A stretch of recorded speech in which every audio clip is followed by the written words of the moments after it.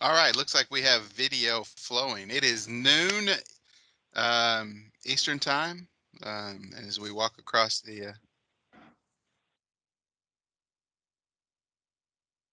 all right, so here's what we're going to look at. My name is Eric Roberts, and I get the joy of facilitating the next 2 days with you guys. Good to see some smiling faces on Teams, so it's nice to bring some of the folks back together, and we're thankful for that. A couple things to think about as we go through the next couple days. One, virtual meetings are great in the fact we get to see each other and participate and still work on some products, but there is just innately some wear and tear that a virtual meeting takes on your body. All right, so it's just we are not wired to do this sort of thing long term. So if you need to step up and step away and stretch and stay in the room with us, follow along, but it's okay to step away from your computer for a second and have a little bit of non-screen time per se No, and just move create a it. little distance. um, two, two Yeah, that's not making a difference. all right. Hey, Jim, we're picking you up on here, just so you know, buddy. Um, Two, if you want to participate and ask questions, a couple different options for you to look at. One, if you just want to physically put your hand up and you have your camera on, we will see that and I will recognize you and we will call. If you would like to do it the more traditional way and click the raise your hand button through Teams, you should see if you are running the app at the top of your screen, there will be a little icon. It's got a smiley face with a hand kind of raised on the left hand. If you click on that, it will raise your hand on the participants list and you will go up to the top of the list and it will kind of rank you in order. So if you raise your hand, we will see where you fall.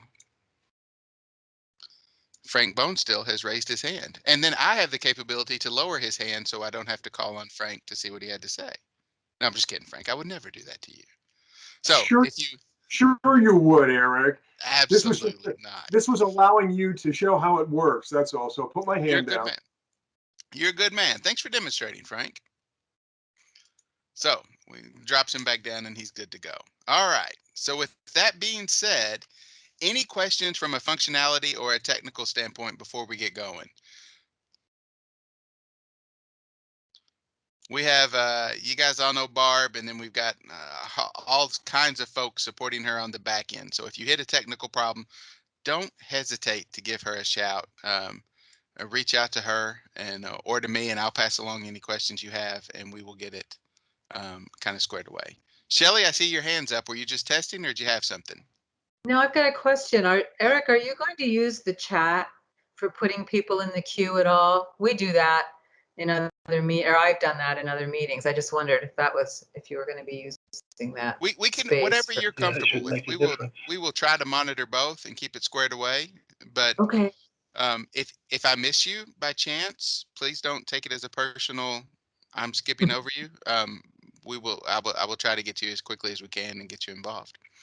It's good to Um, see you. yeah, so it's different media the platforms have different strengths and functionalities, and so we're going to try to keep it. I know Barb is helping me monitor this as well, and she's got my number. So if I'm ignoring you, she's going to start texting me and call me and probably call me names. So we'll get that squared away. That's a good question, Shelly. Thank you. Other things to think about before we get going. Any questions from a technical or functionality standpoint? All right. So what if we take a second and let's walk around the room and see who's here from each of the sites. So we will go around and when we call your site, we'll do it like we do on one of the chairs calls. If you'll just if you want to practice raising your hand, you can raise your hand and identify yourself. And I know on this call, Kelly, if I understand, some of the federal coordinators and DFOs are on. So if you're here with your site, if you want to go ahead and recognize yourself as well, we'll do that. So why don't we start with the host site, uh, the Nevada SSAB. So Frank, you've shown us you can raise your hand. You want to Yes, introduce sir, I can. yourself? But I've lost that functionality, so I'll just speak. Good morning, everyone. I'm Frank Bonesteel. I'm chair of the Nevada Site-Specific Advisory Board, and I'm humbled and proud to be allowed to attend this august assembly of highly trained professionals. Awesome. Anyone else from Nevada with us? Anthony? Hello, everyone. I'm Anthony Graham. I'm the vice chair of the Nevada SSAB. Okay, perfect. Thanks. Glad you're with us. This is your first chairs meeting, right? Yes, this is my first chairs meeting. I've been vice chair for an exalted 2 months. Perfect. This is just like all the others. It's smooth and easy. Just no site tour, so it's going to be great. Anyone else with us from Nevada? Any of the staff? Yeah, this is Rob Balick. I'm the program manager out here for the EM Nevada program. Hey, Rob. Thanks for joining us. All right. Anyone?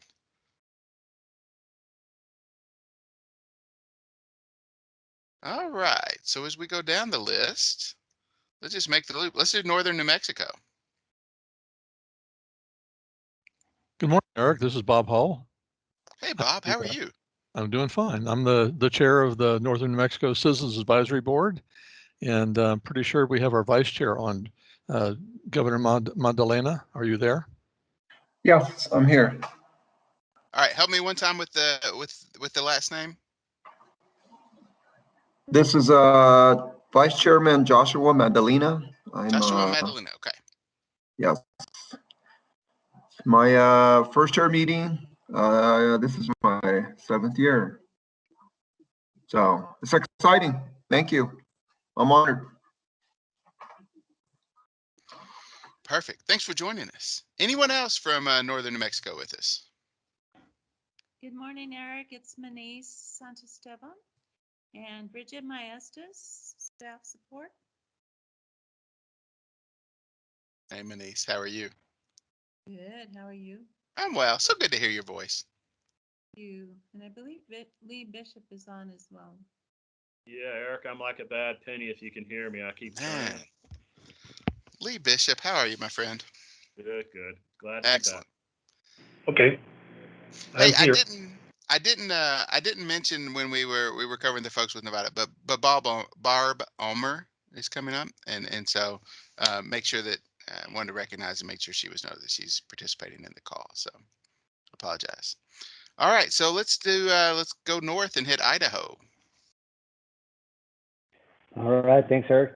My name is Brad Christensen. I'm the chair of the ICP CAB, and coming at you from Boise, beautiful Boise, where we got 70 degrees, and looking forward to things thawing out and getting nice out there and enjoying some outdoor time. I'm sorry we can't all see you face to face. This is my third EMSSAB meeting, and just bummed that we can't see each other face to face still. Looking forward to the day that can happen. So it's your third. 2 have been virtual. 1 was in Idaho. You got it. I think the next one is scheduled for Idaho as well. So you get all the joy and none of the travel. Well done. Good for The best you. case scenario. Yeah, lucky me. All right. And Who I else think do we have Terry's from on here Idaho? too. This is Terry Yersman, and Oh, I'm there the you are, vice Terry. chair. And I'm actually in Utah today where it was 80 degrees, just rubbing it in there for my chair. This is my second meeting, so glad both of them have been virtual. So I'm looking forward to one in person. That's fantastic. It was nice meeting you, Terry. Thank you.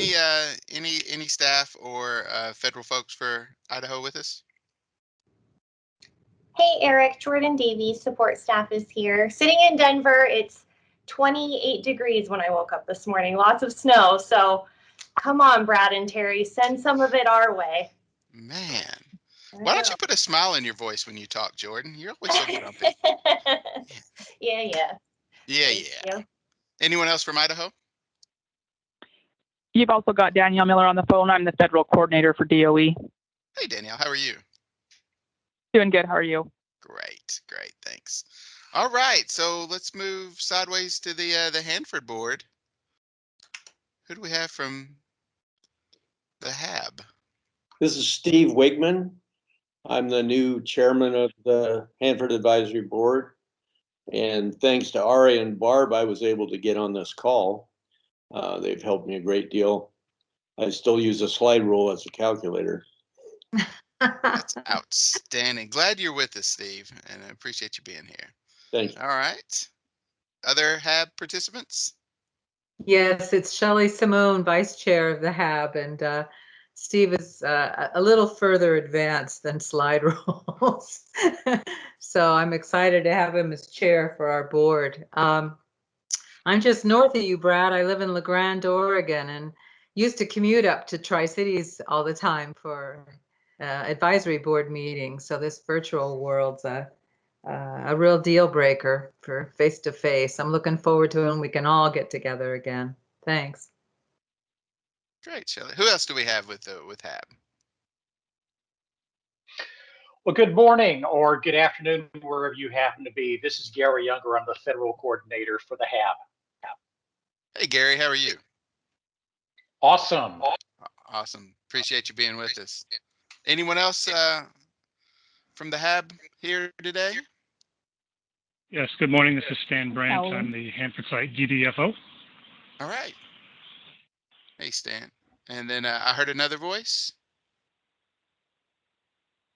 Anyone else?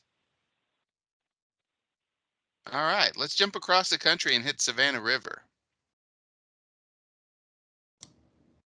Well, thanks. I wasn't expecting that big of a jump. This is Greg Murray from the Savannah River site CAB, and I'm here representing Savannah River, obviously. It's my second meeting. Looking forward to it. And we also have Jim, my colleague Jim Gill, here, I believe I saw earlier. Oh, Jim, are you with us? I think you're muted.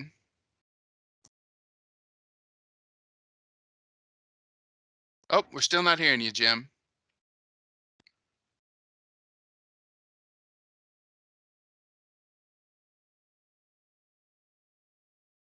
Oh, I'm not catching anything.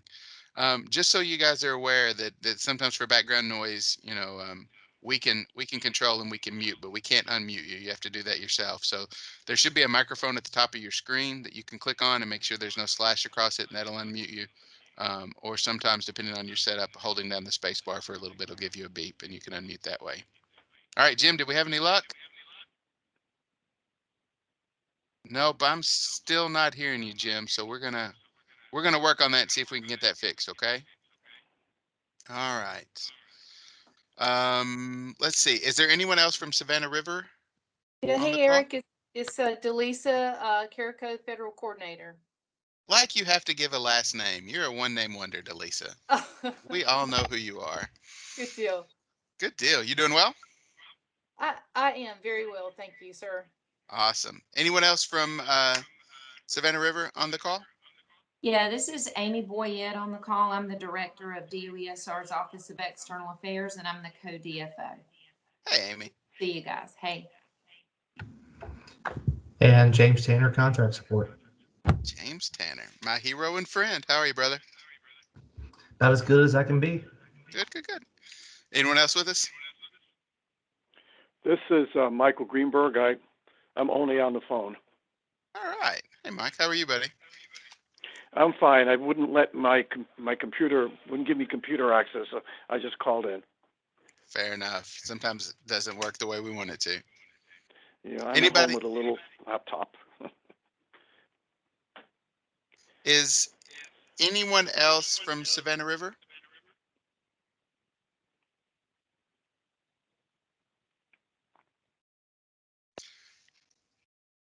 Okay. Let's do Oak Ridge. Sorry, Oak Ridge. Good afternoon. This is Shell Lohman. I'm chair for the Oak Ridge Group, and this is my third meeting, second virtual. Good to see everybody. Hey, Shell. Always good to have you with us. You too. All right. Who else do we have from Oak Ridge? I'm Leon Shields. I'm the vice chair, and this is also my third meeting. Anyone else supporting Oak Ridge? This is Leon Shields. Can you hear me? Yes, can hear you, Leon. Great I'm job. vice chair, third meeting, and looking forward to meeting with everyone again. Anyone else with Oak Ridge? Hi, this is Shelley Kimmel. Hey, Shelley. And Sarah, my cohort's on, and I believe Melissa Noe, our DDFO, is here as well. Perfect, perfect. All right. Anybody else from Oak Ridge? Great state of Tennessee. All right, let's go to Portsmouth. Who do we have with the Ports SSAB? Hey, Eric, can you hear me? Absolutely, Bob. How are you? Bob Berry, I'm the chair of Portsmouth here in the great state of Ohio. You're talking about weather. It's about 70 degrees forecast today with snow on the ground tomorrow morning. The wonderful thing about Southern Ohio, if you don't like the weather, wait 10 minutes and it will change. We also have Julie and Cindy in the office with us today. And I'll let Carlton introduce himself. Good morning, Eric. This is Carlton Cave, Vice Chair Ports. Good to see everyone and hear everyone. Hey, Carlton. I am hearing you but not seeing you. So if you have a camera and you want to flip that over, that would be great. But we can hear you. Can you see Bob? I can see Bob. Well, then. Well, I see your hand. Yeah, that's me. I can see you if you reach over and like punch Bob in the nose. I can see your hand come across the screen. Yeah. Well, Okay. we're here. Perfect. Good deal. Who else do we have from Portsmouth? Hi, Eric. It's Greg Simonton, federal staff. Hey, Greg Simonton. Hi. How are you, buddy? Doing fine, thank you. Anyone else from Portsmouth? All right. I believe Paducah is the one site left. Yes, this is Don Barger. This is my third official meeting, chair of the board. And I'm Victoria Caldwell, Vice Chair, and Don and I are trying to be the most quiet so the camera will switch to the other person. Nice. Who else do we have supporting Paducah? And Buzz Smith, Federal Coordinator. Good to see everyone. Hey, Buzz. How are you this morning? Doing good. Awesome. Anybody else for Paducah? That's great. All right, so let's take a quick second. Is there anyone that has called in that's on the phone that's not on Teams per se that we haven't identified?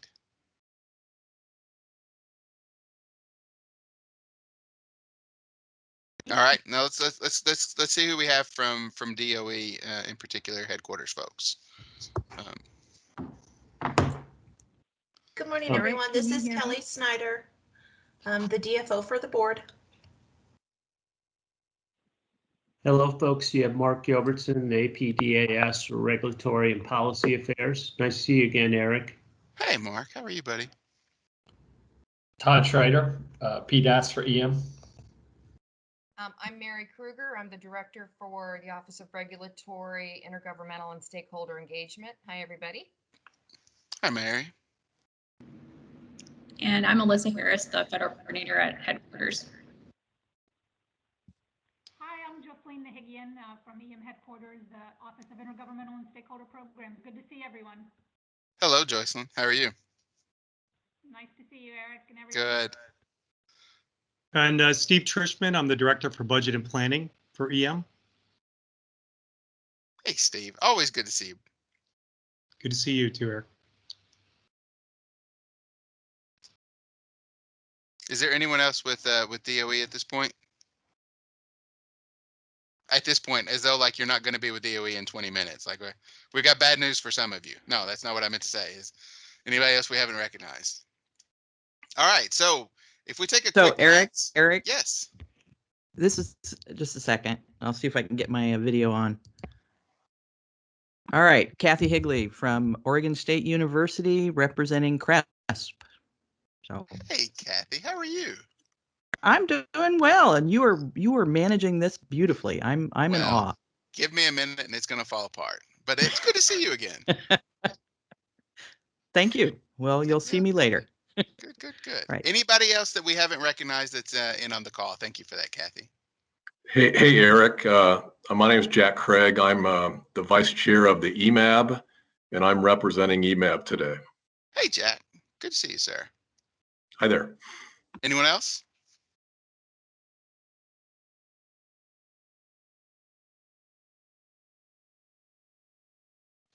Last call. All right. So I know this takes a little longer than we're used to when doing like a kind of going around and introducing people, but I really wanted to put names and faces and also let anybody watching at home, the thousands and thousands watching at home on the YouTube feed, to know who's participating in the meeting. So thank you for giving us a little leeway. Take some extra time there. All right. So we have our first presentation will be from Mr. Schrader. I think you guys all know Todd. He has been with the EM program for quite some time. Was with us, I think, the last time we were in person in Idaho. So we want to make sure we clear the schedule and give him a chance to take a look at what we have to say. Todd, forgive me, I don't have a bio for you directly in front of me. Any highlights that we need to cover for who you are and what you have accomplished at this point? I'll let you do your own bio. No, I think we've talked enough, and I'll say I'm disappointed to say I will be here in 20 minutes. I can't retire today, even though you suggested maybe we wouldn't, but still be here for a while longer. But I believe this is the third meeting. I went to the Idaho in person, and then back in the fall, I think I participated. So recognize most of the smiling faces on here, and hopefully look forward to an in-person meeting in the future. So with that, I'll just jump into a few remarks here and try to save a little bit of time for some questions and answers here moving forward. Just a few things I wanted to hit. First off, just to thank everyone. This is certainly, we understand it's time commitment on your part, but it's an important service to our sites and to headquarters and EM as a whole. To get the advice of the leaders of the communities around where our sites are. And so we certainly value the input and of the site-specific advisory boards, and particularly the chairman. We know you do a lot of work behind the scenes, and certainly very much appreciate that moving forward. I'll start where, I think we all need to start is COVID and how it's affecting our sites. Interesting, every Friday there's a President's Management Council meeting where all the agencies throughout the federal government talk about where we are on workplace safety and stuff. One thing that was reiterated again in that meeting, and certainly is the department remains on maximum telework, meaning for EM sites, if it's not mission essential work that you have to be on site, then you're home teleworking. Now, how many people that means on site, it varies, across the complex. Some sites where either the work requires you to be on there a lot bit more. We have more people on site, and obviously sites that are more of a support function, like a headquarters or CBC, less people on site. As you can imagine, sort of makes sense. All of our sites have extensive engineering and administrative controls in place for COVID reasons. A lot of our sites have been able to take advantage of being able to give vaccines on site and or obviously in all of the communities. I think almost across the board, I may be wrong, but I believe almost all of our sites, if not all of our sites, and I will say it's here in DC, certainly the case, anyone who I believe 18 or over is now able to sign up to get a vaccine. So we're certainly encouraging all our workforce to get the vaccine. I think that will go a long way towards controlling the spread within these communities and hopefully moving towards a more opening of our sites moving forward. But as of now, there is no change in our status that we've been in for a number of months of maximum telework.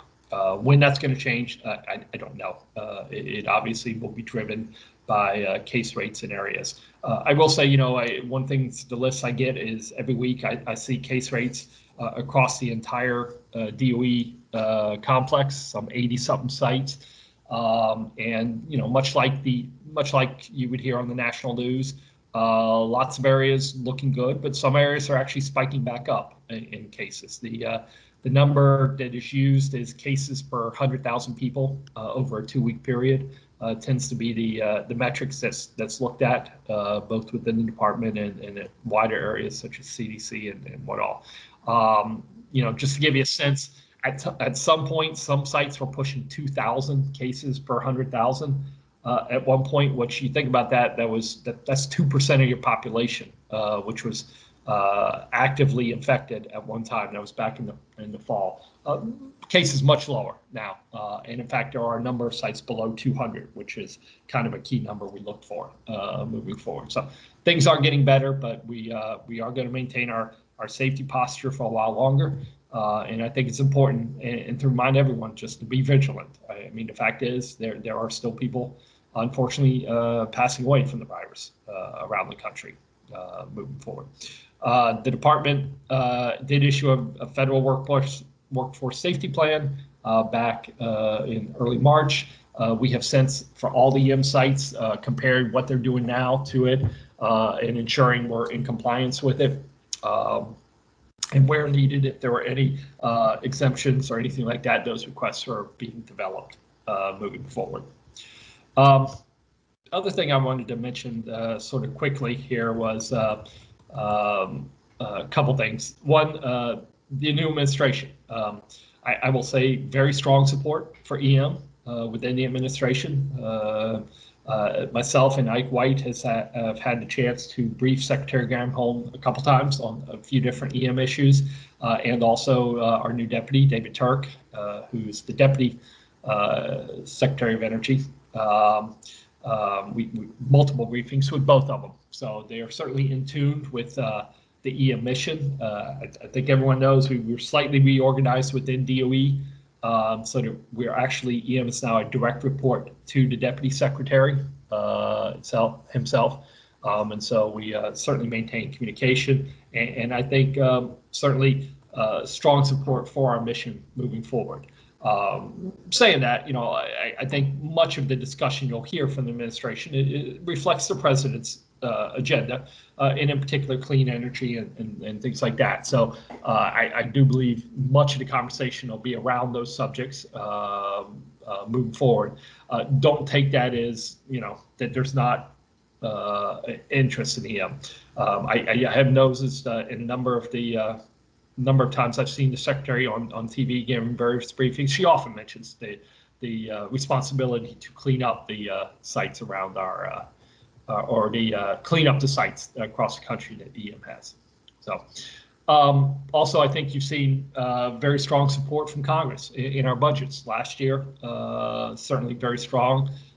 This year's budget requests, I know parts of it rolled out. I don't know exactly where we are exactly as far as it's rolled out. There's like the skinny budget and then the full budget later this year. And so I think those parts and pieces are working their way through the system, but certainly you see very strong support from Congress in our budget requests, and I would hope that continues in the future. I think two things certainly drive that. One is I think we've had some successes in making progress, and certainly oftentimes funding does follow success. And two, the strong support of our communities. And when congressional leaders ask our communities and our leaders in our communities, hey, how's EM doing? Are the budget needs being met? I think we get strong support from groups like this that certainly help moving forward. As everyone knows, we issued the strategic vision. I believe everyone knows. I think it was last Tuesday, a week ago, maybe, that started laying out the next 10 years. Not hugely different from the one from the previous 10 years, as you would expect. I mean, we make adjustments where we are. We also issued our priority list moving forward for this year, the calendar year priority list. And again, I don't think anyone was hugely surprised by some of the things on there. Clearly things like working to continue to get IWTU up and operating in Idaho was on the priority list. The demolition of a significant portion of X326 at Portsmouth was on the list.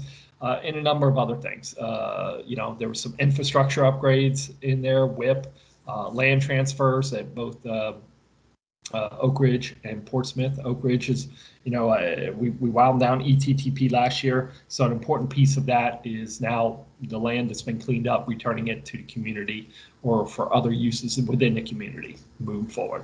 And then, of course, the tank waste mission. IWTU is important for that. Savannah River, now that SWPF has started up, processing waste, trying to get to a goal of 6 million gallons, I believe is on the priority list.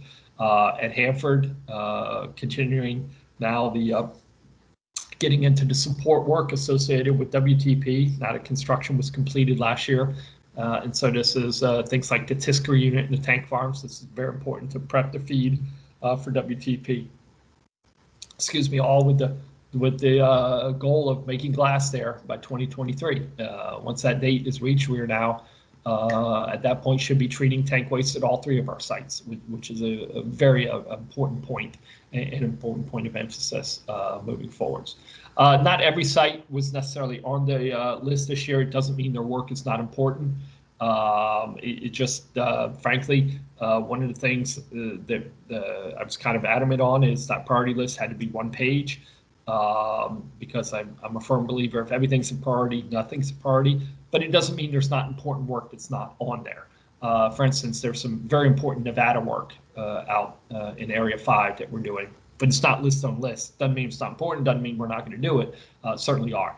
And probably the best example I give of things that are not necessarily on lists because I also believe it should be mission affiliated or carry the mission forward, and frankly, very measurable.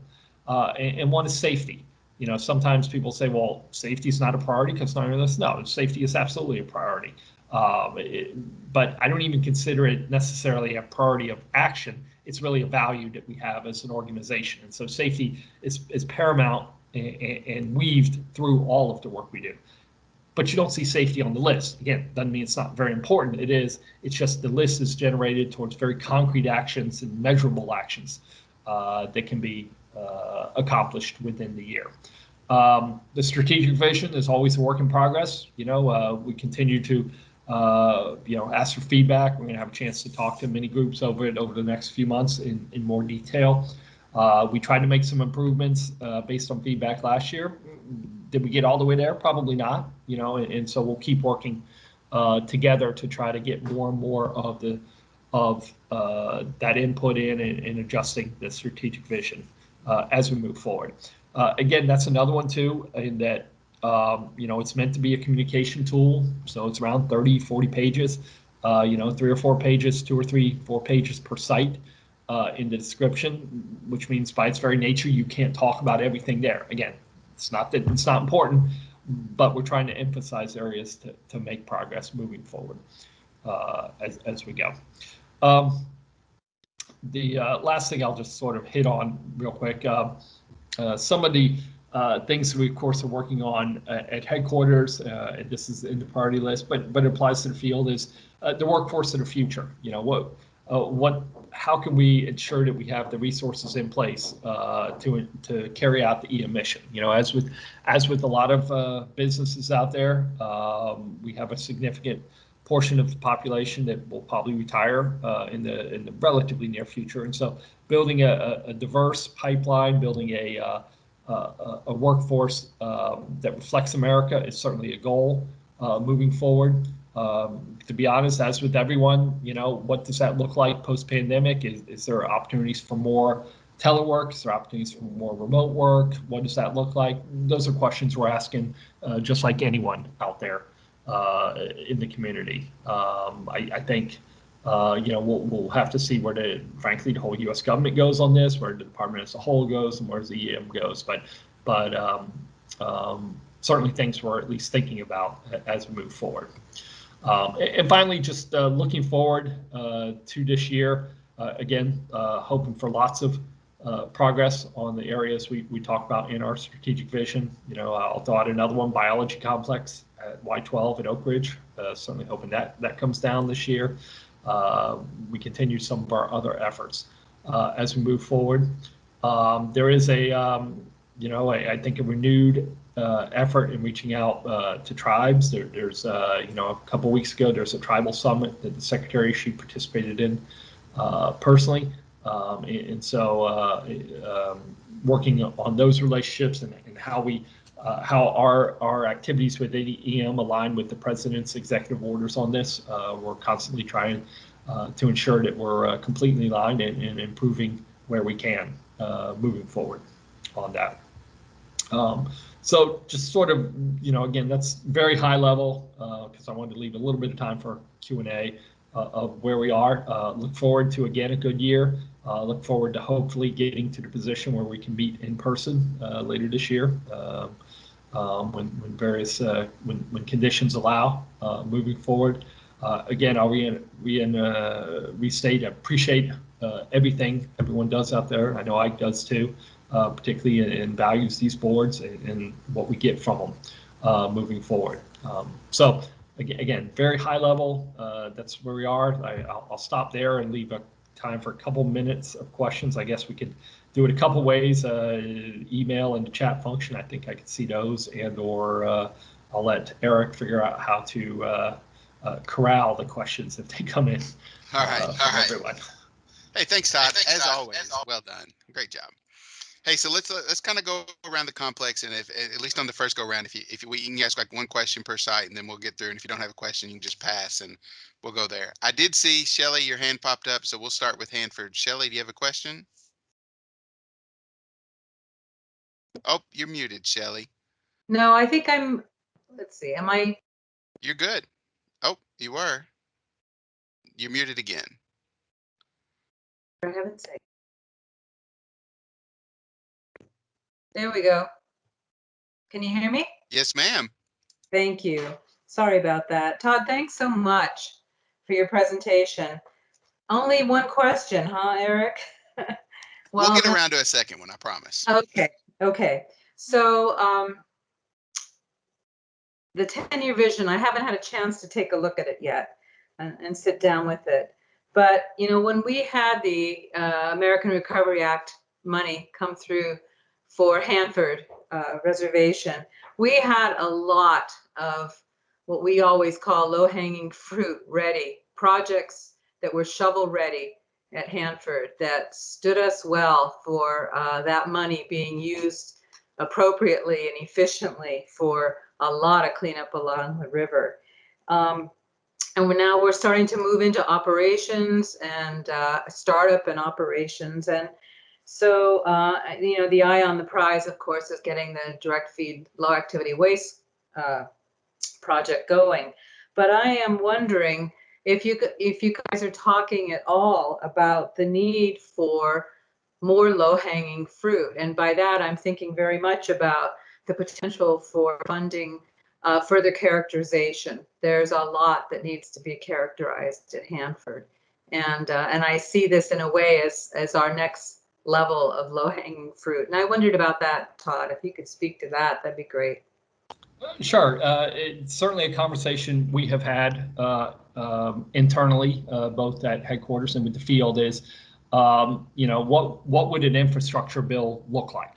Now, saying that, frankly, we've sort of heard the same a lot of people has. Is it 2 trillion? Is it 600 billion? Is it, where it is? I don't know. We watch the news, watch anyone on that, and don't have really real specific insight in that. Saying that, we are trying to figure out, okay, if it comes in, what work can we do? Part of the sort of difficulty there is understanding the constraints. You can imagine one version of an infrastructure bill is very much tied to, I'll call it true infrastructure, roads, water pipes, telephone poles, that, kind of the more traditional sense of infrastructure. If it comes in that, then there's certain work we believe we can do across the complex. If it's more along the lines of, like you mentioned, the Recovery Act, where we can accelerate work, well, then we're certainly looking at, okay, where can we get in and start making real progress right away moving forward? And so it's difficult to give a specific answer to you because we sort of don't know where the boundaries are within any potential legislative language as what it is. But we certainly are asking the questions and trying to develop in our mind what could be done and what, based on which sort of bins those fall in, that type of stuff. So we're certainly trying to think through that, and hopefully we'll be ready to go as soon as we get a little bit more clarity on where the exact language of the of an infrastructure bill ends up. Thank you. Hey, Todd, we're kind of up against the time we had allotted for you. Do you have a couple minutes where if we had another question or two, you could stick with us for a second? Yeah, I have. I have time for as long as you need me. Oh, well, outstanding. Be careful what what you that's ask. not 5 o'clock. As long as that's not 5 o'clock Eastern time. All right, let's go. Brad, any questions from the Idaho group? You good? Okay. What about Nevada? Frank, any questions from you guys? No questions from me. Thank you. Northern New Mexico? No question from me. Thank you. All right. Coming east, Paducah? No questions from Paducah. Nope, we're good. Bob, Portsmouth? We will pass, sir. Shell, how are you? Questions for Oak Ridge? Just one question, Todd, if I may. I'm interested in understanding a little bit about how EM feels about vaccination adoption. Are you all concerned at all about any long-term workforce stability issues as a result of what you're seeing relative to those participating? Well, we certainly encourage anyone to get a vaccine moving forward, but EM somewhat reflects the nation across the complex, and there are areas where there has been hesitancy to take the vaccine. As of now, we have not seen a work impact moving forward. Our kind of hope is the more people get vaccinated, maybe that'll generate more interest in getting the vaccine. I think we have seen at least a little bit of a turnaround. Maybe even people who were a little bit hesitant, 3 months ago, more accepting and willing to do it now. No, we have not seen an impact at this time. But it's something to keep our eye on. It certainly will be something once we move out of maximum telework, we'll probably have to look at a lot closer. But I think in the posture we're in now, it hasn't impacted us. Great, thank you. All right, how about the folks at Savannah River? Any questions for Todd? Quick question. Thanks for the briefing, Todd. This is Greg Murray. I just wondered, you mentioned that DOE is on max telework. Have y'all done any formal assessments on things like productivity or anything like that? I mean, are you feeling like people are able to work as effectively from home as they were on site? Has it changed sort of work patterns and what gets done and what hasn't? Any formal assessments along those lines? I won't say formal. What we have done is sort of the discussion and sort of empirical observations. Clearly, there's a big difference between headquarters and the field, right? I mean, the fact is, vast majority of headquarters work, other than maybe dealing with some sensitive information where you have to be in certain areas, but vast majority of work within EM, frankly, lends itself to telework. Obviously, out in the field, a little bit different story, right? We have it's tough to turn a valve in SWPF or in tank farms from your home. We physically need people there. And so, has there been slowdown in some work, particularly, I'll say, the work that requires, kind of heavy face-to-face contact, heavy PPE usage, things like that, where you can imagine rad techs have to get relatively close to personnel coming out of areas and frisking. There's been some impacts there. Certainly, that work has been slowed. Some of the, I'll call it the back office functions, so to speak, procurements, for instance, those may be even more efficient than we were before. And so I think it's across the board that you see. I always like telling a slightly funny story, particularly the procurement group, who's mostly in Cincinnati or at headquarters. They're doing great, getting lots of procurements out. We've changed our processes in dealing with communities or the contracting community. But I asked, well, why is that? And sort of the funny answer I get from a lot of people is, well, I'm not driving in an hour of traffic twice a day. And so I'm in a better mood. So we just get more work done and or, less stress and stuff. So certainly I think in some ways there's been some efficiency there. Now, saying all that, and this is my personal opinion, I do think what hurts in this telework environment is the spontaneity of conversation and the efficiencies that come from that, right? You're not going to the cafeteria and sitting next to someone you haven't talked to in 2 weeks and just finding out, what's going on and things like that. So, it requires a concerted effort to talk to someone as opposed to the so-called water cooler talk or just walk into someone's office. And so I do think there's some loss of maybe the brainstorming that comes from that, the ideas that come from that. I can't put a number on that. I can't quantify it, but it's just sort of an observation. So, I think there's good and bad. I think a lot of sort of those thoughts and observations and perhaps some formal surveys that may be done later down the line will certainly inform what the workforce of the future for the U.S. government, for DOE, for EM looks like as we move forward. Thank you very much. Makes sense. That's a great question. So we have time for one final question with Todd. First come, first serve. Who wants it? One last question.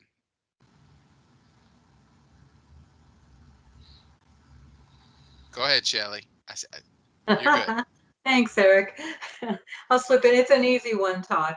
I mean, our government hasn't put a mandate on vaccinations, and I'm glad Shell asked that question because that's exactly what I was interested in hearing a little bit more about. But are the sites keeping track of the number of employees, our workers on site that are vaccinated? I'm a data junkie, and I think that there's value in kind of understanding the ratio of vaccinated to non, even though you're not mandating vaccines right now. Is that data being collected? Partially. We certainly know in cases where the vaccine is administered by the on-site occupational medicine group, medical group. Out there it's I forget what that group is at Hanford nowadays, what they're called, but the OCMED group who were given vaccines. Certainly we know how many of those are there. We also allowed 4 hours of admin leave from both the federal side and I believe most of the contractor side for people to go get the vaccine. So we sort of had that number. What we don't have is if someone has gotten the vaccine within the community just through the state and all that stuff, those are not necessarily reported. They can be reported voluntarily, but we do not collect it as part of a mandatory disclosure process. I'll follow on with a question that often gets asked is, can you make vaccines mandatory? Right now, the federal government's position is because this is an emergency use authorization, it's not a full approval process. The answer is no. We do not make vaccines mandatory for coming to work or things like that. That's where we are today. I would say probably this is, again, sort of my observations. I can't put anything about it. I would guess most people who have gotten the vaccines oftentimes volunteer that information up. I volunteer. I've gotten my first shot, second shot scheduled for Monday. Most people are willing to talk about that. But there is, if you ask me right now, how many of the 33,000 EM employees have been vaccinated, I actually cannot answer that question accurately. Thanks. Great job. Hey, thanks, Todd. Eric. We appreciate you coming and sharing with us and being willing to answer questions. And as we slide forward into the this round robin portion of the session, I hope, Todd, you'll stick around. And if you see or hear anything that you want to chime in on, please feel free just to jump in. We crave to hear what your thoughts are on any of this that strikes your fancy. So with that being said, hey, so you guys are aware, Patty Neese is running our slide deck for us. So everybody say hi to Patty. Hi, Patty. Patty, can you pull up the agenda for the day for me? Slide 1, please, ma'am.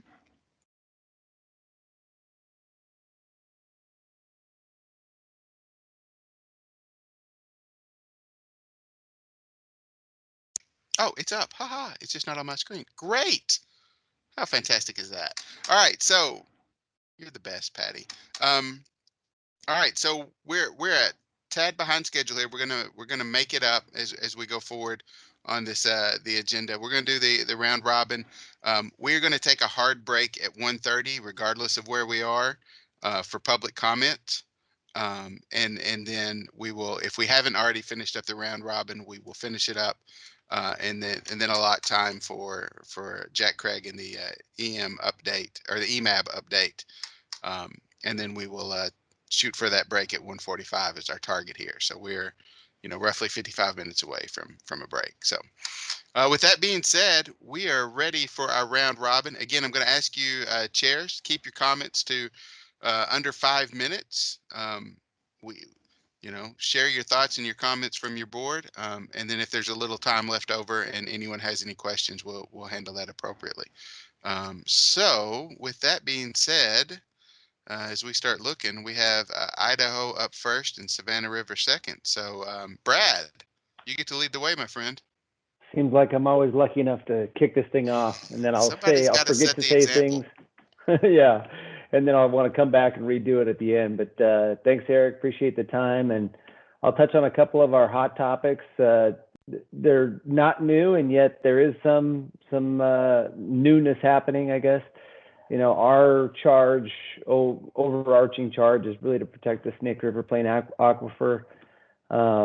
And so everything we do is really, revolves around that. And specifically, the piece that is exciting for us, and Todd kind of touched on this, is that hopefully the very near term startup of the IWTU, this integrated waste treatment unit that's going to process about 900,000 gallons of this sodium-bearing waste. It's been a big stall point for the Idaho Cleanup Project for a long, long time. And we are hopefully within, I would say, months of getting, I don't want to promise anything, within months of getting that up and running, and really hoping that this can, kick off the process and that it can be completed safely and effectively, and we can get this piece of the puzzle taken out, because it's been a huge impediment for us.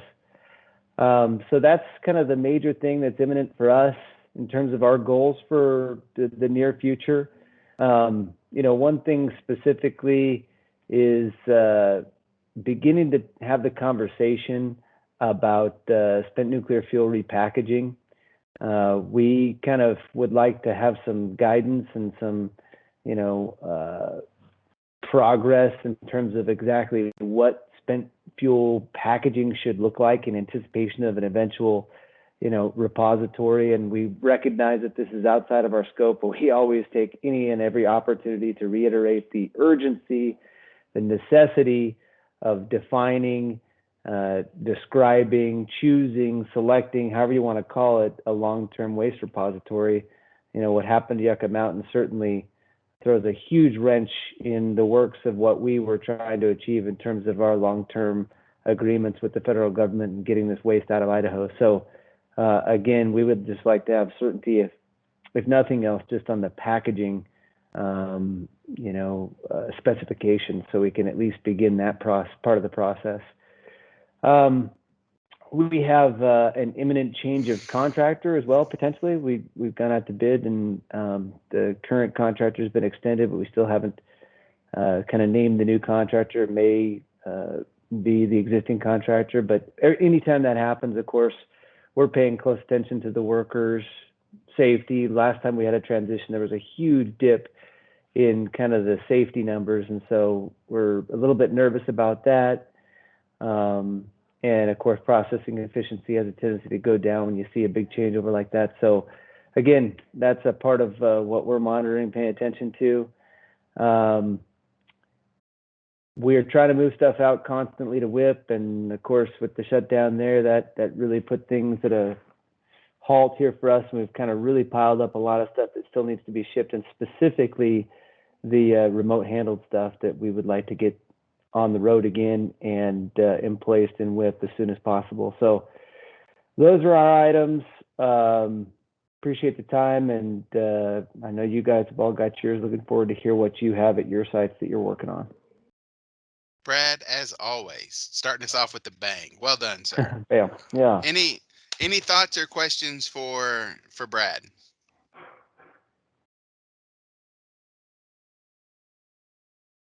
All right. Well done, man. I got Good off job. easy. Smooth sailing. Good work. Yeah. All right. So let's see. As we slide forward, we've got Savannah River, and then right behind them the Ports Board. So, Greg, it's you, buddy. All righty, thanks, Eric and colleagues. The SRS CAB, with the diligent efforts of James Tanner and our CAB staff, managed to hold 4 meetings and conduct businesses starting in June last year, despite the pandemic.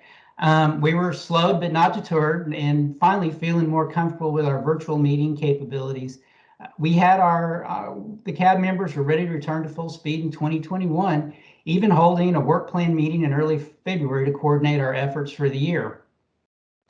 About that same time, we heard there were some significant problems with the approval of our membership package. Apparently, it was submitted as usual in late August, but a number of revisions were required by DOE-HQ, and resubmissions were made by the CAB staff. To this point, our membership package has not been approved by DOE-HQ. As a matter of fact, I present to you today, not in the capacity to which I was elected by my colleagues, the vice chair of the SRS CAB, but as the stand-in chair for our elected chair, whose membership package has not been approved almost 8 months after it was submitted. And the same can be said for my colleague, Jim Gill, who's the elected chair of one of our committees, but is here today as interim chair. Now, this wouldn't be a big problem if the lack of approval left our CAB only slightly shorthanded, but in this case, it's left us with only 7 official members of a board that has 25 members when at full strength. Recognizing that the actions based on the vote of less than a third of the CAB would lack credibility and legitimacy, the SRS CAB is pretty much ground to a halt and suspended its activities until it can regain something close to its full strength and accumulated wisdom. So overall, although the SRS CAB has had early year accomplishments and activities and is ready and willing and able to build on those, they're overshadowed by our major challenge, which is to make our board whole again by getting our membership package approved so we can get back to work on environmental management at SRS. Thanks, Greg. I appreciate those comments and your willingness to express your frustration.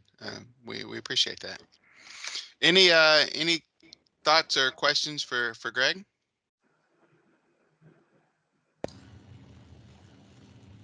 I'll just chime in that we had, I think, a little delay on maybe 1 or 2 of our members, but we're able to kind of push through and get that taken care of. We didn't find ourselves in that situation. That's unfortunate. Sounds like you guys are having a rough go over there.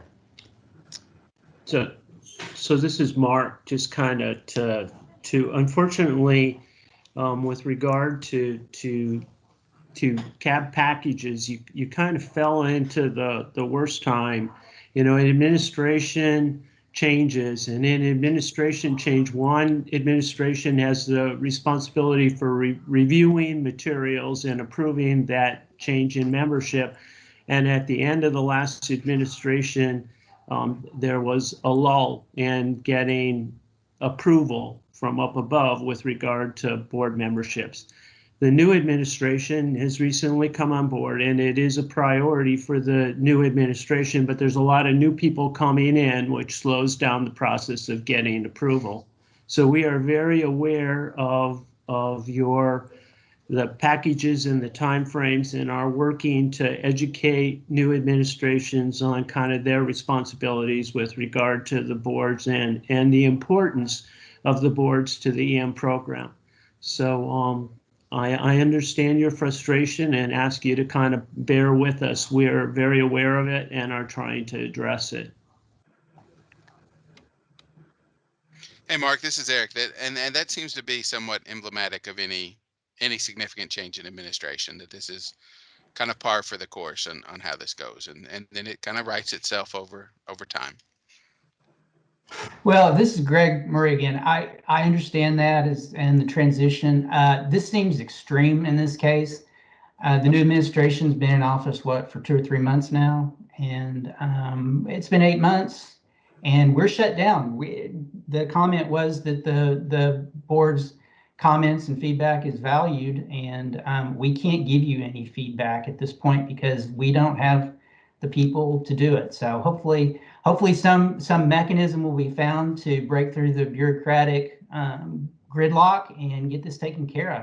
You got a lot of people who are volunteering their time and have offered their time to help out, and it's not being taken at this point. So Thank you for that. Yeah. I appreciate that feedback. Thank you. Thanks for that, Greg. All right, we're going to slide forward. We have the Ports Board up next, followed by Paducah. So, Bob Berry, how are you, my friend? I am fine, thank you. Oh, Bob, we're having a hard time hearing you. You're going to have to speak up a little bit, okay? All right, is that better? Yeah, that's better. Nice and loud towards the mic. Thank you, sir. The SSAB is anticipating the active work of demolition, excavation, and waste placement to begin. Years of work and many recommendations. Hey, Bob. Yeah. Sorry, we're not hearing you very well, and I want to make sure everybody hears what you have to say. So it's All right, let me try to get closer here. all right. The makeup artist didn't come in, so my face is probably pretty ugly. The SSAB is anticipating the active work of demolition, excavation, and waste placement begin. Years of work and many recommendations have been involved, and we're looking forward to this milestone event. We're hoping this year to get 40% of the 326 building down and in the waste cell. And hopefully very soon we're going to see the first placement. Our second point, the SSAB has concerns that a subset of the community continues to voice concerns of the safety and wisdom of D&D and permanent waste placement. This encourages DOE to build trust with all the stakeholders. And those are both of our points, sir. Awesome. Thanks. Any question for Bob or Carlton?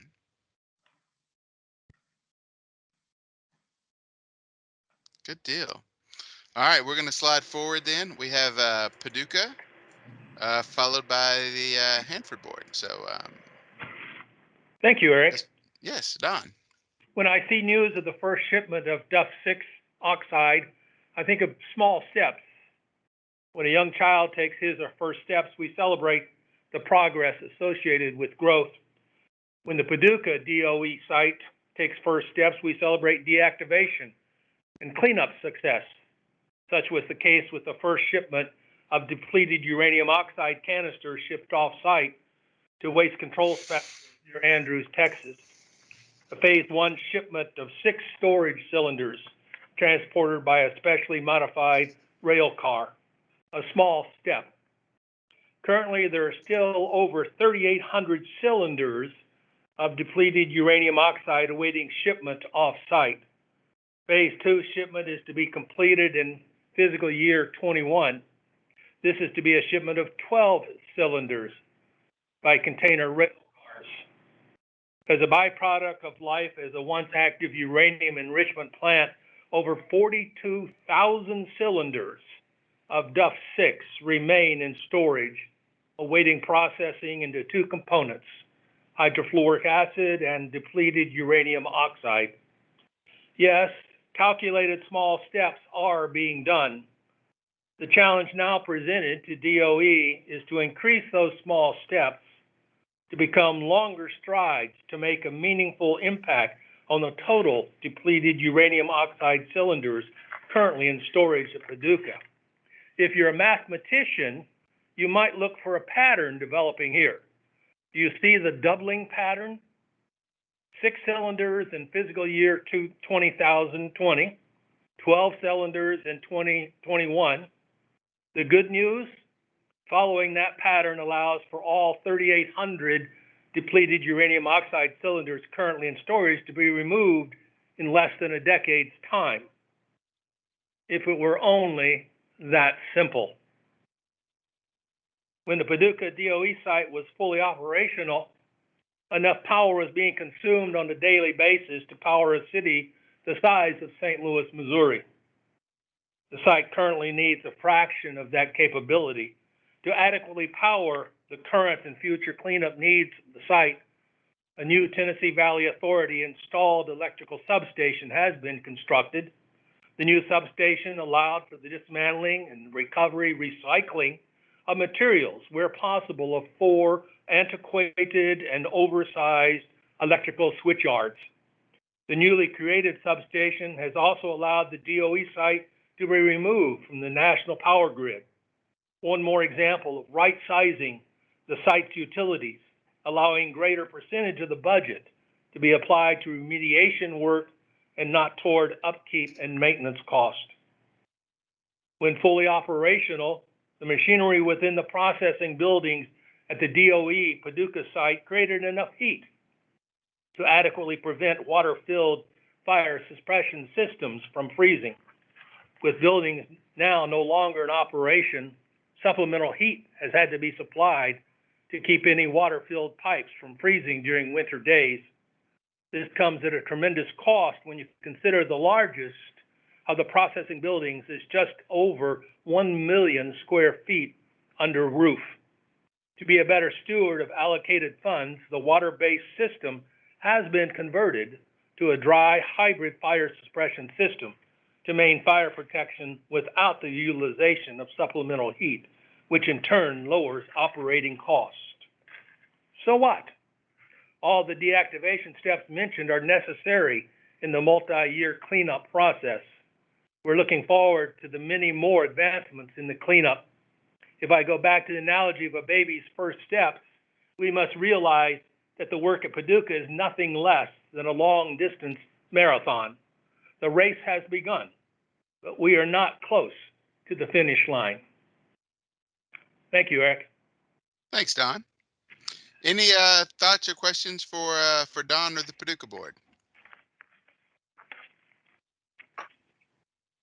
All right, we're going to slide ahead. We have Shelley with the Hanford board, and then the Oak Ridge. Unmute or mute back.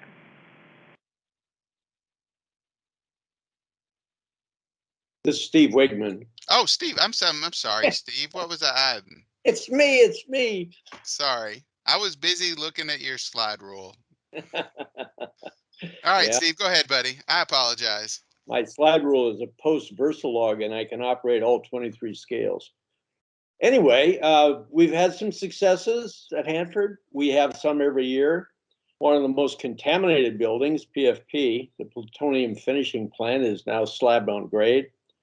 And we, as a board, have had a number of meetings and have been successful at issuing consensus advice. Obviously, the pandemic challenges create great difficulty in having meetings, and we all face that, and we're learning. Priorities for 2021 and beyond, of course, is to begin treating tank waste and continue dealing with the old tanks and removing waste from them.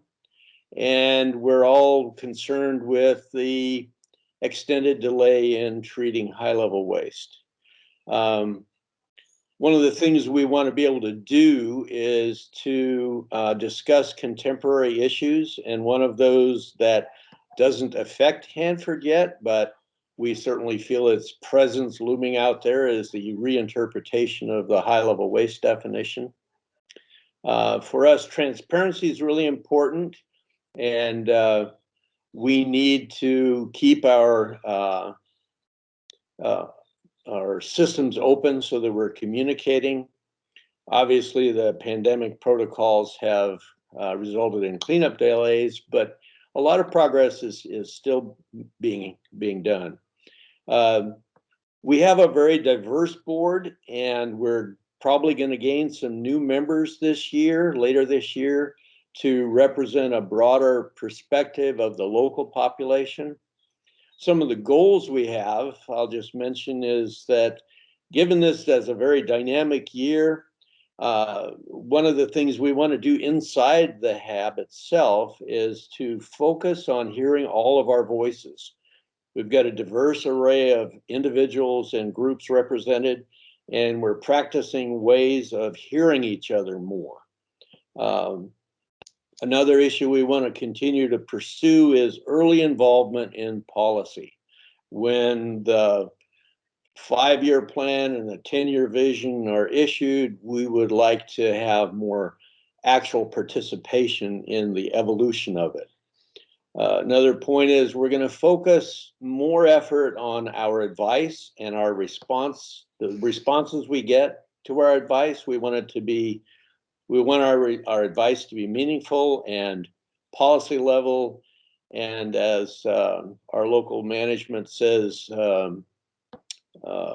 something that can actually be implemented. Actionable is the key word.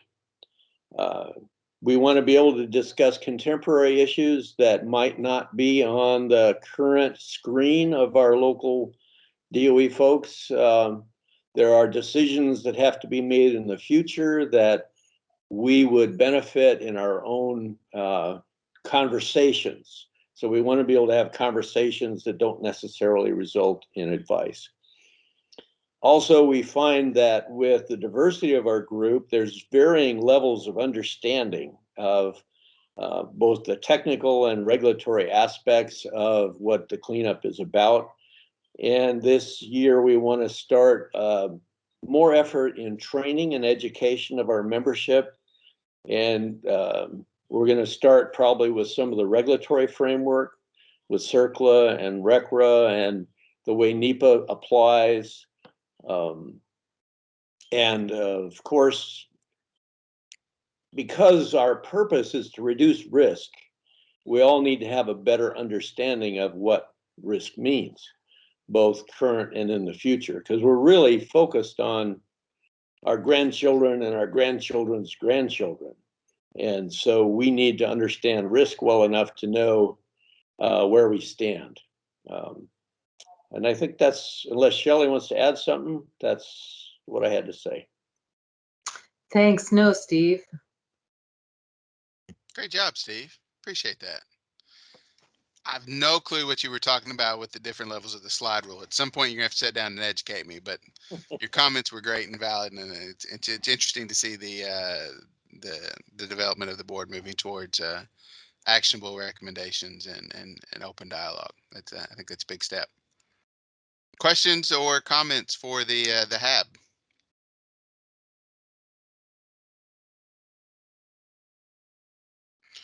All right. I believe next we have up the Oak Ridge board.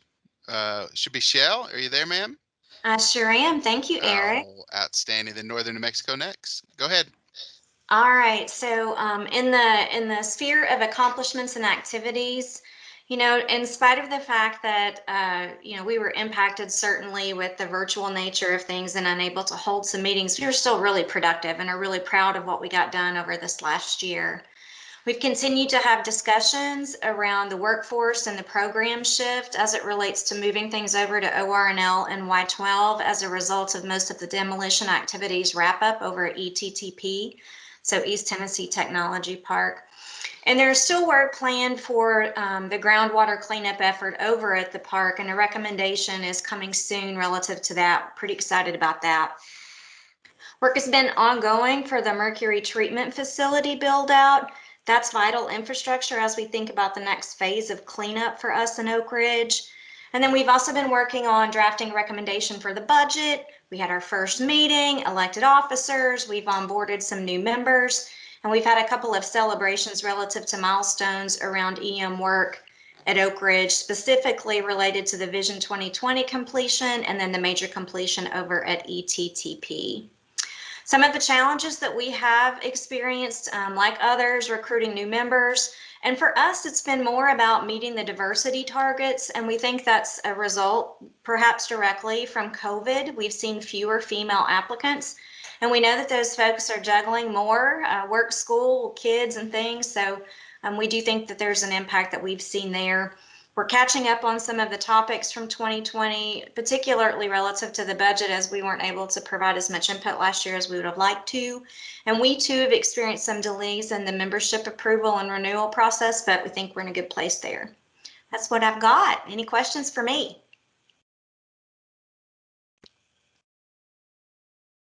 Thank you, Eric. Great job, Shell. So smooth and efficient. Well done, ma'am. Well done.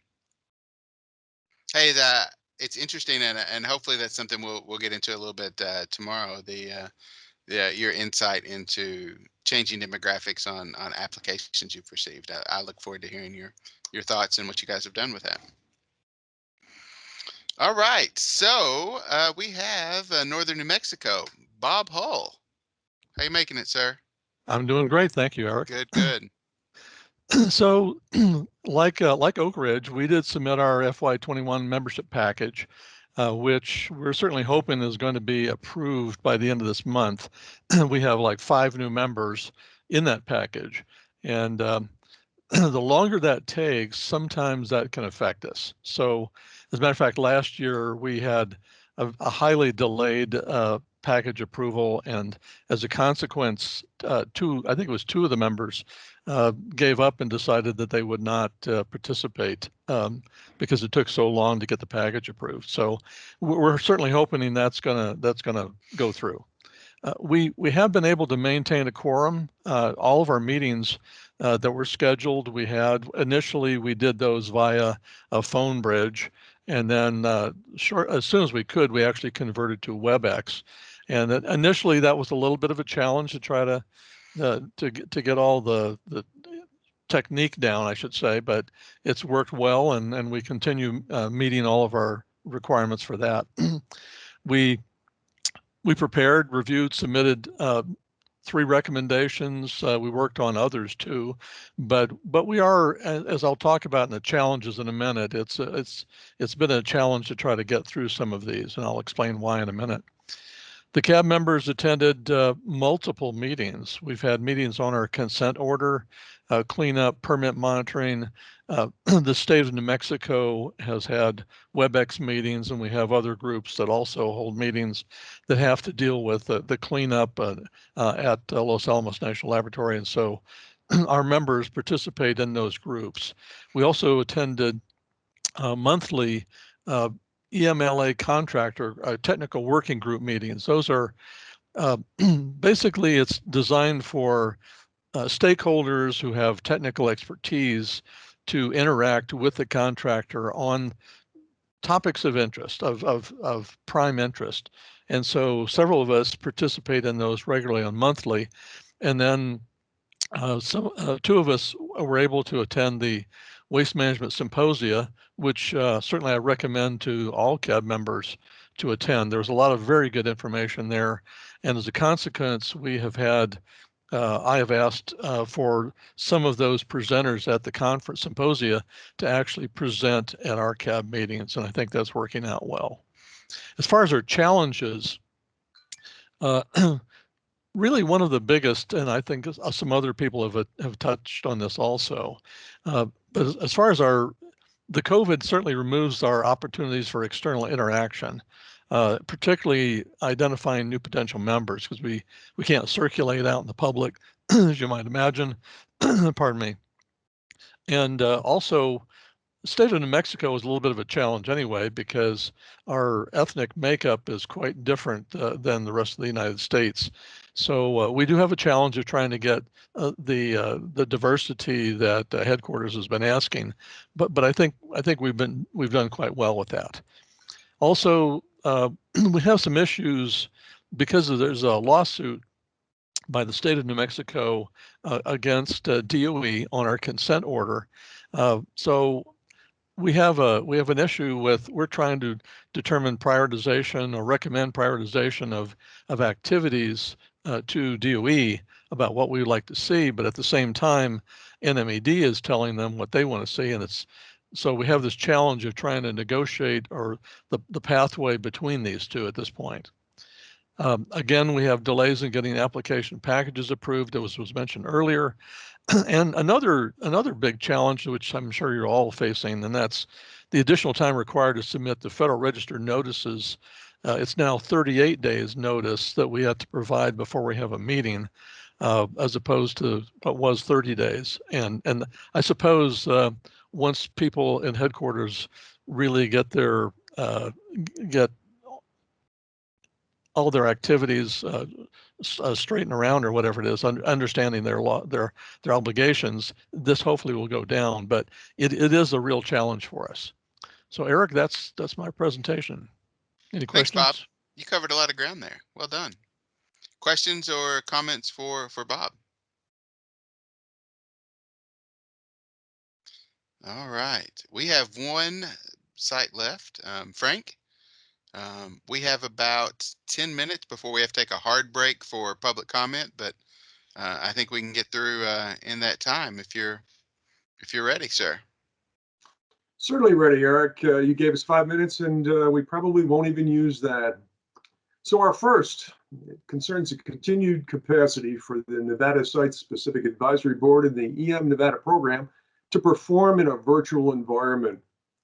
The board is concerned with the obvious abilities and inabilities to continue operations during lockdowns, shutdowns, or other imposed limitations. Looking back over the past year, we're sure the Department of Energy will be able to provide an analysis and compilation of the challenges, the restrictions, and ultimately the pros and cons of the past months on their operations, whether it is workforce, acceptance of materials, or cleanup activities related. Moving forward, possibly turning lessons learned into best practices when access is limited can assist with operational needs being met for compliance, timelines, and budgets.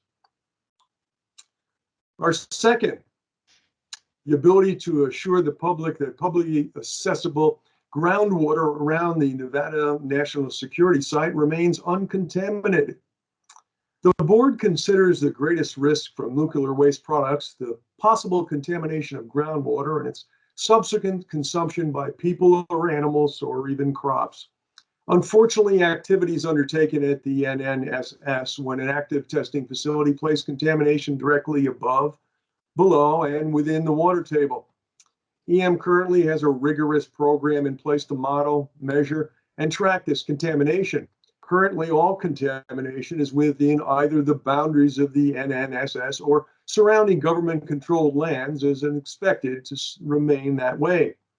From a community perspective, though, protecting future generations from this contamination is paramount. There needs to be a way to designate areas in which well drilling for public use of water should be clearly and permanently recorded. Also, if contamination is seen to move, there needs to be procedures in place to extend these areas as necessary. This will require close communication between the entity doing post-closure monitoring and the Nevada State Engineer or whoever might control groundwater access in the future. And third and last, the importance of historic preservation of the Nevada National Security Site to the local community. The board is concerned with historic preservation at these former nuclear sites and the destruction of unique cultural resources or landscapes that have key meanings or value to communities. Cultural resources could include archaeological sites, both prehistoric and historic, buildings and structures, landscapes, and objects. While the Office of Environmental Management has the responsibility to clean up these sites, the structures also have deep meaning to various communities and exceptional importance in association with significant historic events. Often these sites provided, at one time, a key form of identity for the community and can leave a void that a green space cannot fully fill. The current procedures do an adequate job preserving artifacts and historical knowledge, but do not do much to preserve the essence of a space. For example, we have libraries of documents from the Battle of Gettysburg, museums filled with the artifacts from the battle, and numerous historical accounts. But if the battlefield was paved over and covered in a concrete slab, there would still be a major cultural and historical loss. While the NNSS has unique problems with granting public access to historical landscapes, other historic preservation organizations have innovated over the course of the COVID-19 pandemic with new ways to digitally stay connected with audiences. There may be digital options for landscape preservation that were not possible at this time last year. We would like to see a greater emphasis placed upon preserving landscapes and sites if possible, and an expansion of digital outreach. Eric, as we're last, I won't yield my remaining time as, again, there's no one else. Thank you very much. Thank you, Frank. You always make me smile. I tell you what, always make me smile. Hey, we have just a couple minutes left. We got about 5 minutes before we need to pause for public comment. But I wanted to give either Todd or Mark, if either of you have any thoughts or comments to kind of put a bow on this before we slide forward. Just want to give you that opportunity, and it's okay. Don't mean to put you on the spot.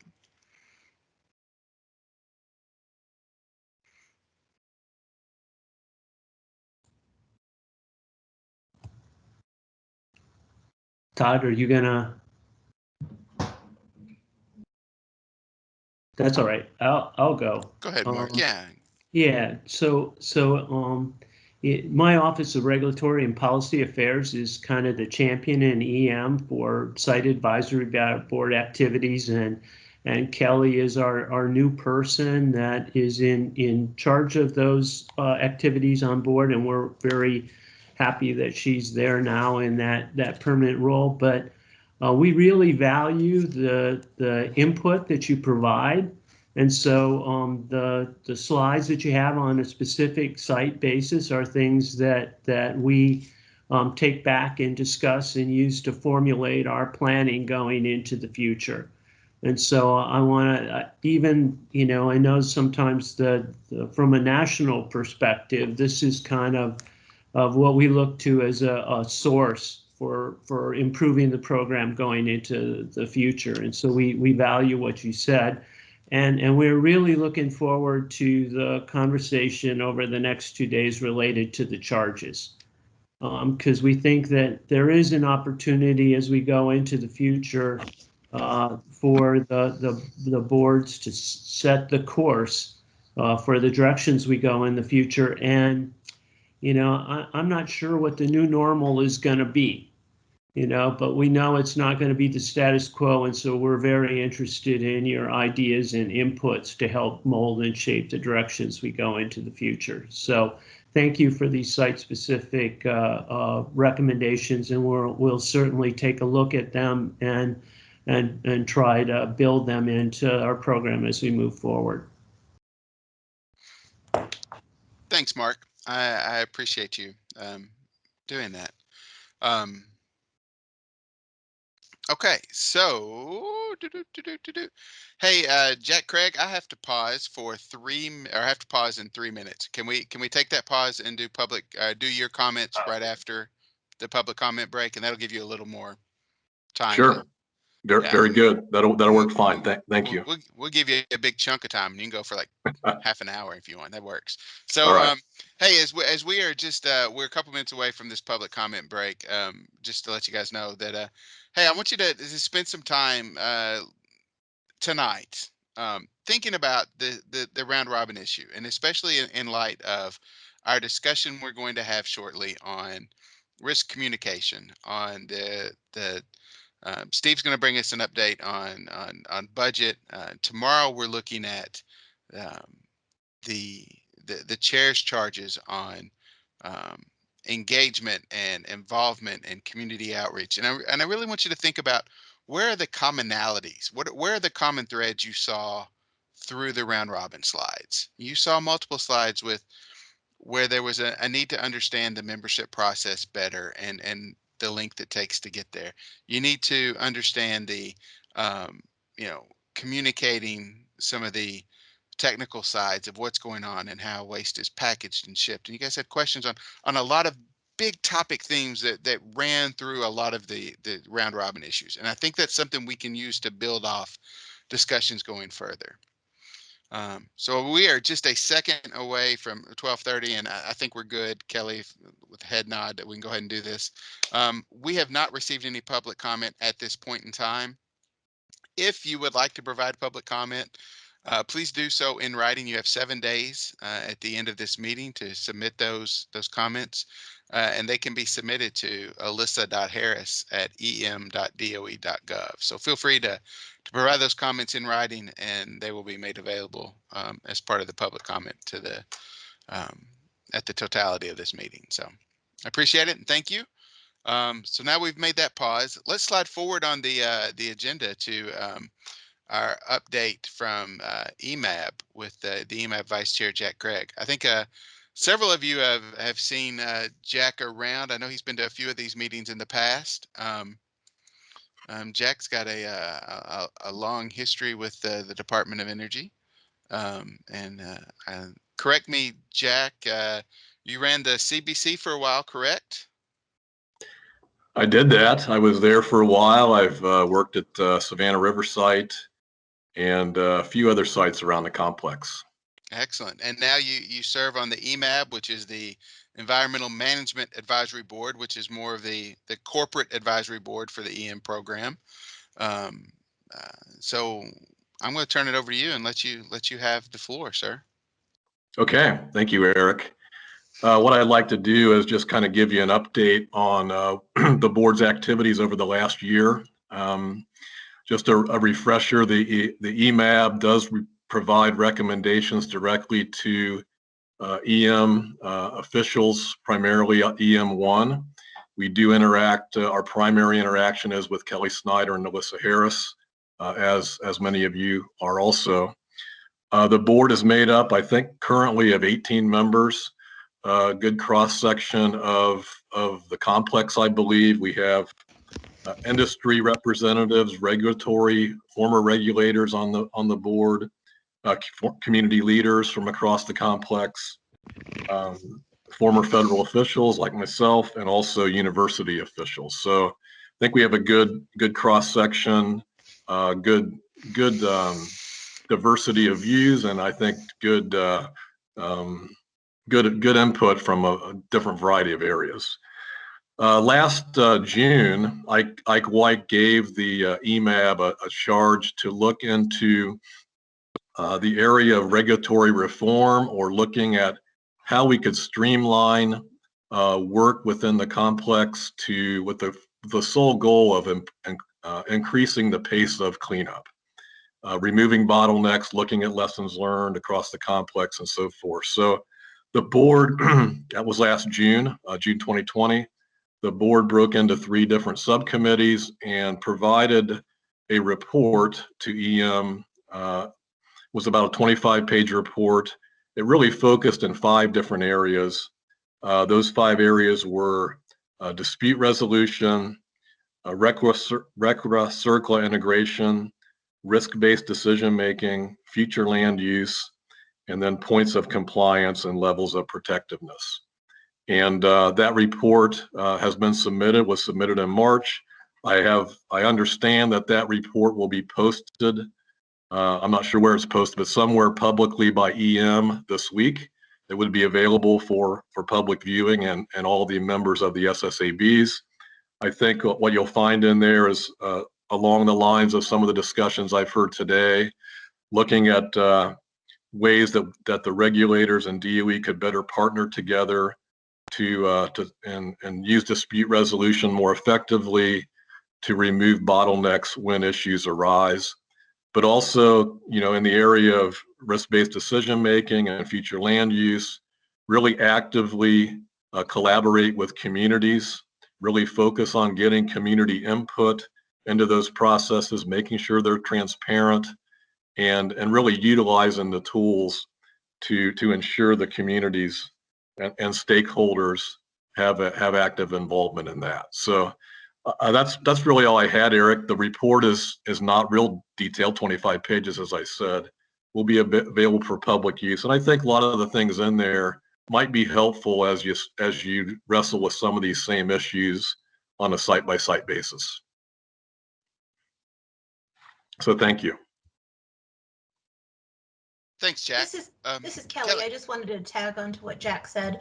The report will be made available on the EMAB website, as well as their past recommendations and reports. So if you go to the EMAB website, you scroll to the bottom, it is supposed to be posted there this week.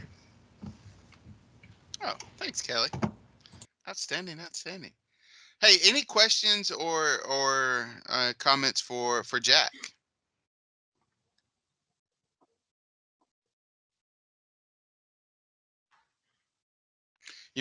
Having been involved with the SSAB side of this for a while, Kelly, Manise, and kind of long in the tooth on this side of the frame. There was a point where there was a little separation between the SSAB and the EMAB, and so to see the EMAB and Jack's willingness to come here, and we've had overlapping meetings in the past. It's really beneficial, I think, in a lot of ways that we can share this information and work together to find collective issues. So thanks for your willingness to come and help us, Jack. I appreciate that.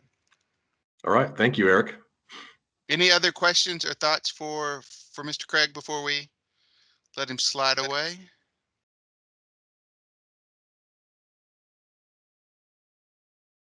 All right, seeing none. Okay, so let's do this. Hey, Mark Gilbertson, are you available, sir? So I am, So Eric. Mark, we have you scheduled to present at the top of the hour. We were scheduled to go till about a quarter till, and then start it. What if we slide everything back a few minutes, and we'll let Shelly ask her question, then we'll take a break, and then maybe look to return at like 10 till and let you kind of do your presentation. And I know we've got some lengthier stuff as we go through the day, so that gives you a few extra minutes to answer questions. And are you comfortable with that, Mark? Does that work for you? Yep, that works for me. All right. So Shelly, what do you have, ma'am? Thanks, Eric. Well, this was for Jack. In looking back at the different issues that they were tasked to approach and weigh in on with EM1, the one on dispute resolution, I wanted to think about that a minute before I asked, I wondered if this was in the context of trying to keep uh, the necessity of milestones. We have milestones at Hanford, and I'm wondering if there is intent to avoid having new milestones by looking at dispute resolution as a process to determine cleanup. So I'm not sure it's specific along those lines. I think we looked at several different sites and situations they have that current disputes that are ongoing.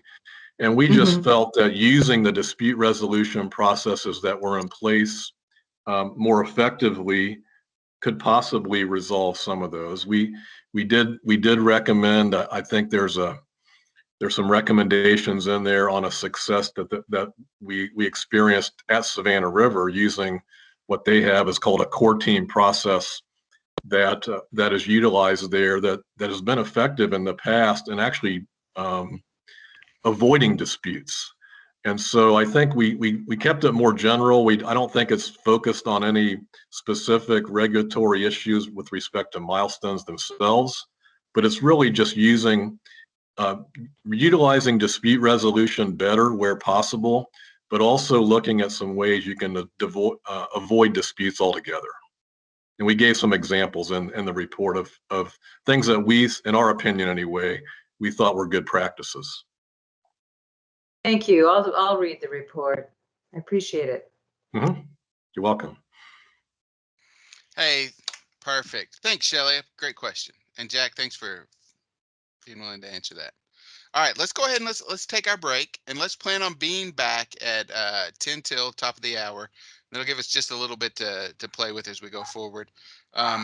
Hey, as you're going to break, one, don't forget to mute your microphone or your camera if you're going to step away. Just safety purposes, don't do anything silly. And two, Barb and the folks from the support staff with the Nevada side are going to play some videos in the background. So know that when you come back, you're probably going to see some video playing, and we'll go till 10 till. All right.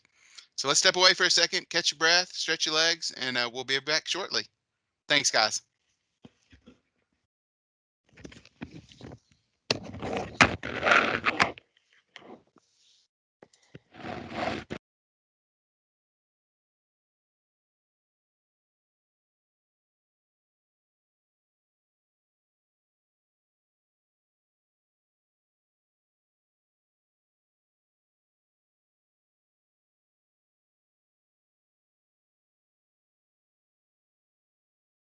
management program, of course, is one of the most important tools in this fight. This is the largest environmental cleanup program in the world. It's responsible for an area I just learned the size of Rhode Island and Delaware combined, thanks to the work sites at Hanford and Los Alamos and Savannah River. We are helping the families there breathe clean air and drink clean water and raise their children in safe homes. And our work is more than about just restoring the land. It's really about keeping our promises to the American people. It's our responsibility to lift this burden from communities that have shouldered the burden of our safety and to help them achieve a more vibrant and sustainable future. So whether you're one of our federal contractors, whether you're one of our federal employees, whether you're a student or one of our international partners, you have a critical role to play in this mission. Over the next few years, we're going to take our cleanup work to the next level. So the rest of our EM team has told you about what's in store, but the great news is some of these projects are so close to being done. And of course, that's all thanks to the people behind this mission. This industry is made up of some of our nation's best engineers and scientists and project management professionals, and it's powered by the workers who are on the ground, including some of the very best of our trade unions. And we all do it in partnership with one another and with our contractors in the field. So my message to the students and the young professionals who are here to explore this career path is that it is a wonderful opportunity for you to make a good living while making a difference. But we still have work to do, if we're going to be candid, to make this look like America. We know that diversity is what makes the workforce and this country so strong. And at DOE, we're looking at how to build a diverse pipeline of both talent within our agency and from coast to coast. So to all the contractors who are participating today, and to ourselves, we can all do better. You can, we can, and I hope we do. Because when we put inclusion at the center of our work, we can deliver the best results for all Americans. We also need to keep building strong relationships in that inclusive phase with the states, the tribes, the stakeholders, and communities around our project sites. Make sure that we're listening to them every step of the way. So local residents may or may not have had some idea of what was going on in their backyard during the early years at our sites, but they certainly weren't at the decision-making table. Our environmental management program has made incredible progress in these efforts at inclusion over its history. And today there are advisory boards at 8 of our cleanup sites, which help DOE make the best decisions for Americans and for the environment. These and other outreach and inclusive efforts have led to safer and faster cleanup and a stronger relationship with the local communities and the tribal nations. So now we're going to go even further to make sure that the benefits of these investments reach those who have been hit the hardest by the damage. We're going to take this collaborative and inclusive approach to all of DOE's missions. We're going to learn from you, including the work that we do with our international partners. I'm actually thrilled that we're joined by representatives from Canada and Japan and the United Kingdom this week, who have really been some of our strongest global allies when it comes to tackling our cleanup missions. As America reclaims its spot as a leader in the global fight against climate change, I cannot wait to work with them on making this a safer planet for all of our children. Our priorities are really ambitious and the challenges are real, but we are all on this mission together. So let's make it happen. Thank you so much and have a great conference.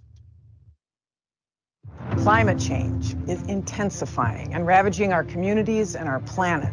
More intense hurricanes and storms, rising seawaters, uncontrolled wildfires, and record droughts, all threatening our lives. And it's costing us billions and billions to clean up the mess that these catastrophes leave behind each year. At the Department of Energy, we have the solutions to tackle our climate emergency and to create healthy, safe, and thriving communities. We have the tools to put America on an irreversible path to achieve net zero carbon emissions by 2050. So, what does it mean for you? It means cheap, abundant, clean power made right here in the U.S. Here at the Department of Energy, we have the world's most brilliant scientists and energy experts figuring out all the ways to make it happen. And deploying these solutions are going to create millions of good-paying jobs, all kinds of jobs for all kinds of people.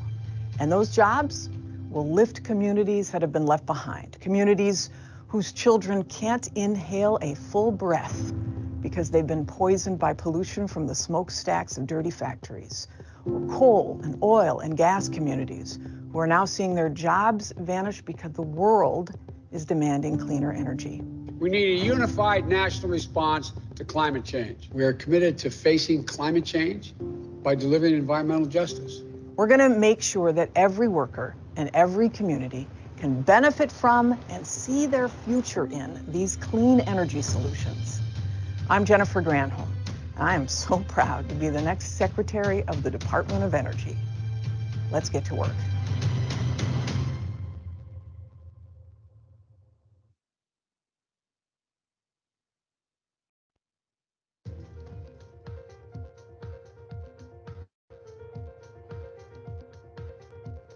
Another key aspect of the NNSS mission is the Environmental Management Program, which addresses the environmental legacy from historic nuclear weapons-related activities while also ensuring the health and safety of present-day workers, the public, and the environment as current and future missions are completed. The Area 5 Radioactive Waste Management Site receives low-level and mixed low-level waste from some 28 different generators from across the DOE complex in support of the Legacy Cleanup DOE Environmental Management Project. Without this capability, the DOE would not be able to complete the cleanup and proper disposition of these wastes. The program includes environmental protection, compliance, and monitoring of the air, water, plants, animals, and cultural resources at the NNSS, investigation and implementation of appropriate corrective actions to address the contaminated groundwater facilities and soils resulting from historic nuclear testing activities, the demolition of abandoned nuclear facilities, as well as installation of groundwater wells to identify and monitor the extent of groundwater contamination. In addition, the environmental program at the site includes the safe, permanent disposal of low-level and mixed low-level radioactive waste generated by environmental cleanup activities at the site, as well as low-level waste generated by other DOE and U.S. Department of Defense sites. It's important to note that such disposal has been taking place safely for more than 30 years and is permitted by the state of Nevada and is closely regulated by the federal government. All applicable environmental laws and regulations are followed to the letter.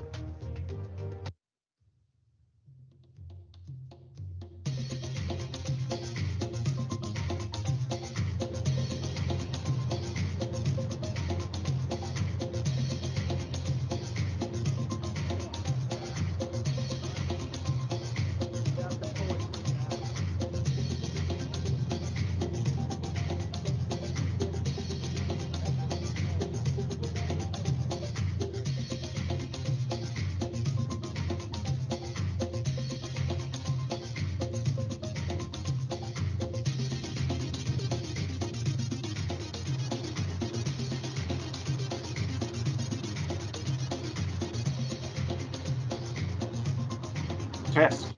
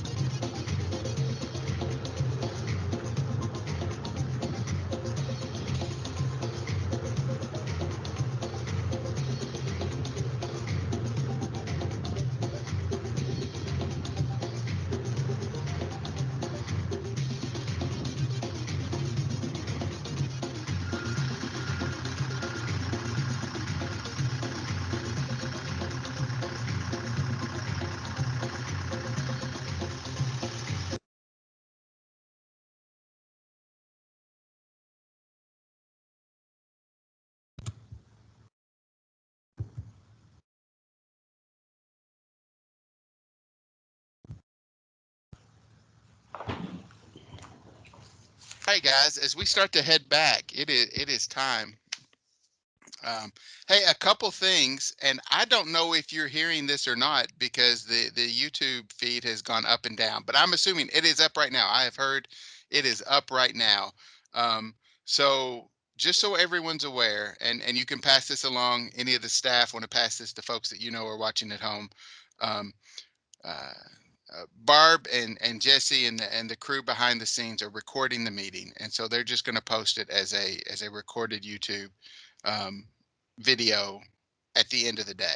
Now we're going to try to live stream as much of this as we can and keep it smooth, but you know the simple version is there's been a power outage that's been, you know, life happens, and so it's made it difficult to keep the live stream up. We think we've got a workaround so that folks participating at home, but if you know of anyone that was participating and has seen some of the hiccups, let them know that the entire proceedings will be recorded and placed upline. And we would appreciate Barb and Jesse and Ari and Bernie and Patty and all the folks with the Nevada side who are working so hard to keep this flowing and moving. And it's a different set of obstacles, as you guys know, to do a virtual meeting. And they are killing it right now and doing a great job overcoming a lot of obstacles that we didn't know we needed to trial run for.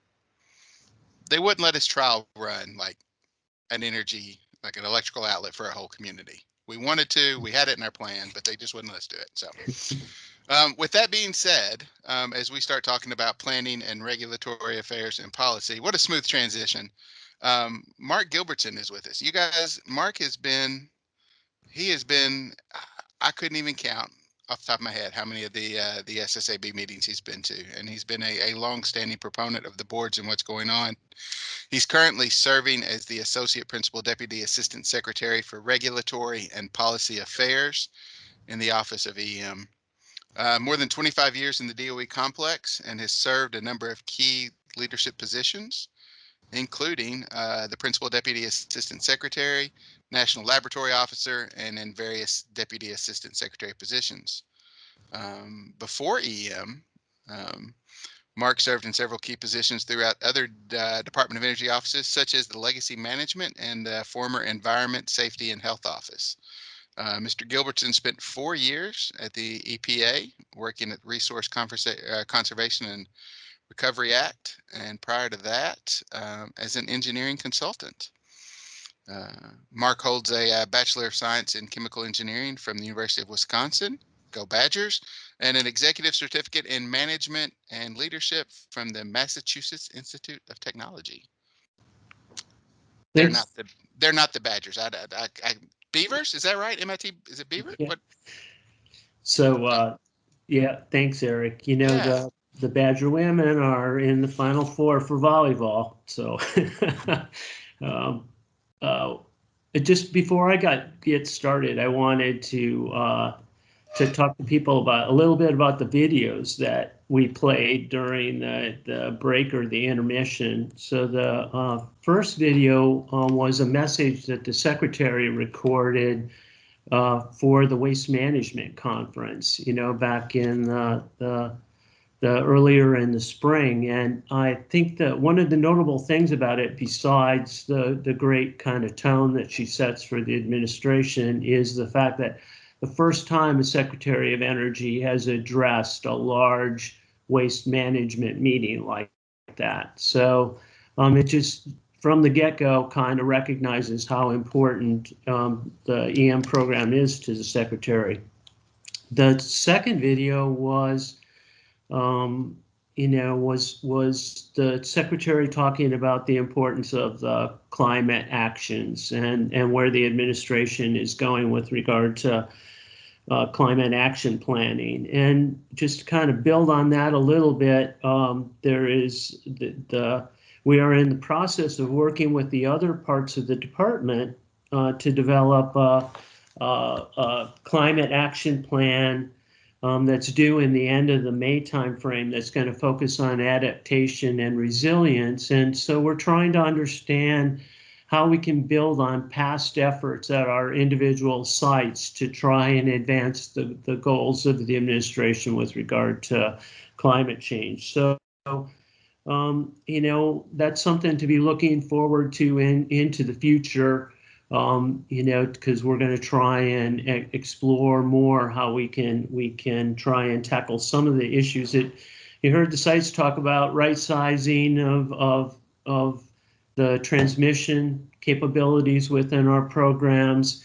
You know, we'll be looking at issues like converting the fleet to more electric vehicles. All of those kind of things are going to be built into this action plan. And in addition to that, in the July timeframe, we're going to build on past efforts that we've done to rejuvenate and develop a sustainability plan for the department. And so there's a, you know, kind of watch those things, because it will kind of, we in the department are going to try and be a leader at our sites in these areas going into the future for the rest of government. So we see how it will play out in the EM program. Next slide. Okay, I wanted to just take a second to build on what Todd had said. And so not only, you know, are we working through our EM program and how we're dealing with COVID, but I wanted to, because of my, you know, tied to the national laboratories, you know, in my last role, kind of just call out the fact that, you know, there's a lot of work going on in the communities that are also supporting national laboratories in tackling issues like the COVID kind of effort. Next slide. So, you know, being involved with EM for all of these years, you know, really emphasizes to me or has driven home the importance of the invaluable role the community and advisory boards play in directing the EM program. And I wanted to, we're just going to go quickly through some of the priorities in a quick fashion. You'll have a copy of my slides will be available, but it was what Todd talked about with regard to our priorities. And I wanted to have you be able to see them in writing for this meeting to help focus the discussions that you're going to have over the next 2 days related to our EM activities. So these are the macro priorities. Next slide. You heard some of the sites talk about their pleasure with the boards, talk about the pleasure in making progress with regard to the construction. These are the 3 kind of bullets we called out with regard to the significant project milestones that we're focused on in our priority systems. In addition to that, we wanted to highlight, and you saw it too, you know, in the feedback from the community of the progress that's being made around the complex. Few other additional kind of activities that are included in here, but you already heard the advisory boards talk about things like PFP and talk about the MOAB kind of activities and things like that, the progress that we're making at individual sites. Next slide. We continue with our long-standing theme, you know, of trying to continue to reduce the footprint of the EM complex. And it's in a little bit different places that we don't have boards at right now, but we are working with the Office of Naval Reactors for their sites in New York and in Pennsylvania and Idaho as a partner with them to help them facilitate the D&D of their facilities at their sites. So they're utilizing our expertise and our contract resources to help them with executing their programs. But the kind of the unique thing is that the program dollars that are coming to fund that work are coming directly from the Naval Reactors program. And then we also recognize that we are making progress, and this is the Tonopah test range of trying to continue to transfer smaller sites or smaller cleanup areas to our sister organization, the Office of Legacy Management, to steward them going into the future, to continue with the long-term monitoring and maintenance of our remediation activities. Also, as you kind of heard a little bit about the concerns that some of the boards had related to the contracts and transition and those kind of activities. These are some of our priority contracts that that we have awarded. Pretty important activity that's going on to allow us to complete our work over all. Next slide. So we are focused on driving our innovation and improving performance, and so that includes comprehensive planning for all of our activities related to utilizing the NEPA processes and authorities to allow people to understand where we're going from a site-wide perspective. You heard Todd talk about the vision of an update, and I know that you guys kind of built off of, in one of your tasks, built off the last strategic vision, but we've updated that and added a new year, and so I'll walk through some of those high priority items for that in a little bit, and we've continued to try and drive to issue program and project management policies to improve performance and manage risk. And you heard as an example of that the direction that Todd mentioned with regard to the action plan that was put in with regard to COVID to try and drive improved performance and consistency across the sites for those kind of activities. So we're excited about that. Next. So some of the things that we are striving for, and we believe are even more important in these times, is the issue of clear lines of communications and trying to find ways to share information as we move forward in the program. And that's where I kind of go back to what we talked about earlier about, what have we learned from this experience over the last couple of years that we can use to benefit us moving into the future? Some things that are going to happen as we go forward. I think that the benefit of being able to virtually conduct meetings in parallel to in-person meetings, I think is going to be an important tool going into the future. And I know that Eric in this group is one of the ones that pioneered that kind of holding meetings, that were available to the public through a vehicle like YouTube or other things, webcasts, because as part of that first one, the Site Advisory Board Chairs meeting down in Savannah River, when we kind of pioneered that to try and drive that home as a tool. But we need to continue to learn as to how we can do it better going into the future so that it does build and is a strategic engagement going into the future rather than, something that can be divisive, if it's not done right, because, people don't necessarily have access to things. So I think it's going to take all of our tools to drive us to success going into the future. Next slide. You heard Todd talk about the vision. This is another thing that we wanted to give you in writing so that you could see, an excerpt from the vision document to see that it reinforces a lot of the topics and successes that you identified in your site reports. As always, we're striving to be a safe, secure workplace for our workers. our objectives with regard to tank waste and spent fuel management as high risk kind of things are in the forefront.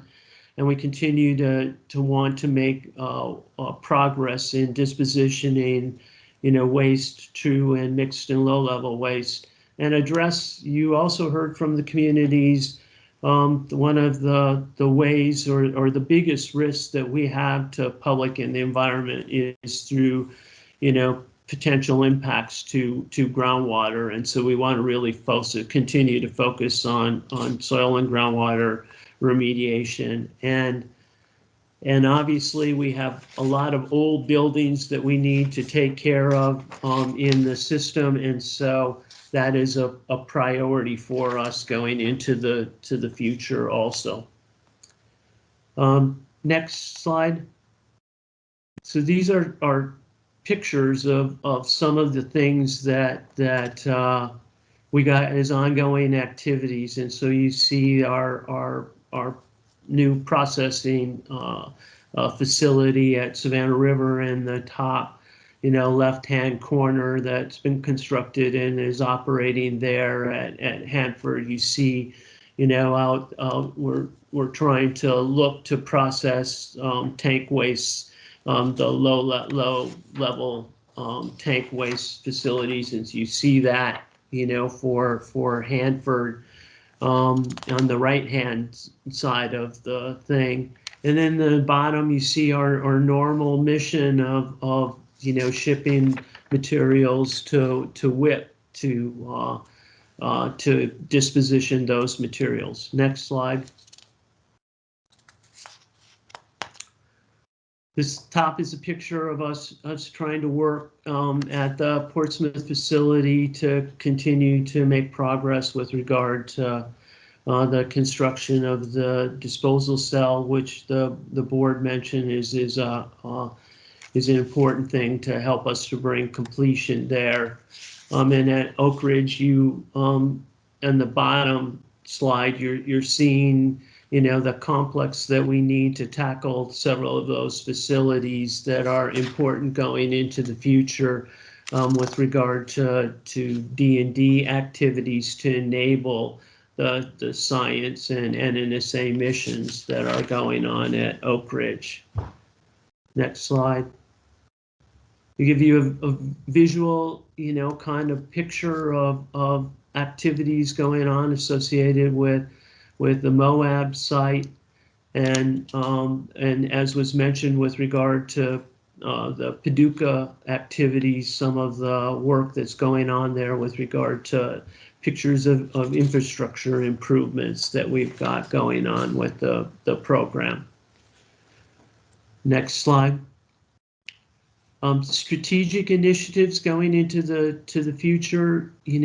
As we said, safety and security is always a priority of ours. Program and project management.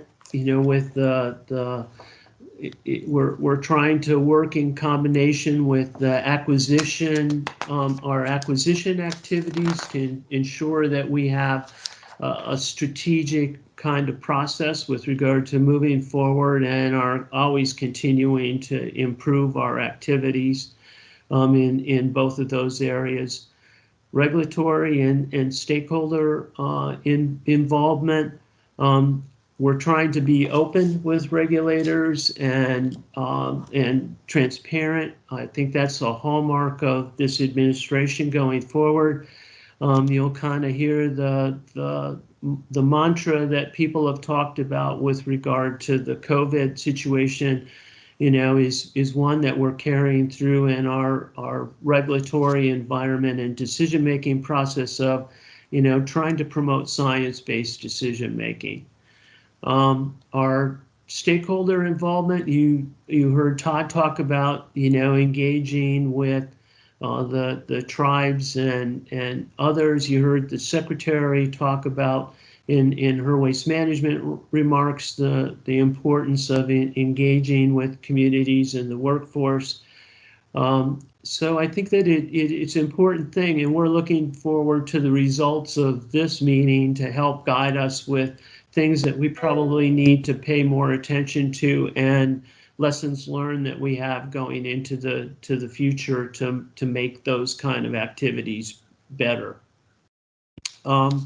Infrastructure, you heard Todd talk about, the potential infrastructure bill.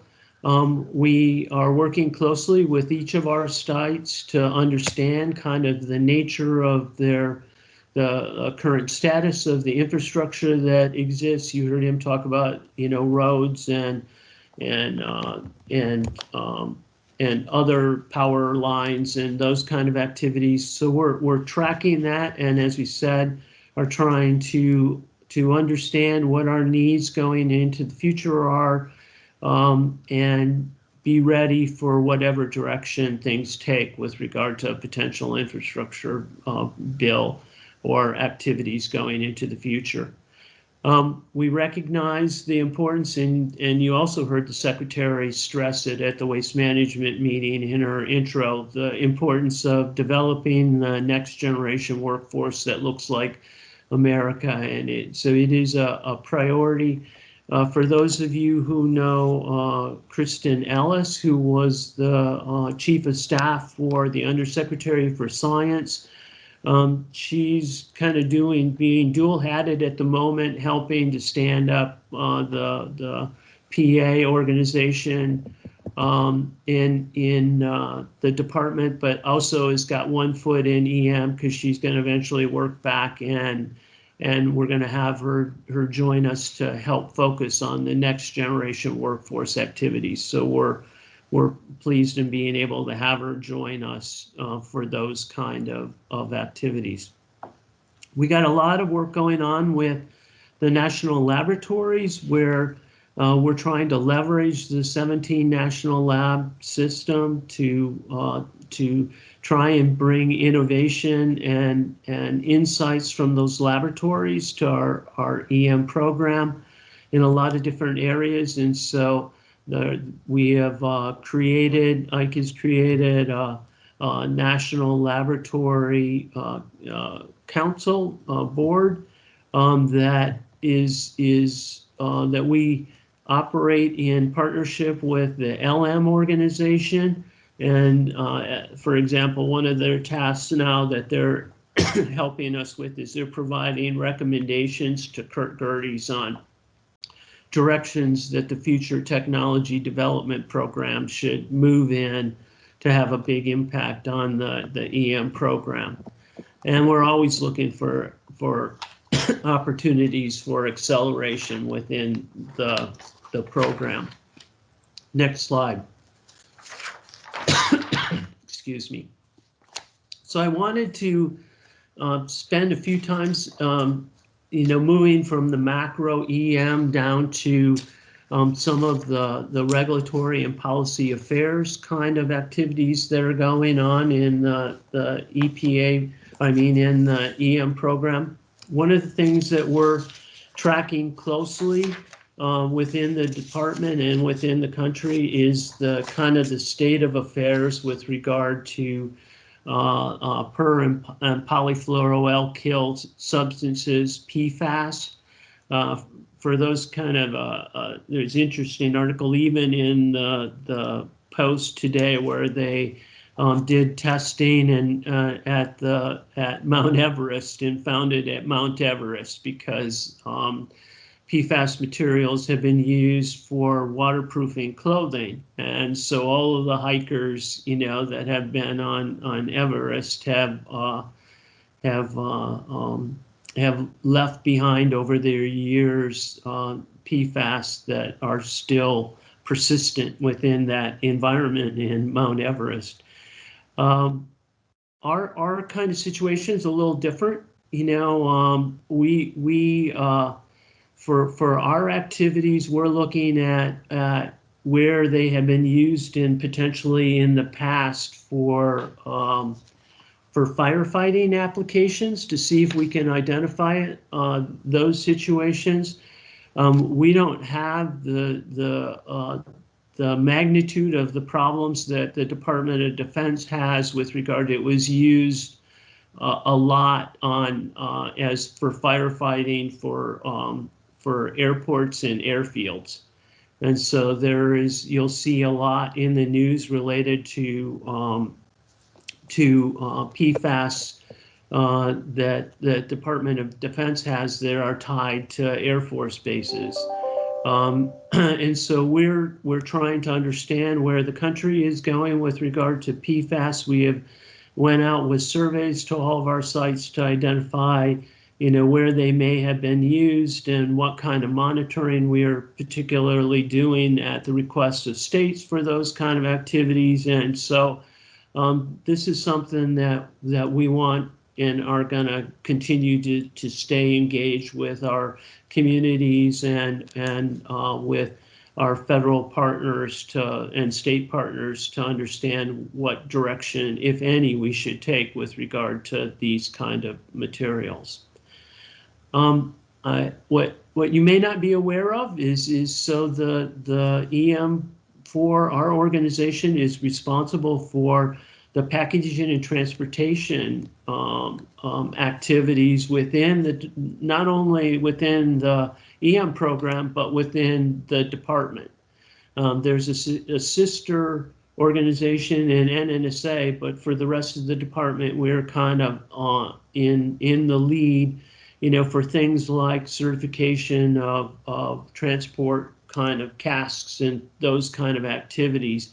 And so we have a large role in training first responders, that work, plowed on even with COVID, so several of those courses we converted to being virtual.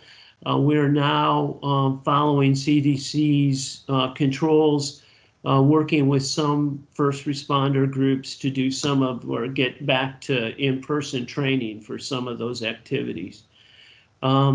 So in addition to that, we've supported, several shipments with regard to of waste to places like WIP. WIP in fiscal year 2020 received 180 shipments, and we're expecting for WIP to receive 300 this year. So life has gone on with regard to disposition of waste. In regulatory compliance, we're actively working with Hanford and NRC and others in the waste incidental to reprocessing process to help to explore the risks association with materials and what the best way to disposition those materials are. And a little bit later, I'll update you on where we're at with high-level waste and with spent fuel.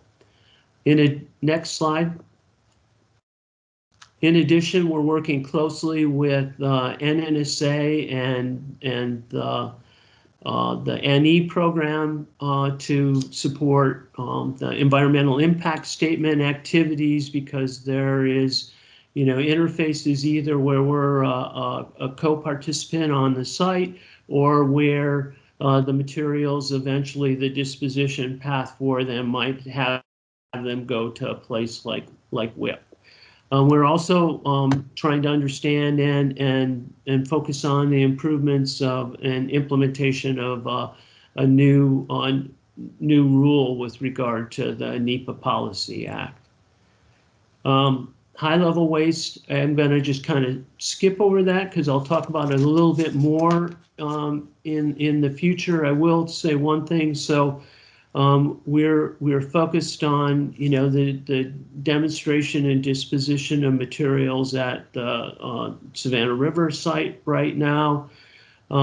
We will continue to work with Hanford to have the Hanford folks understand the art of possibility with regard to materials up there, but we have made no decisions with regard to exercising any of this authority at the Hanford site. Next slide. So not only are your boards important to us, but also it's very important, and we've been striving to maintain our relationships with our intergovernmental groups, whether it's the tribal folks in groups like Stigwig or the state folks in the National Association, the governors, attorney generals meeting, or ECOS, ECA, our Energy Community Alliance, are all entities that we're trying to maintain relationships with and expand our outreach and work with them on webinars. There's been several webinars with ECA on the high-level waste issue. There's been several webinars with ECA and FCOG on the workforce kind of issues of the future. So we're waiting for and interested in your feedback and insights that you're going to provide to us, on how we can do better with outreach going into the future. Tribal, you heard Todd talk about the secretary's listening session that she had with the national with the tribes across the country. I think that as we go into the future, we're going to try and explore continued expansions of our relationships with our tribes in new ways to help to build that exchange of information going into the future. Next slide. International, our organization is also kind of the chief kind of sponsor and supporter of international activities. We just had a meeting last week with the UK where we explored issues that the UK has and where we can partner going into the future, joint kind of ventures, collaborative activities. And so those relationships are strong. So we're not only trying to build on our experiences in this country, but trying to leverage the experiences across the world. The Japanese reached out to us, in relation to gathering information and stuff before they decided to move forward with the release of the treated water over there in Fukushima. So we're involved with those kind of things. And a little bit later, you'll be hearing from the CRESP organization, which will highlight to you some of our partnerships that we have with university organizations. CRESP is one of them, and we also have strong partnerships with minority serving institutions across the country and with the Florida International University, our other entities that we work with. So next slide. I'd like to take just a few minutes to walk you through the slides that we have shared with the other entities on high-level waste and the disposition of that and spent fuel, kind of where we're at from a status perspective. Next slide. So this gives you in a nutshell kind of where the DOE reprocessing waste locations are.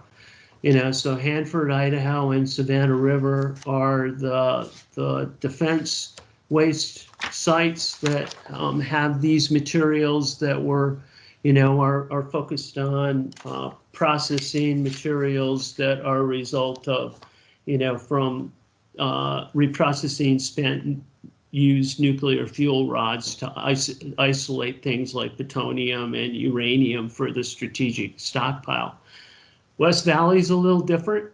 It was a situation where the reprocessing waste was generated for commercial purposes. It is the department's position at this time that is non-defense, and so the reprocessing created various radioactive waste streams like sludges, slurries, liquids, debris that remain stored at those three sites, defense sites. Okay, next slide. So this provides you just with a brief kind of summary of the inventories that exist at each of the 4 sites that we talked about a little bit earlier. And I know that you're probably, you know, aware of them, so I'm not going to kind of go into what those materials are at each of those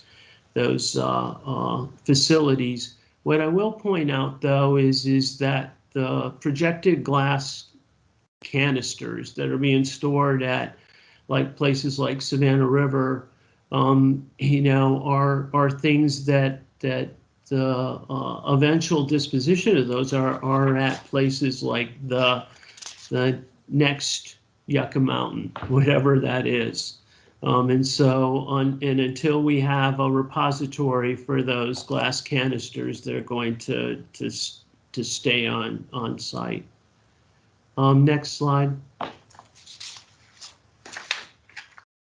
The kind of flip side of that kind of situation is this slide, which lists all of the commercial and DOE disposal facilities. And so we want to kind of, in the spirit of transparency, kind of let people know what avenues are available to us as we kind of go forward to disposition materials going into the future.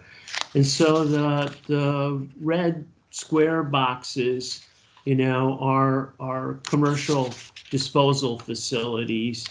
And what you'll also note, though, is that U.S. Ecology and Barnwell, those particular 2 facilities, do not accept DOE waste. They're low-level waste compact waste generators. They take them from the compact, but don't take DOE waste materials at those particular sites.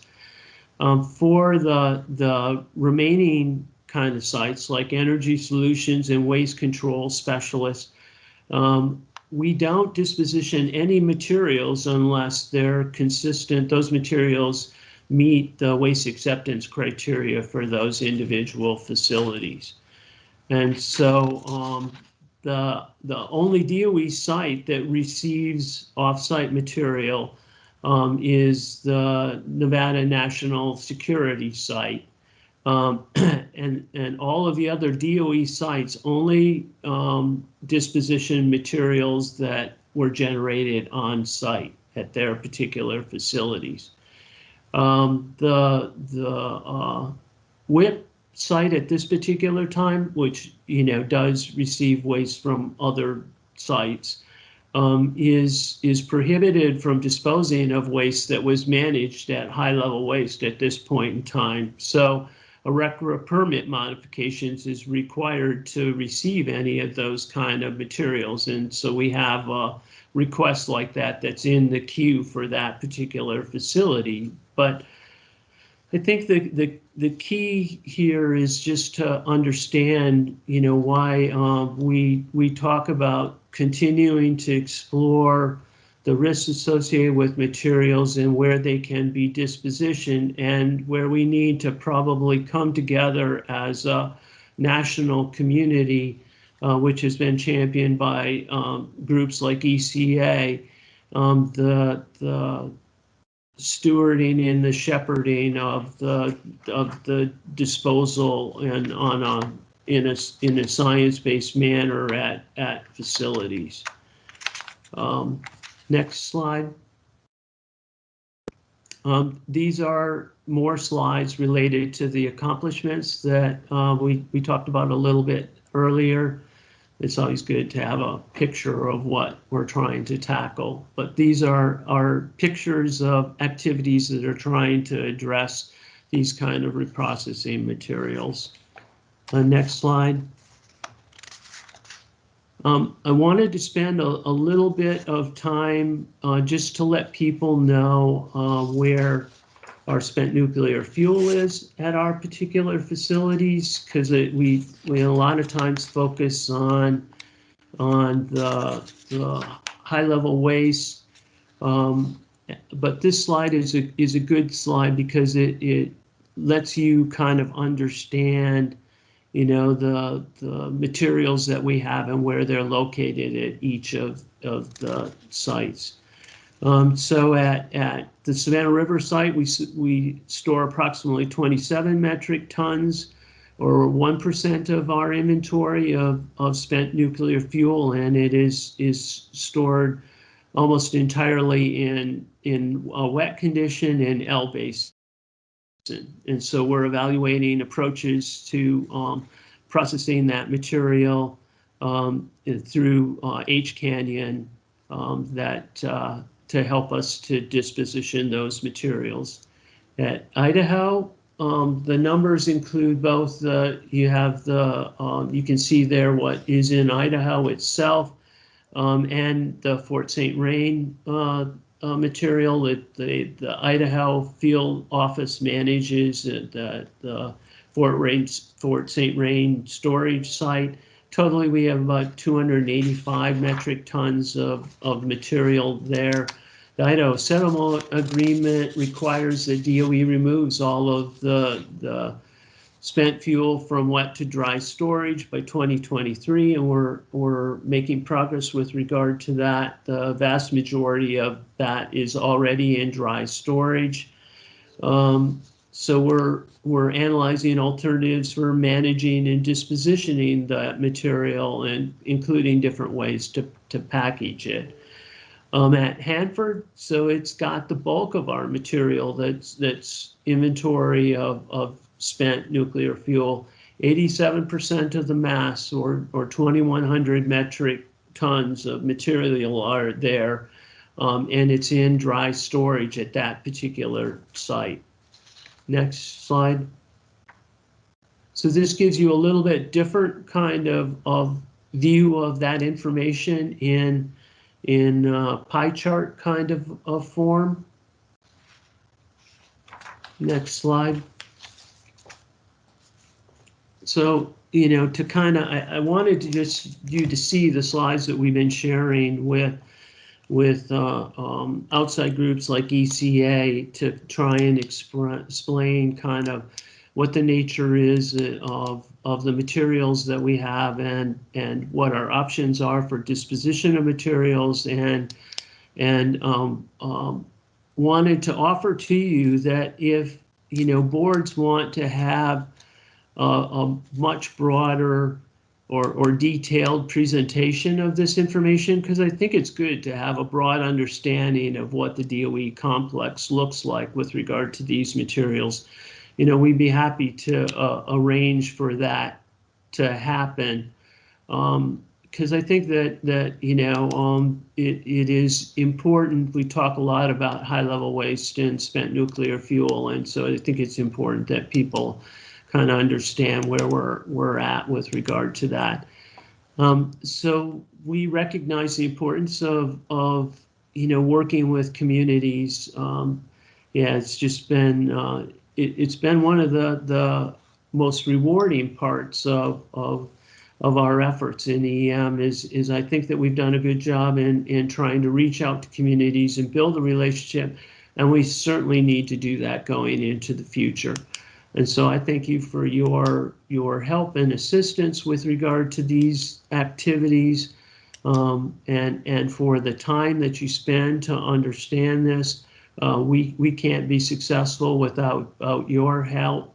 And so we're going to continue to drive to perform in a timely manner with innovative solutions to try and reduce the risks associated with the program. So I'll stop there and take any questions if people have them. Hey, great job, Mark. I really appreciate you sharing with us. So what if we kind of start on the same way we did earlier? Let's go on the we'll go East Coast to West Coast this time, and we'll start with a question from each board, and if we have time, we'll cycle back through. So Greg, if you're there, we'll start with you with the Savannah River site. I think I will pass it this time. Thank you. All right. So let's see. Shell stepped away. So is it Leon with Oak Ridge? Any questions for you?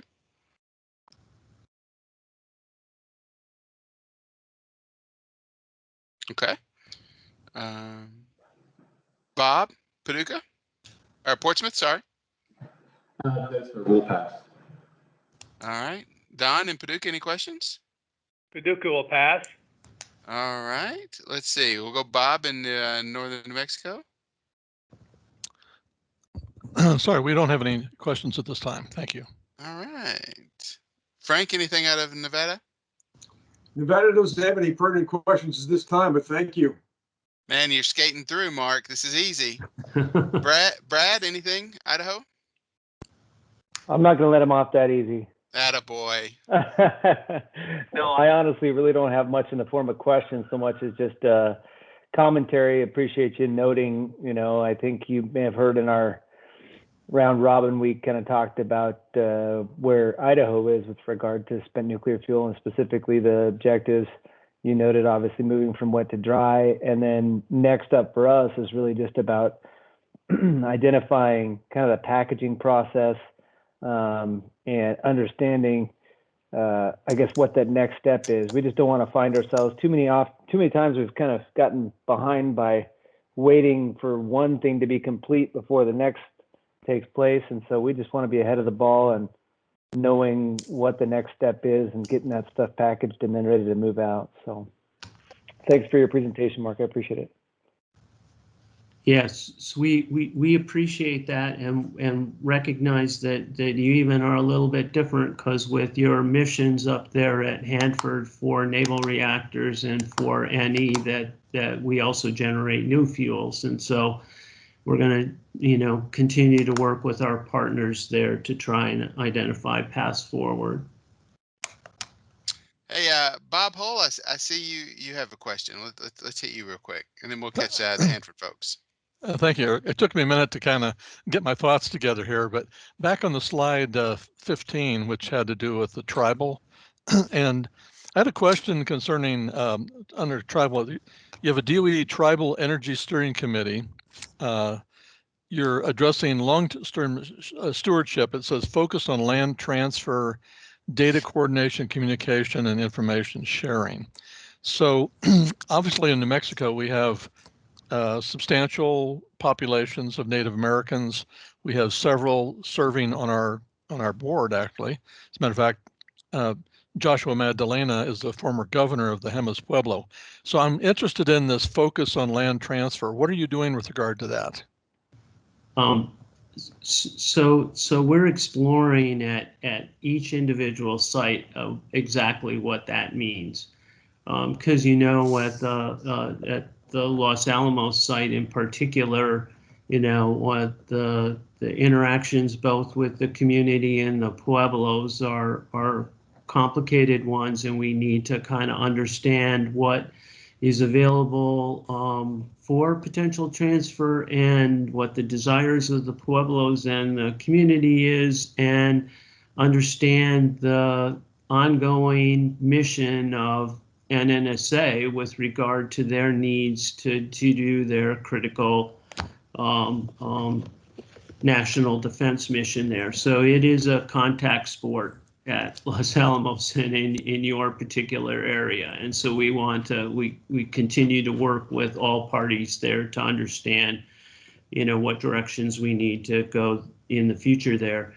A little bit different situation up in Hanford, as we complete cleanup and historically have relationships with regard to the Reach, Hanford Reach, and working with both the tribes and the communities are trying to understand, the implications. You mentioned, several people have mentioned the historic kind of nature of things, the cultural kind of issues. We're very active with the Stigwig and that particular organization to try and understand, what the meaning of the 7 Generations report and the follow-on report to that report, what it means in terms of cleanup and stewardship. So I think, I probably didn't answer your question in a short fashion, but I think the answer reflects the complicated nature of our relationships and interactions with tribes across the country. It was a good question. All right, I see Shelley, you've got your hand up, and Steve, you had your hand up earlier, so we'll close with the two of you. Okay, obviously Hanford has a very large inventory of manageable waste and also a very large inventory of contamination. The conversation you just provided helps provide the context of Hanford in the national situation. And I think it would really be valuable for our board to hear this conversation, kind of the way you presented it and the discussion that occurred around it, because one of the things that we're trying to think about is the long term and ultimately what the end state might be at Hanford. And a lot of us have ideas about that, but a conversation like what you just provided would help us with the context of thinking about that, because for many years, Hanford received waste from all over the country, and we have a lot of reactor waste and such here. So I would just like to put in a plug for you to participate in a conversation with our board when that opportunity presents itself. I think that would be good. Perfect. Thanks, Steve. All right, Shelley, we'll let you have the final question here. Thanks so much. Mark, thanks for your presentation. It's always excellent. And I really appreciate the transparency that headquarters is giving us right now. And I really appreciated getting the presentation slides out early to all of us from the different SSABs around the country. It's nice to have them in hand, and I really appreciate that. I wanted to say that.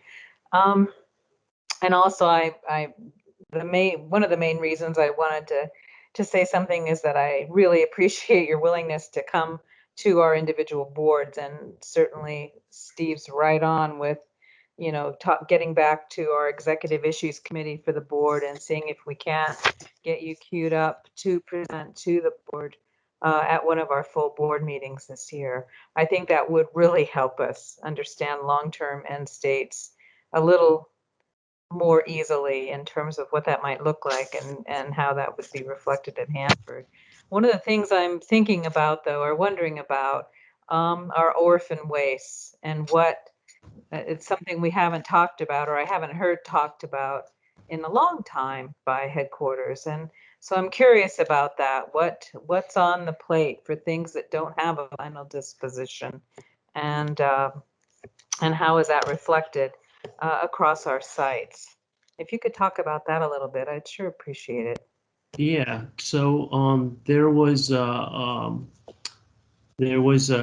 work group that was pulled together across all of the programs that have nuclear materials, NE, SC, NNSA, and EM, to kind of look at the infrastructure for processing nuclear materials with just that thought in mind, Shelley, of what does things look like going into the future, and what might we need not only for legacy materials but for new materials that are generated. And I think that that is something that the new administration will have to tackle, because one of the things that was being looked at, or historically people have looked at H Canyon as the tool to process a lot of these materials, and what the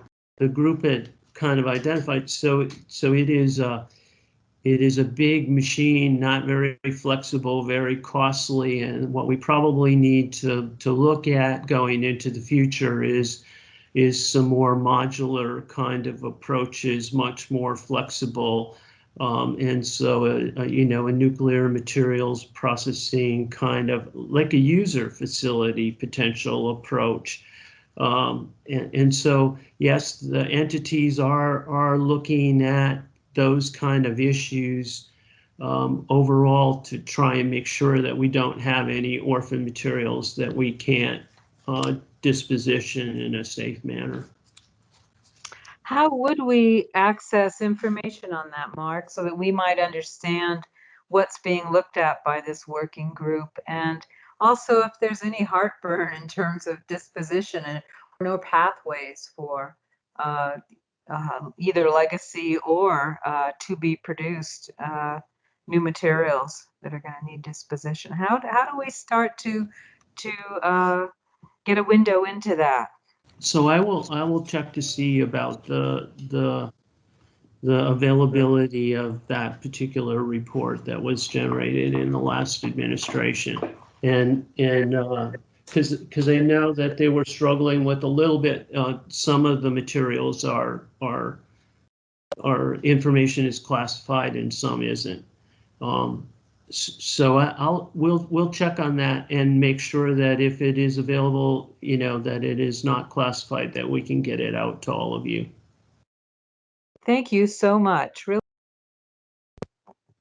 Hey, thanks, Mark. We appreciate you taking the time and being with us for so much of today through the chairs round robin, and then the also with your presentation here. And it's always important and always helpful. And I'm thankful for you and your willingness to support the boards.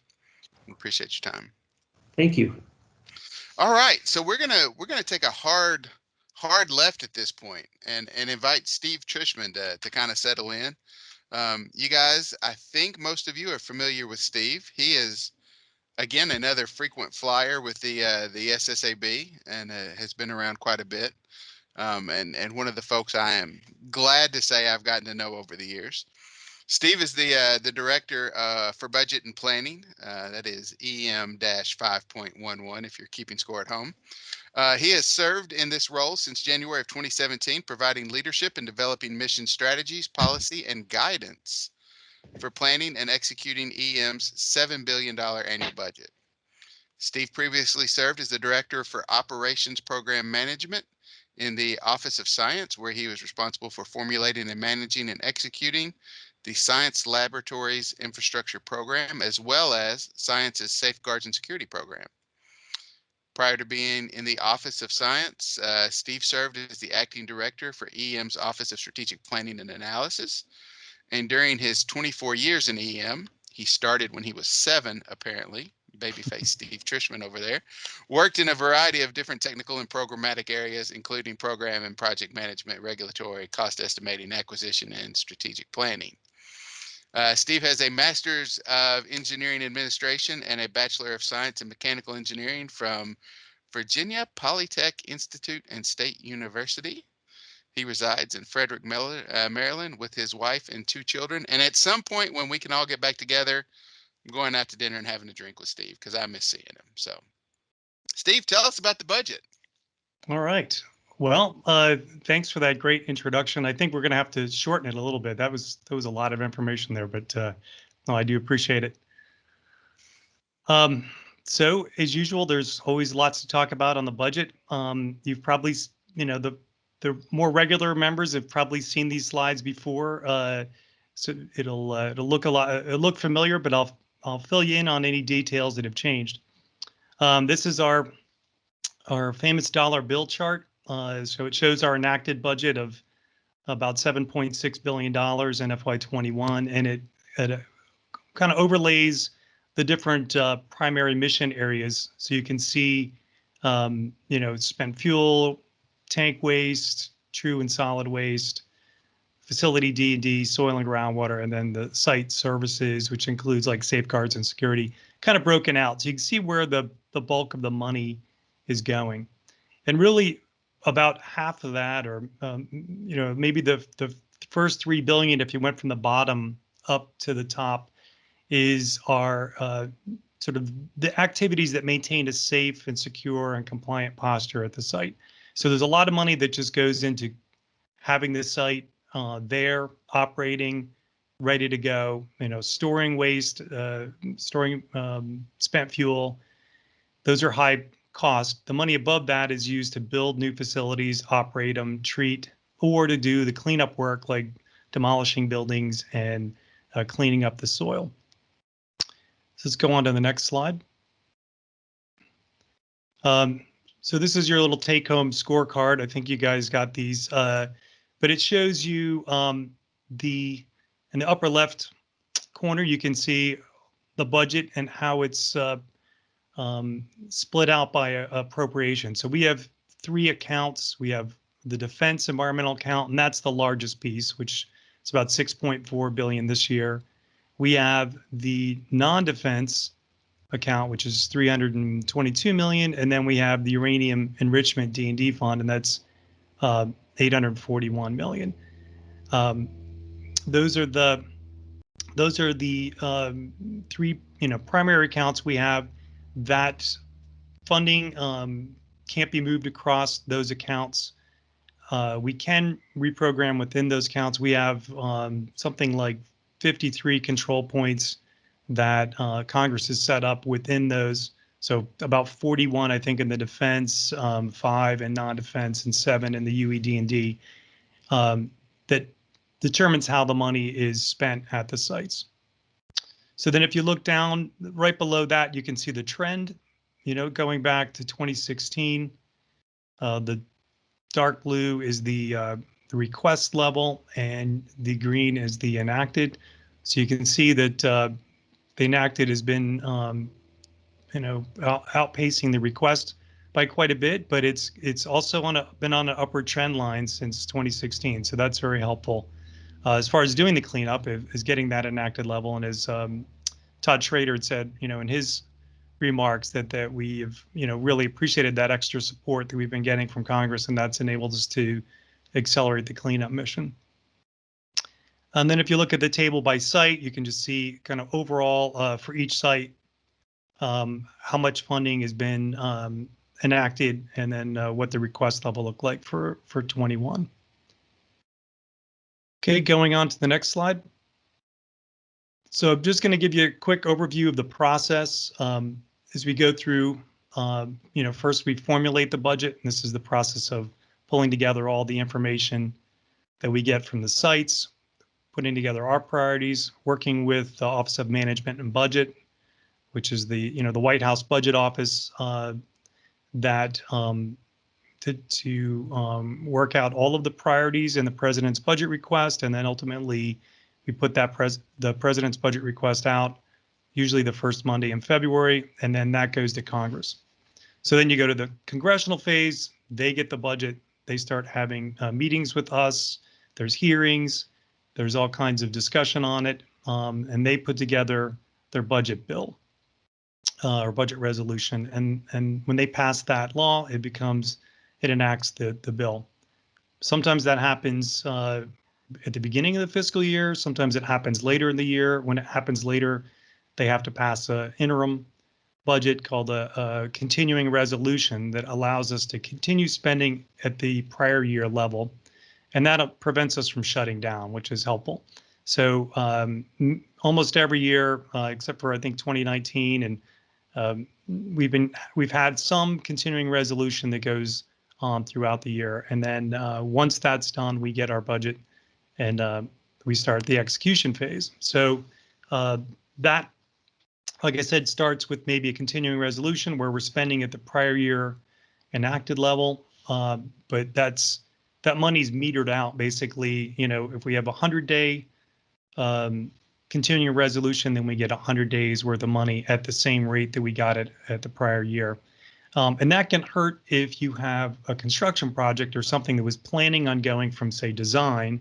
Maybe they only had $10 million in their budget last year, but this year they were planning to start construction. So they needed a whole lot more money. Maybe they needed 50 or 60 million this year to be able to start construction, and they will have to wait until the budget is passed and the money is apportioned out. Otherwise, they can't get started. So that does impact us occasionally. We try to plan that into the project schedules, but it's still difficult.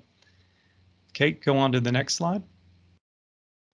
So this gives you the timeline of what's going on in each of those phases. So So the formulation phase right now at the top of the chart, starting in March, April is when we start planning for the budget that'll be prepared over the next year. So right now we're working on the FY23 budget.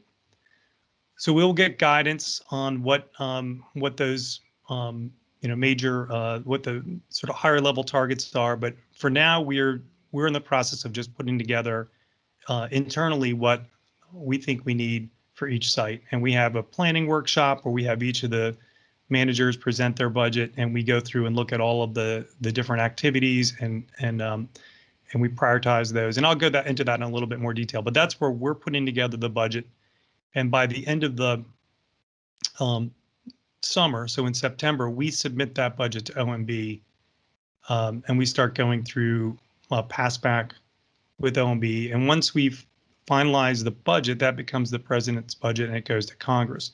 So that drops down sort of the next phase, where we go through that whole process of working with OMB. It's in the middle of the page there. Once we get our appeals worked out and everybody agrees, we put together that great big budget document, and then that gets submitted to Congress.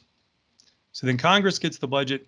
They have their hearings, their discussions. They go through all of that. They work on their budget, putting together their budget resolutions, and then they pass the budget. Now this year, because of the transition and the new administration, and this same thing happened in 2017, you might recall, the new administration is preparing the budget. So it takes some time, since they just came in January, to be able to put together the budget. So this whole process of releasing the 22 budget to Congress, instead of happening in early February, is now going to happen in the May timeframe. So this makes it a lot, well, for us, it gives us more time to do it, except we're kind of redoing, the budget again, so it's kind of lengthened the time that we spend doing the 22 budget. Now, when it goes to Congress, their schedule is going to be really compressed because they still are trying to get the budget done by September. And so they will be having to have, probably fewer hearings, but more, staff level briefings with us to get them up to speed on the budget request. And there'll be much more of a flurry of activity on their side to get the 22 budget out. And then the bottom of the page, you can see that's execution of the budget. So we're executing the 21 budget until the budget was passed at the end of December. We were in a CR, then the budget was passed. So now, we've been executing that budget. We're halfway through. We'll do mid-year reviews and look at how the spending is going and see if there's any particular problem areas with projects. It's just part of our normal execution process. Okay, next. So looking at the 22, we have, again, we're still, as we go through the pass back process with OMB, we kind of negotiate everything. April was when the thin budget came out, which kind of showed the overall top line numbers for the agencies. We'll see, like I said, the more detailed budget materials being prepared now. And then when that full budget comes out to Congress, you'll see all of the details. And that's when we'll start doing the meetings and hearings for Congress. And then, like I said, Congress will be actively working on that with far less time than they would normally have. Okay, next slide. So I wanted to talk a little bit about how we put the budgets together. We have, so if you looked at each site, and this is just an example of a site, that they have an overall schedule that they're trying to meet. So they've put together sort of a life cycle plan that looks at all the activities they have to do. Do they have to build new facilities, treatment facilities, or disposal facilities? What's involved in doing the demolition process as far as taking care of materials that have to be, disposed of off-site, and then planning all that out and putting together the budget for it. And those are made up of, hundreds of projects and thousands of activities. There's a tremendous amount of detail of that, especially during the contract period where they're executing the work. The further out you get in the time, there's far less details, but it's still based on, estimates, detailed estimates. So go on to the next. So this shows you sort of the whole prioritization process. So at a site, like if you looked at site A, they're going to have, dozens of projects that come together. Site B, they also have all these different projects. In site C, they all have, multiple detailed project schedules. So they put together for us a priority list based on how much funding they need for each activity in those projects. So they'll take into consideration how much, how well the project is actually performing. Does it need more money, or could it use a little less money this year just because of the fact that maybe they're behind schedule, they don't need as much funding. You look at all the different activities, what's planned from an operations standpoint, and they put together sort of a 5-year window of what they think they need. And then we combine all of that for all the sites, and we have that workshop that we go through and we look at, all of the different activities, kind of focused on, what's going to be over the line, or what's going to be hard to be able to fit into our budget, depending on what the different scenarios are that we're looking at. And that helps us go through and develop an integrated priority list across the complex. And we work that with the field managers and also with the different budget staff to make sure that we have sort of a detailed understanding of what impacts are for things that would be in the budget or out of the budget.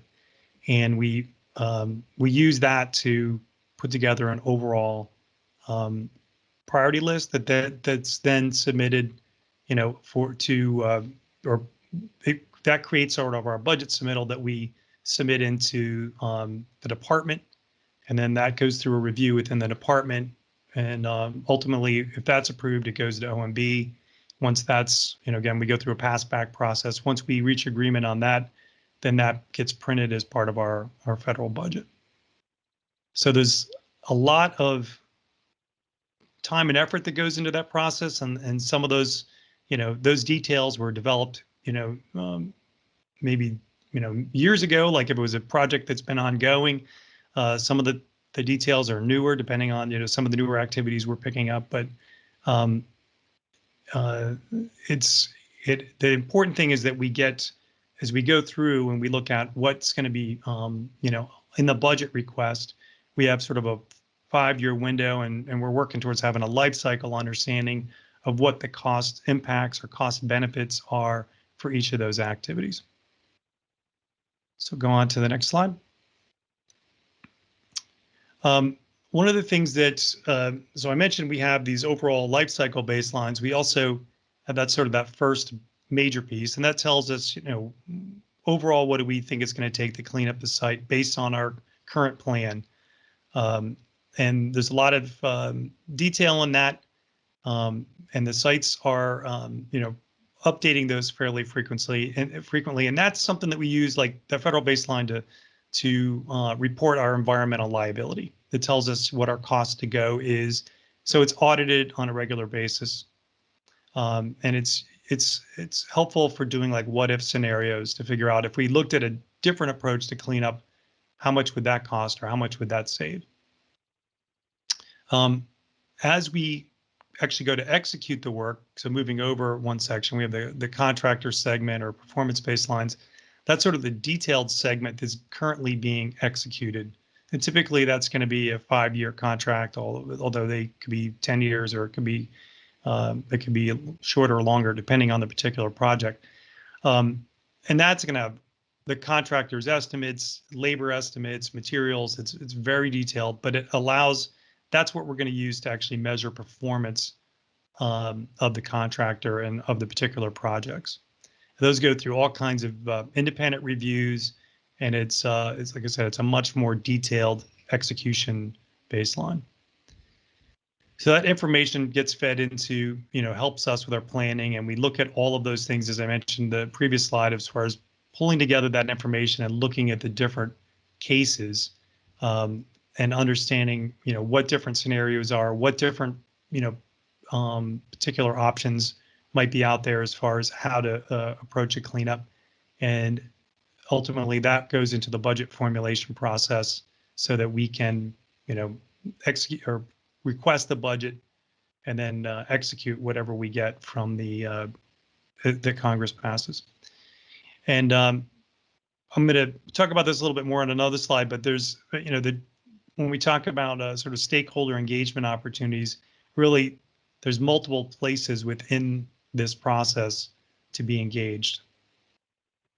So go on to the next slide.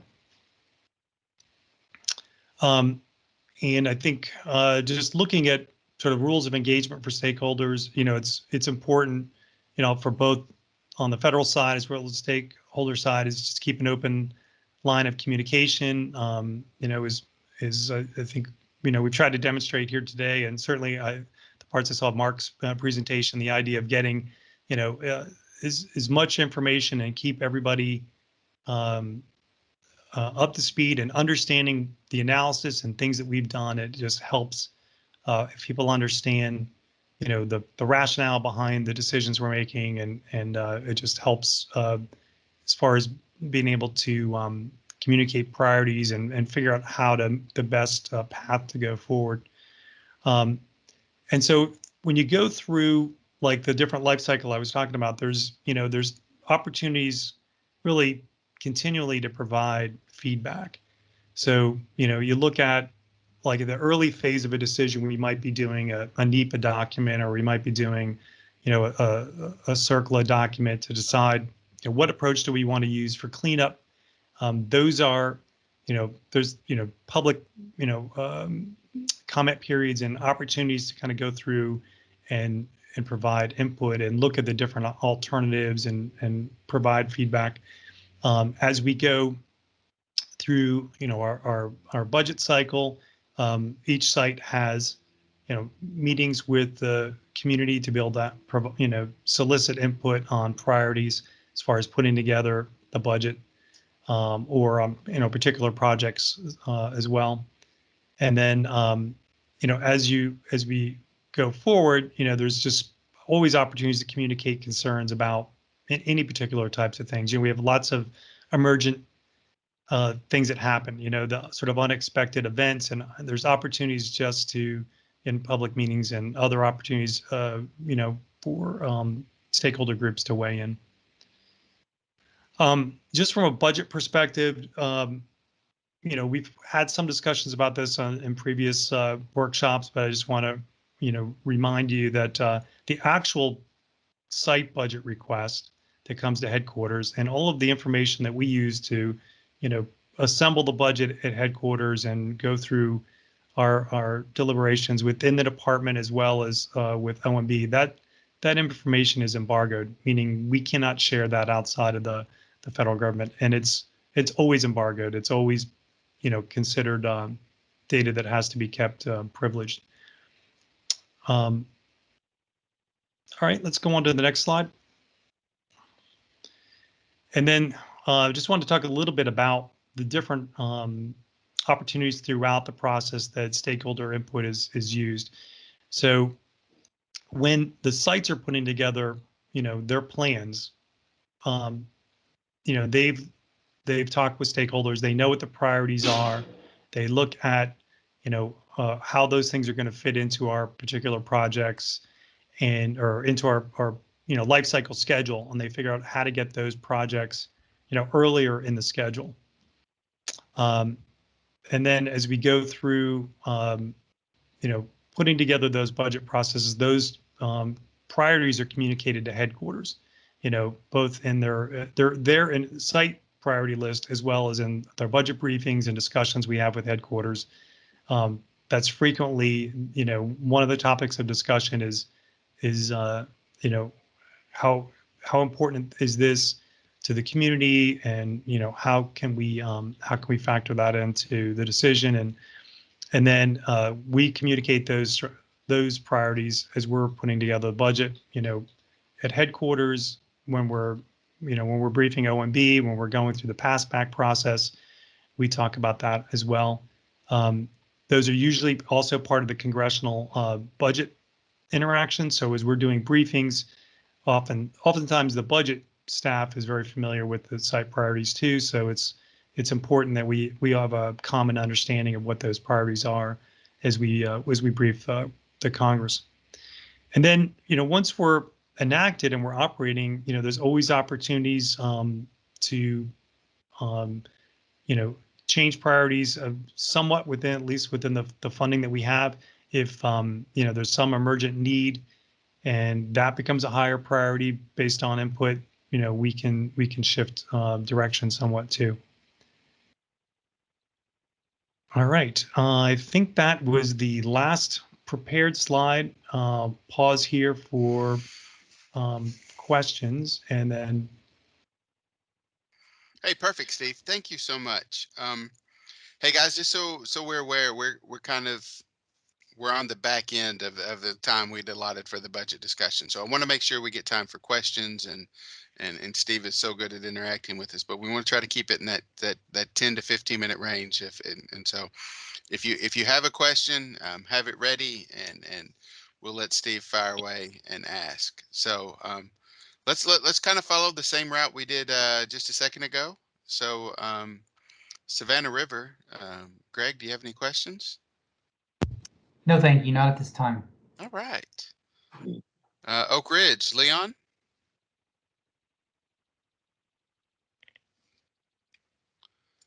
All right. Portsmouth, Bob?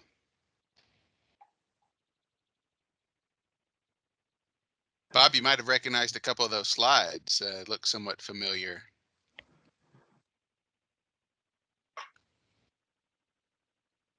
Paducah, any questions? No questions at this time. All right. Let's do Bob, Northern New Mexico. Yeah, thank you, Eric. Yeah, Steve, I had one question back on slide number 9, where you show the stakeholder engagement opportunities relative to the different stages.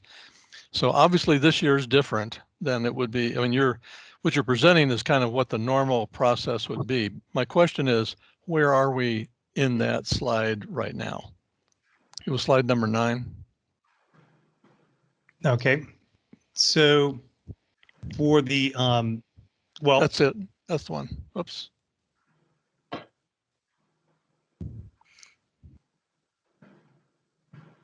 You want to go? That was the other one, right? Was it the one with the? No, it's the one there. Excuse me, before that one. That's it. Yeah, so at the bottom you show the stakeholder engagement opportunities. So my question is kind of where in that process are we like right now? So we're actually, we're executing the budget. So for anything that's any emergent issues, you're always able to provide feedback. In the formulation phase, so we're right now the 22 budget is just about to come out. So there's no real opportunity to make any significant new input on the 22 budget. But once that budget goes to Congress, then the congressional staff consider stakeholder input. So there will be opportunity there, and then the other sections are all ongoing. So there's always opportunity to have input. I think the regular, so the 23 budget that we started planning for in January, that one, they had some meetings already with the site, with the stakeholder groups to solicit input, formally for the 23, but we will be working on that 23 budget, until September. So there's always opportunities if there's particular projects or priorities or things like that that you wanted to influence. You can provide that input to the site. Thank you, Steve. Sure. All right, Frank Bonestill, Nevada. We don't have anything this time. Thank you. All right. Hey, Brad, questions? No, nada. Thank you. All right. How about Hanford? Steve? Steve, thank you. That was a very good briefing. One of the slides kind of piqued my interest. One of the things we're trying to do is expand our thinking to a longer term policy level framework. And you showed one that showed a life cycle baseline with critical path. I'm wondering if that exists for all aspects of the program and where we might access it.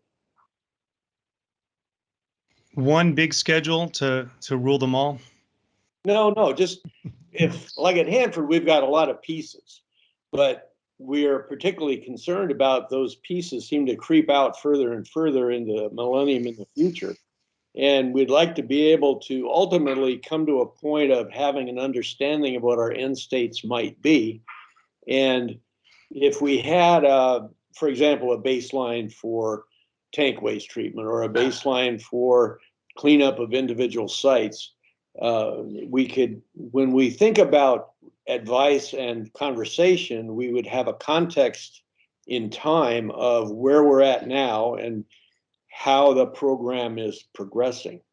It just kind of piqued my interest because we used to have a life cycle baseline that was pretty accessible, and I haven't seen one at Hanford for a long time. I'm just curious about its existence.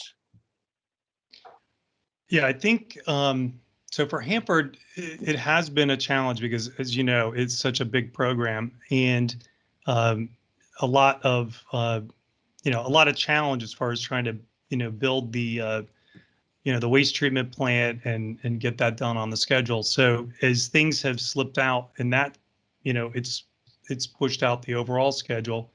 They have there is a report that they provided publicly, and I think the last one was the life cycle cost report was probably 2018, 2019. I'm forget exactly what year, but it does have some information in it that kind of portrays the overall baseline.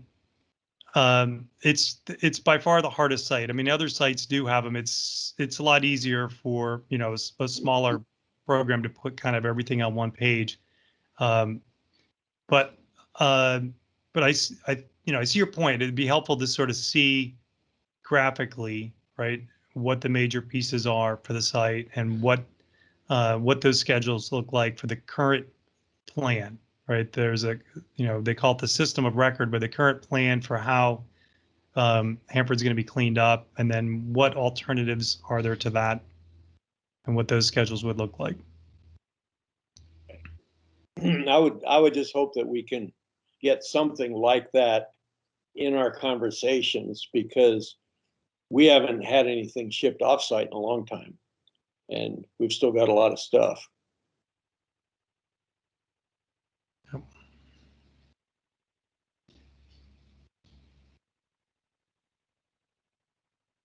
Eric, back to you.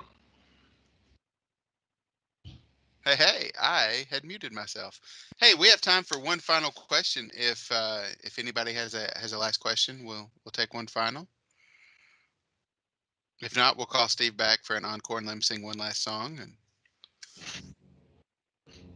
hey, Steve, as always, we appreciate the information and keeping us up to speed. And it's good to have you. And we always want to see bigger, more and more information from you. And you always give us what you can, and that's fantastic. We appreciate it. All right. Well, I look forward to seeing you all in person. Where you said next one's Idaho? I think Idaho is the plan, sir. All right. Mark your calendar. Will do. Thanks. All right. All right, guys. So we've talked a little bit today about, we had Mark Gilbertson that walked us through kind of the cleanup and waste shipment and the regulatory process, and Steve with the budget and funding that kind of drives the whole thing. But one of the recurring questions that pops up is understanding risk and how we communicate that. And it's something that we see collectively. I know the SSAB as chairs have written recommendations on it in the past. And I know locally it's something that most of us interact with our boards on, or with our DOE on how to communicate this and what's working, what's not working, and how to go well. So I'm not sure how familiar all of you are with CRESP. I've had a chance to work with some of these folks a couple times on various things, and can truly say they are experts in their field. And so we are glad to have them with us. Kathy, is it just you, ma'am? You have somebody with you? No, Dr. Cosson should be here, and Dr. Greenberg as well. Oh, outstanding. So it looks like Dr. Costin's going to start us off, and well, this is a lengthier presentation. We want to give them a chance to walk through this, and then have you guys ask questions. So settle in, get cozy, and let's spend some time looking at what they have for us. So, Dr. Costin, I'm going to hand it over to you. Thank you very much. First, I'd like to thank all of you for inviting us to join with you today and to share some of our background. And what I was asked to do is provide a brief overview of CRESP before Kathy and Mike get into the specific presentations. CRESP was formed more than 25 years ago in response to a National Academy study that said there should be an academically based institution or consortium that works with EM and the other stakeholders to help advance the cleanup program nationwide. Originally, there was a competitive RFP, and CRESP was the winner of that at that time. And over the past 25 years, we've learned a lot from you. We've learned a lot about the sites, and we try to share our expertise with the sites and with the stakeholders. When we talk about stakeholders, we use that term very broadly. That includes folks like yourselves with the site-specific advisory boards, the local communities, but it also includes the folks that have various responsibilities, such as the Defense Nuclear Facility Safety Board, the Environmental Protection Agency, the state agencies, the local community groups, the various actors, the Nuclear Regulatory Commission that play at the various sites. And at times we're asked to work with the sites or with some of the stakeholders on various types of issues. These issues can range from risk communication that Professor Higley and Professor Greenberg will be talking about today, to very technical issues such as waste form performance, or it may have to deal with things that deal with strategy and regulatory issues. So it's the full range of technical and social issues that are involved in this cleanup program. As such, we have a number of different universities involved, and the leadership of CRESP consists of senior faculty members predominantly from across these universities, and includes experts in ecology, in risk communication, in law, in engineering, in subsurface science, in disposal and cleanup operations, and obviously in risk communication. The next two slides, which you have copies of, I believe, include a summary of our management board, which is our senior leadership folks. I'm not going to spend the time to go through them today individually, but you can read that. And from time to time, we bring on additional folks or from other universities to fill gaps in expertise or local expertise as needed. So this is somewhat of a changing group, and sometimes folks will be brought on for specific tasks. We'll reach out to additional universities, or sometimes we'll reach out to international experts, or sometimes we'll be looking for longer-term commitments from senior faculty as part of the CRESP team. Today, Professor Kathy Higley, who just recently stepped down as head of the School of Nuclear Engineering and Health Physics at Oregon State University, is going to be speaking to you about some of the case studies that she's been involved with respect to risk communication. And Professor Mike Greenberg, who just finished term as being the Dean of the Blaustein School of Public Policy at Rutgers University, will also be speaking to you about it from his vast career and experience in this area. So with that brief introduction, I just want to turn it over to Professor Higley. So Kathy, if you would. All right, thank you very much. So today we're going to be talking about elements of risk communication, why, what, how, and where. And I don't want to scare you with the number of slides that you see there, because we're not going to go through all of those. If I could have the next slide, please. So I will be talking a little bit about why is it getting it right important. And then we'll come to a pause, and there is a tremendous amount of supplemental material and Mike Greenberg will give us a brief do's and don'ts, and then you will be left with reading material. There will not be a homework assignment. There will be no tests or quizzes, but the purpose of it is to give you supplemental information to find out what do you need to know for effective risk communication, or where you can go for more information. So next slide, please. So I'm going to give just a couple of examples of risk communication efforts that have been provided to DOE-EM.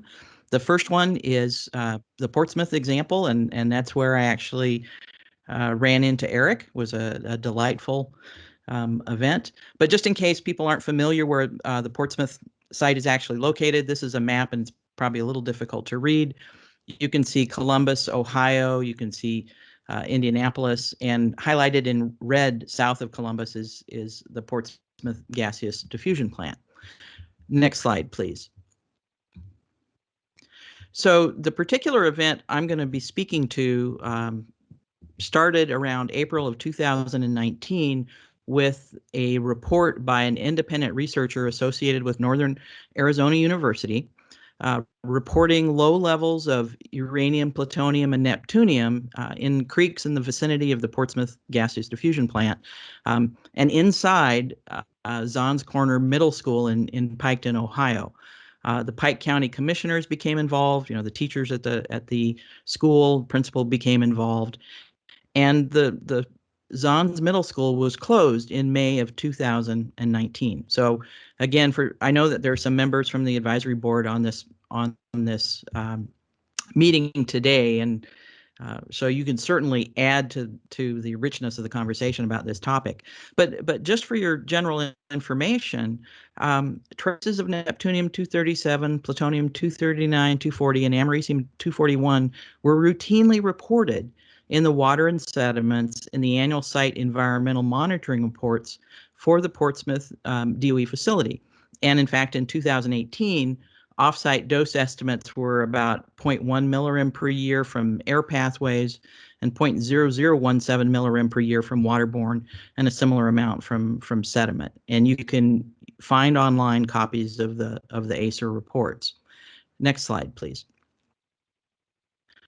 So what happened is that a decision was made to close the school because of concerns with contamination, and a statement that the presence of any radioactivity not natural to the site was not acceptable. And so in just a couple of weeks before graduation, the school was closed. Next slide, please. And so in the May-June timeline, time period, the Department of Energy sent Savannah River National Laboratory team to sample at the site. They also, in the course of discussions, offered to pay for independent third party to validate the results. Go to the next slide, please.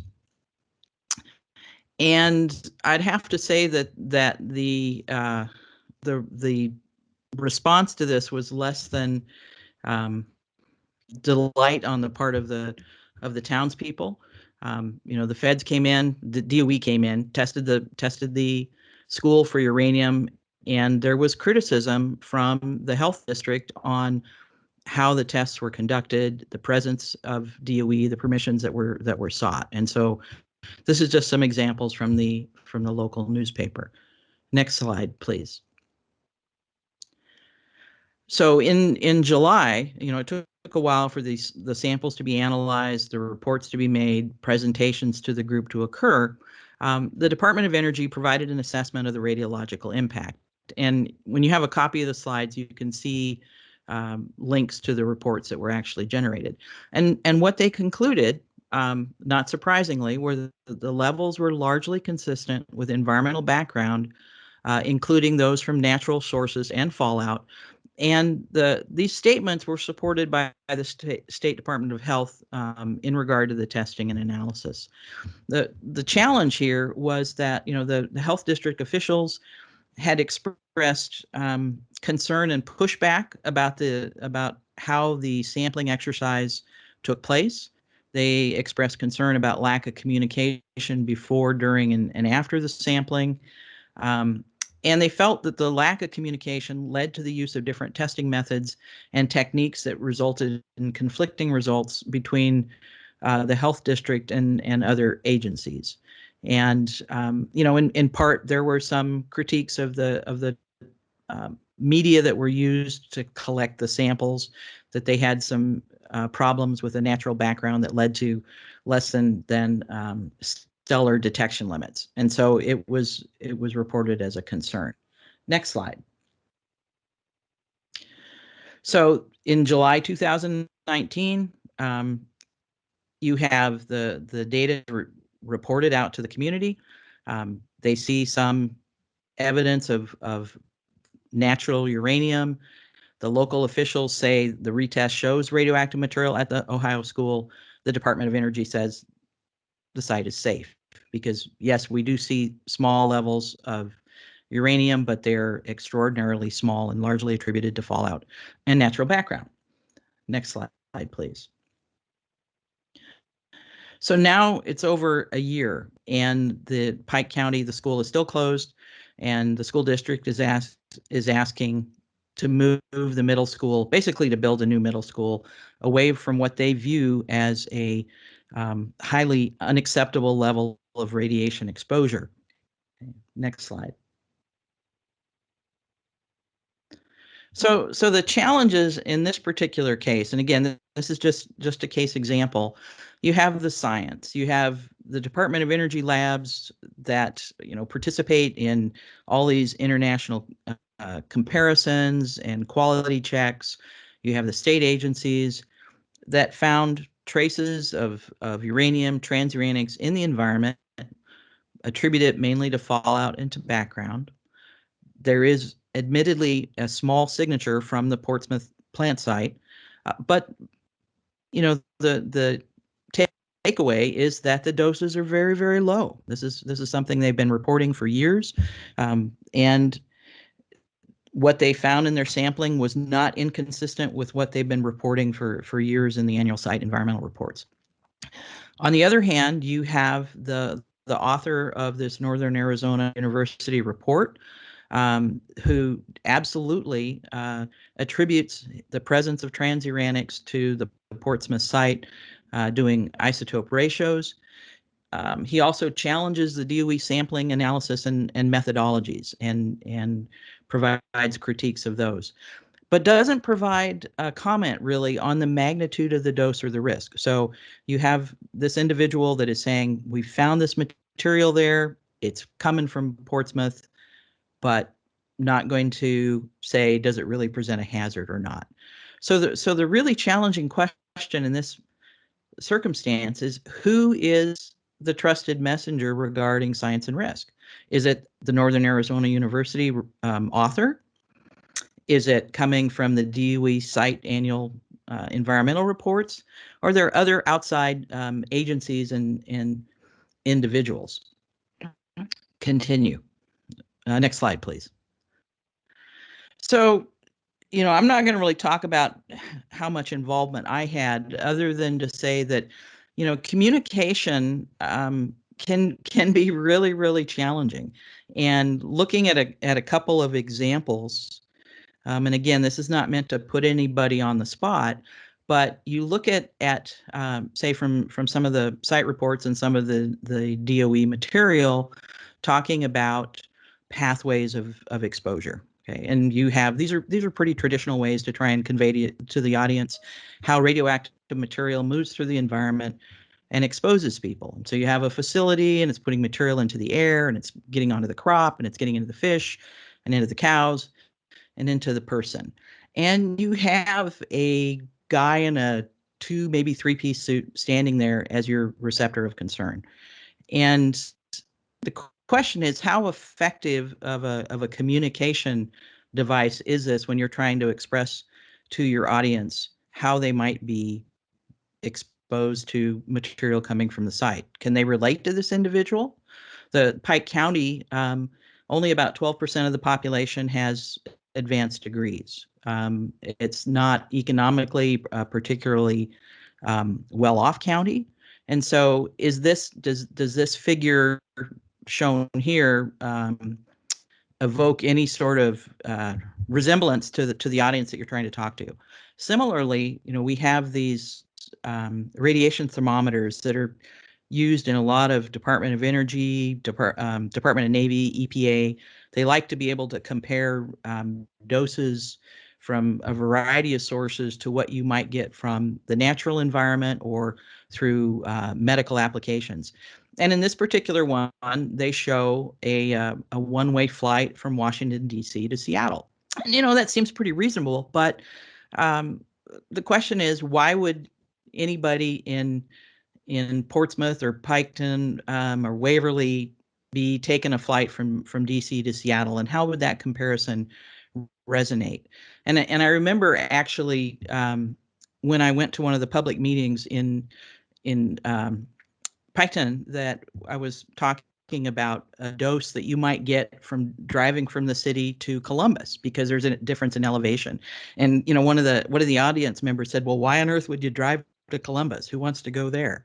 So trying to give examples that relate to the group of people you're trying to communicate with is an important consideration. So can I have the next slide, please?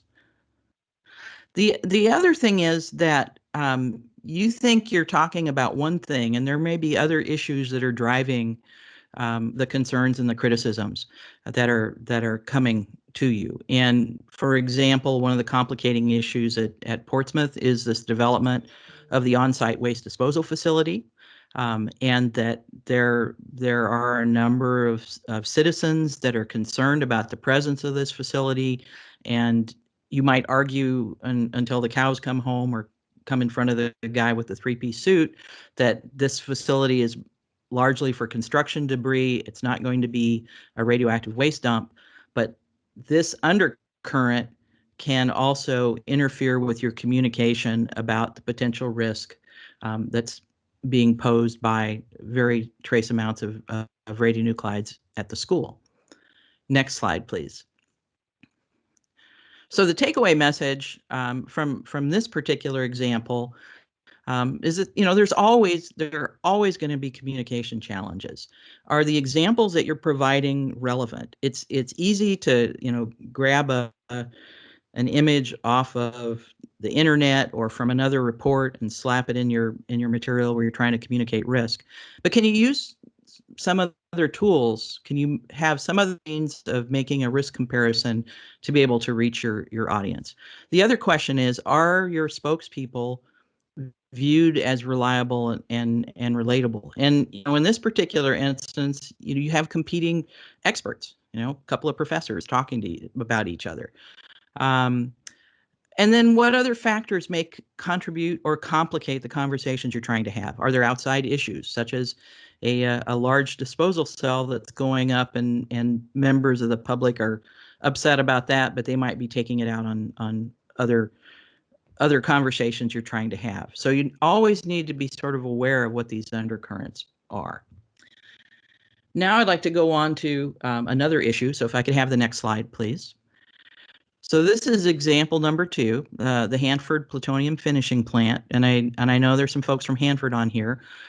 Just a brief statement.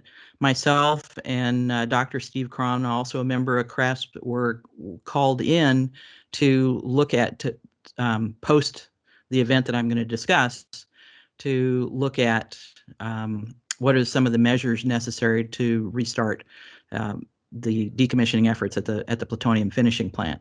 So my conversation comes from, again, firsthand experience in this particular event. So next slide, please.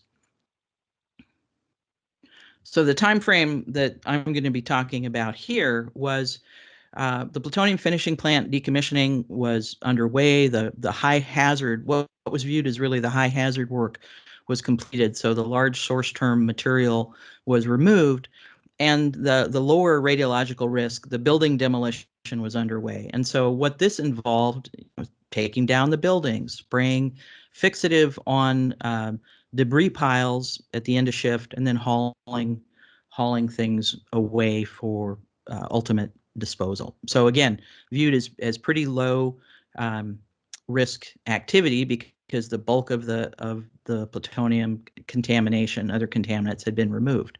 Next slide, please. So the timeline for this, and again, a link to this particular timeline is provided at the bottom of the slide. Open air demolition began in late 2016. In June of 2017, there was some contamination that was detected. They had 31 workers test positive for internal contamination. They did a causal analysis, corrective actions were implemented, the work was resumed. And in the time frame around December, early December, workers' air samplers showed elevated radiation levels, and they found elevated readings on the 8th, the 9th, and the 12th. Work resumed on the 14th after they didn't detect any further contamination. And then what happened is contamination was found at an air monitor outside their control area surrounding the site. And then they found it on hoods of vehicles, concrete barriers, mobile office trailers, and on a dumpster. But the work continued. And on 16th, the workers covered the debris with dirt and with this fixative. And then they continued to find contamination on cars and around the office trailers. Some of the employees drive home, potentially tracking contamination, potentially into homes. The demolition continues. Finally, on the 17th, the workers who had been kind of doing on-the-spot cleanup notified their contracting agency of the contamination, and so they applied more fixative to try and prevent more of the contamination spread and basically stop work. So next slide, please.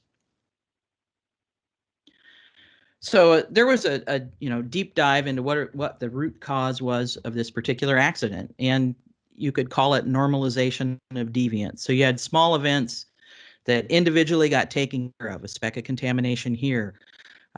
It didn't create a picture of a bigger emerging problem.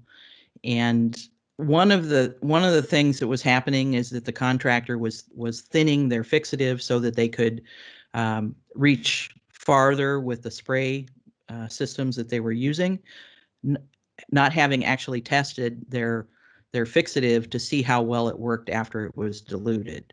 And so that led to some of these releases. One of the other things that was found was that the sampling systems, the CAMs, the continuous air monitors that they were using to provide real-time check, didn't really effectively predict the migration of this contamination because it wasn't really respirable sized aerosols that move nicely and are easy to collect with a continuous air monitor. They tended to be bigger chunks that sort of bounced and moved along the ground through processes called saltation. And so there were a number of reasons that this contamination spread beyond the control area that they had. Next slide. So you had a couple different issues, the health and safety aspects. So you have an airborne release where it was not expected. As I said, this extensive root cause analysis was conducted. They identified the issues and work resumed after a very substantial delay. But ultimately, the analysis showed that the worker dose was very, very low. Now, the other issue was really one of risk communication, and I'll show some headlines and such that occurred during this time frame, and we'll talk a little bit about it. So again, you have this unexpected release of radioactivity into a public space. You had a dose to workers. And what this did was it contributed to this continuing unflattering narrative of activities at the Hanford site. So if I could have the next slide, please. Next slide. Thank you. So this is from the Los Angeles Times. It talks about contamination from a nuclear cleanup forced a shutdown. The release of the Department of Energy cleanup sites spewed unknown amounts of plutonium dust into the environment, coated private automobiles with the toxic heavy metal, and dispensed lifetime internal radioactive doses to workers. And so this is very scary stuff. You know, people hear plutonium released, people taking it into their bodies, 42 workers. All of that is incredibly alarming to the general public. Next slide.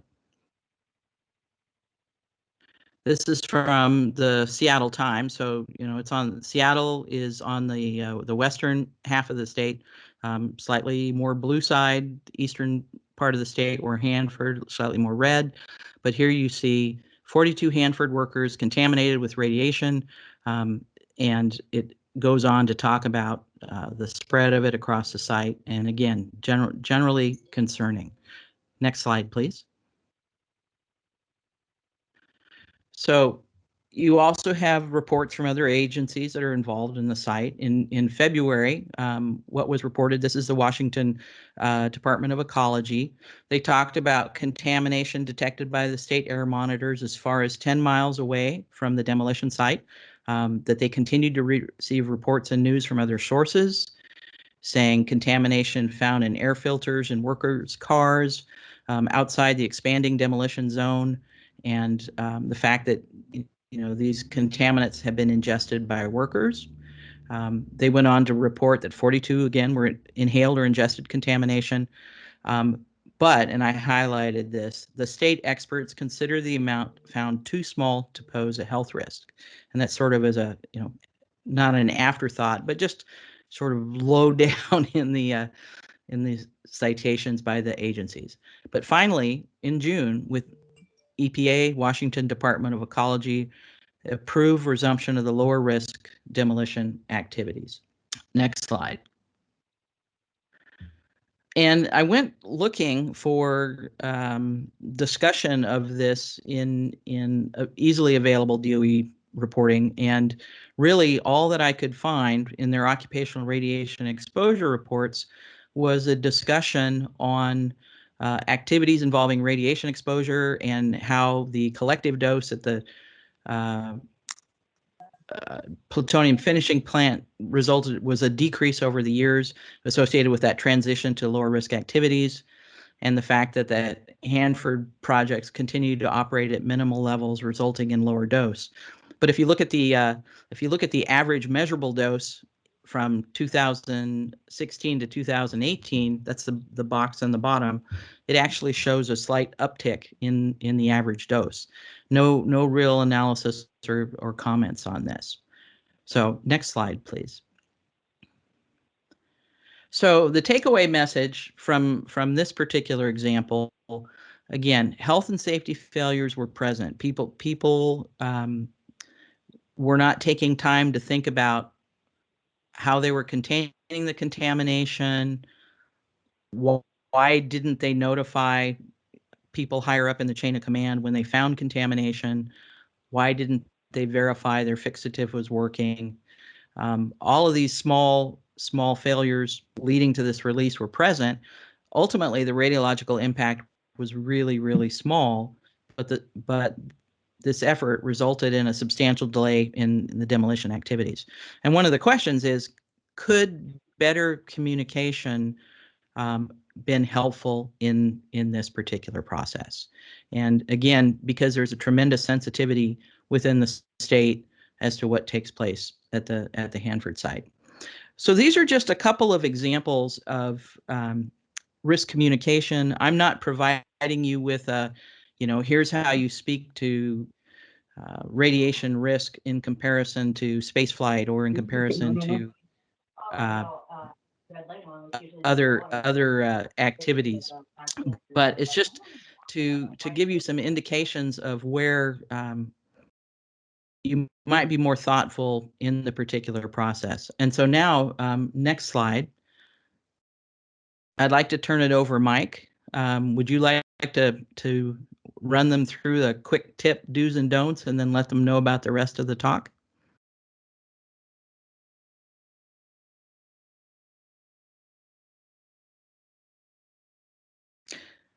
Well, if Mike is not here, I will. Mike Greenberg, are you there? He is muted, Kathy, but he is on. Mike, you have to unmute yourself. There's a little microphone at the top of the screen next to the camera.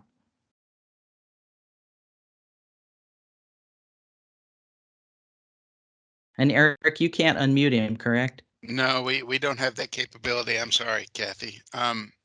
Okay, well, I'll just go through these and then talk about what the rest of the slides show. So just some quick tips, do's and don'ts with regard to the risk communication.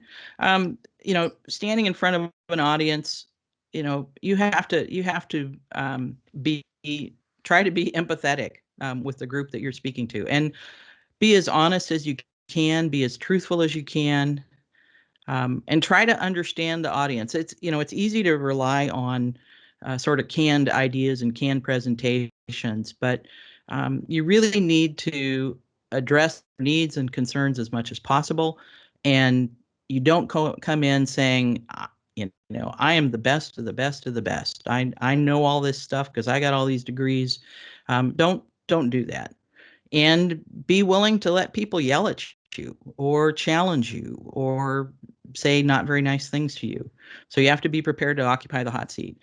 Avoid canned presentations as much as you can. I mean, I'm a professor and I love me the PowerPoint, but you really need to try and be as flexible as you can, not judgmental, and really try and make sure that what you're saying is accessible to the audience. So avoid jargon and really overly technical presentations. And then one of the important things, and we haven't really talked about it at all, and this is the subject of the rest of this presentation, which is going to be left for you to work through, is to develop a risk communication plan, and perhaps with a few sub-themes connected to the central plan that you're working from. This can just only help if you have a plan to communicate. So as I said, the rest. I think. Mike, Yes, Mike, you're there. Yeah, I'm Okay. here. My computer's been nuts all day long, but if you can hear me, I'll just take a minute. Oh, okay. So there were two other things that are going on. After this PowerPoint is a whole set of PowerPoints, basically based on a lot of experience and focusing on the idea of developing a risk communication plan. And it's much too many details to go through, but it's something you can take back. And if you want to ask questions, please do go right ahead and do that. You can always get me by email or whatever you like. The second thing, probably quite significant, is we now have agreed with the journal Risk Analysis to do a special issue on risk communications, and hopefully it'll be out about a year from now, but that issue is going to have interviews with about a dozen people, all of who are trained in science or engineering and who have had some success in talking to community groups. And this quick tip, do's and don'ts, is sort of my list that I've used.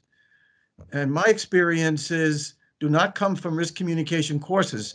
I actually learned the hard way by being the point person on studies associated with cancer clusters, in which there's incredible amount of anger, fear, appropriately so, and having to appear in front of audiences and answer questions related to how come my child or how come my husband got cancer, and the people looking for answers and trying to be empathetic but explain the science as best as we can. So we're going to have a set of essays from people around the country and some with international experience who are going to talk about how the tips, do's and don'ts based on many years of experience.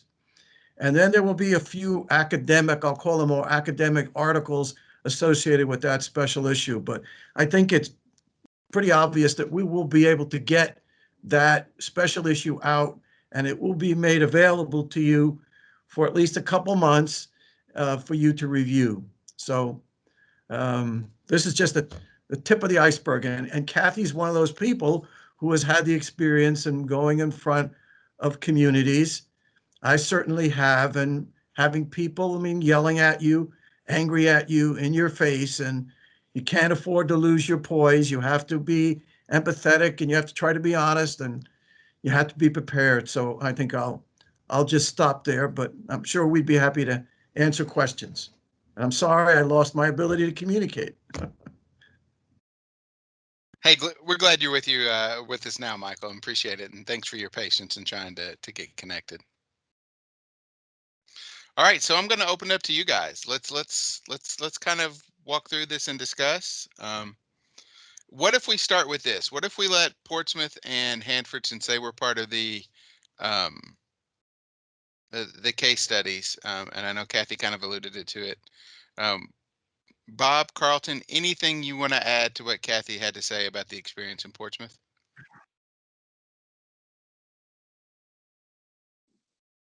Okay, can you hear me now, Eric? Oh, there you are. We're good. There we go. Okay. Yeah, I would like to make a couple comments about it, please. What happened in Portsmouth, this information came out of the ACER report, and someone, picked up on the findings there, and that began, this event. And I think, what kind of happened was kind of an unintended disconnect between the public and the Department of Energy. The plan had been kind of shrouded in secrecy for years, and still a lot of the plan to the public is kind of shrouded in secrecy to them. And if you're working with the Department of Energy or the EPA or the Department of Health, and you're reviewing these results, and you realize this is a very low level exposure, and the risk is not there, and you move on and go about your business of making the report, and you really don't give it much thought. A lot of the members of the public, I think, were under the perception that these monitors were there for the air and water, that if anything at all was ever detected, that there would be sirens, there would be shutdowns, that it would just be a major event for anything to show up. And when these levels showed up off site, especially near school, and some of the levels were in the school, even though they were very low, it greatly concerned people that things were being hidden from them. That the exposure was great. They anticipated that all these levels would always be zero. And so it kind of got, the board and the people here on the back foot to start this off. So you had to try to communicate to the public, these levels are low, they are safe, they are approved. And that's hard to do sometimes. You have one segment of the public that is against the plant, no matter what you come out with. And of course, they contacted this gentleman from Northern Arizona, and he had his own findings. And I really don't want to comment on those because I don't have the scientific background to do so. But they were in conflict to what other agencies, the Department of Energy and of course, the Department of Health was here, the EPA was here. They kind of contradicted the results they had. And that's about all I want to comment as far as his involvement in there. But you have to try to reach the vast majority of the people and connect to them in a way that they will understand without having it too high a level that they can't understand the terms you're using, or they won't stay interested. And at the same time, you can't make it at such a low level that they feel insulted, that you think that you have to dumb it down so far that they're offended by that. So you have to find that middle ground where they can understand and relate to you and feel like you're having the empathy with them and explaining to them, openly and honestly what has happened and kind of how the process works. And I'm sure, like with the other sites, we have public meetings in our 4-county area twice a year. We have before the COVID. Most of those are poorly attended. We've tried mailings. It's hard to reach a segment of the public that they're interested in it, but they don't want to invest a lot of time learning about it. And so you kind of got to find a way to get your message out there, because if they can find a way just to get that quick information and it's negative information, then that's pretty much what they're going to view. You have to get your point of view out to these people. It's like, publicly, and I don't mean this to insult anybody, but if the only news source you get news from entirely is Fox News, you're probably going to be a fairly conservative viewpoint. If the only news source you get is MSNBC, you're probably going to be a fairly liberal viewpoint. And so if the only information these people are getting is coming from a negative source, they're more likely to be negative against the plant, and it makes it even harder to try to get the truth out there on our behalf. And not only does the board have a duty to be a liaison for the public unto the Department of Energy, but it also has the duty of being a liaison from the Department of Energy back to the public. And we have to find a way to reach the vast majority of public with the message we have. And I will conclude with that, sir. Hey, that was good, Bob. I appreciate that. Could I ask Bob a question? Sure. Absolutely. Yeah, because I was reading between what you were saying and wondering, to what extent do you think social media might be a help to boards like your own, or a hindrance, or both? I think it would actually be a help. I know that we're considered a rural area in basically the 4-county area, especially in the Pike County area, those 4 areas. But a lot of people are connected now with the internet. It's not as dire as some people make it sound to be. Most people here are they can get the internet, they understand the internet. It's, again, you can't feel like you're insulting these people. It's like, you don't have the internet, you don't understand. I mean, they do, and they have the capability to understand this process. And I think that kind of media would be a big assist to us. Thank you. Perfect. All right. So what about from the Hanford side? This is Steve. I guess I've been at Hanford for 40 plus years. So I've experienced lots and lots of contamination spread and lots of attempts at trying to understand and communicate. I think where I get a little anxious is most of our risk communication is style, not substance. So if I go out and speak to somebody and I'm credible, they might believe me. If I'm not credible, they don't believe me. But what did I say? It doesn't matter what I said, it's how I said it. So my interest is, can we get to the point where we talk about substance, meaningful risk, and what low means and what high means and what any exposure means, as opposed to just focusing on the style with which we present it. Shelley, I see you have your hand up. Thanks, Eric.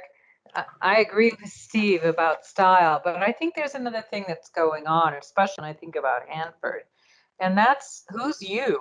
Who is the broker for this information? Mm-hmm. And is it ecology, Washington Department of Ecology? Is it Washington Department of Health? Is it Office of River Protection? Is it Hanford Richland Operations? Is it the local newspaper in the Tri-Cities, or representatives from the cities of, Kennewick, Pasco, Richland? Who is it? And then what do they bring to that with their message? And I think DOE I don't think it's the truth. DOE has a tremendous hesitancy to be definitive because they're held hostage by lawyers. You've got an untenable situation. You've got people that have been contaminated to some effect. And so the potential for lawsuits is high. And there's a muzzle that's placed.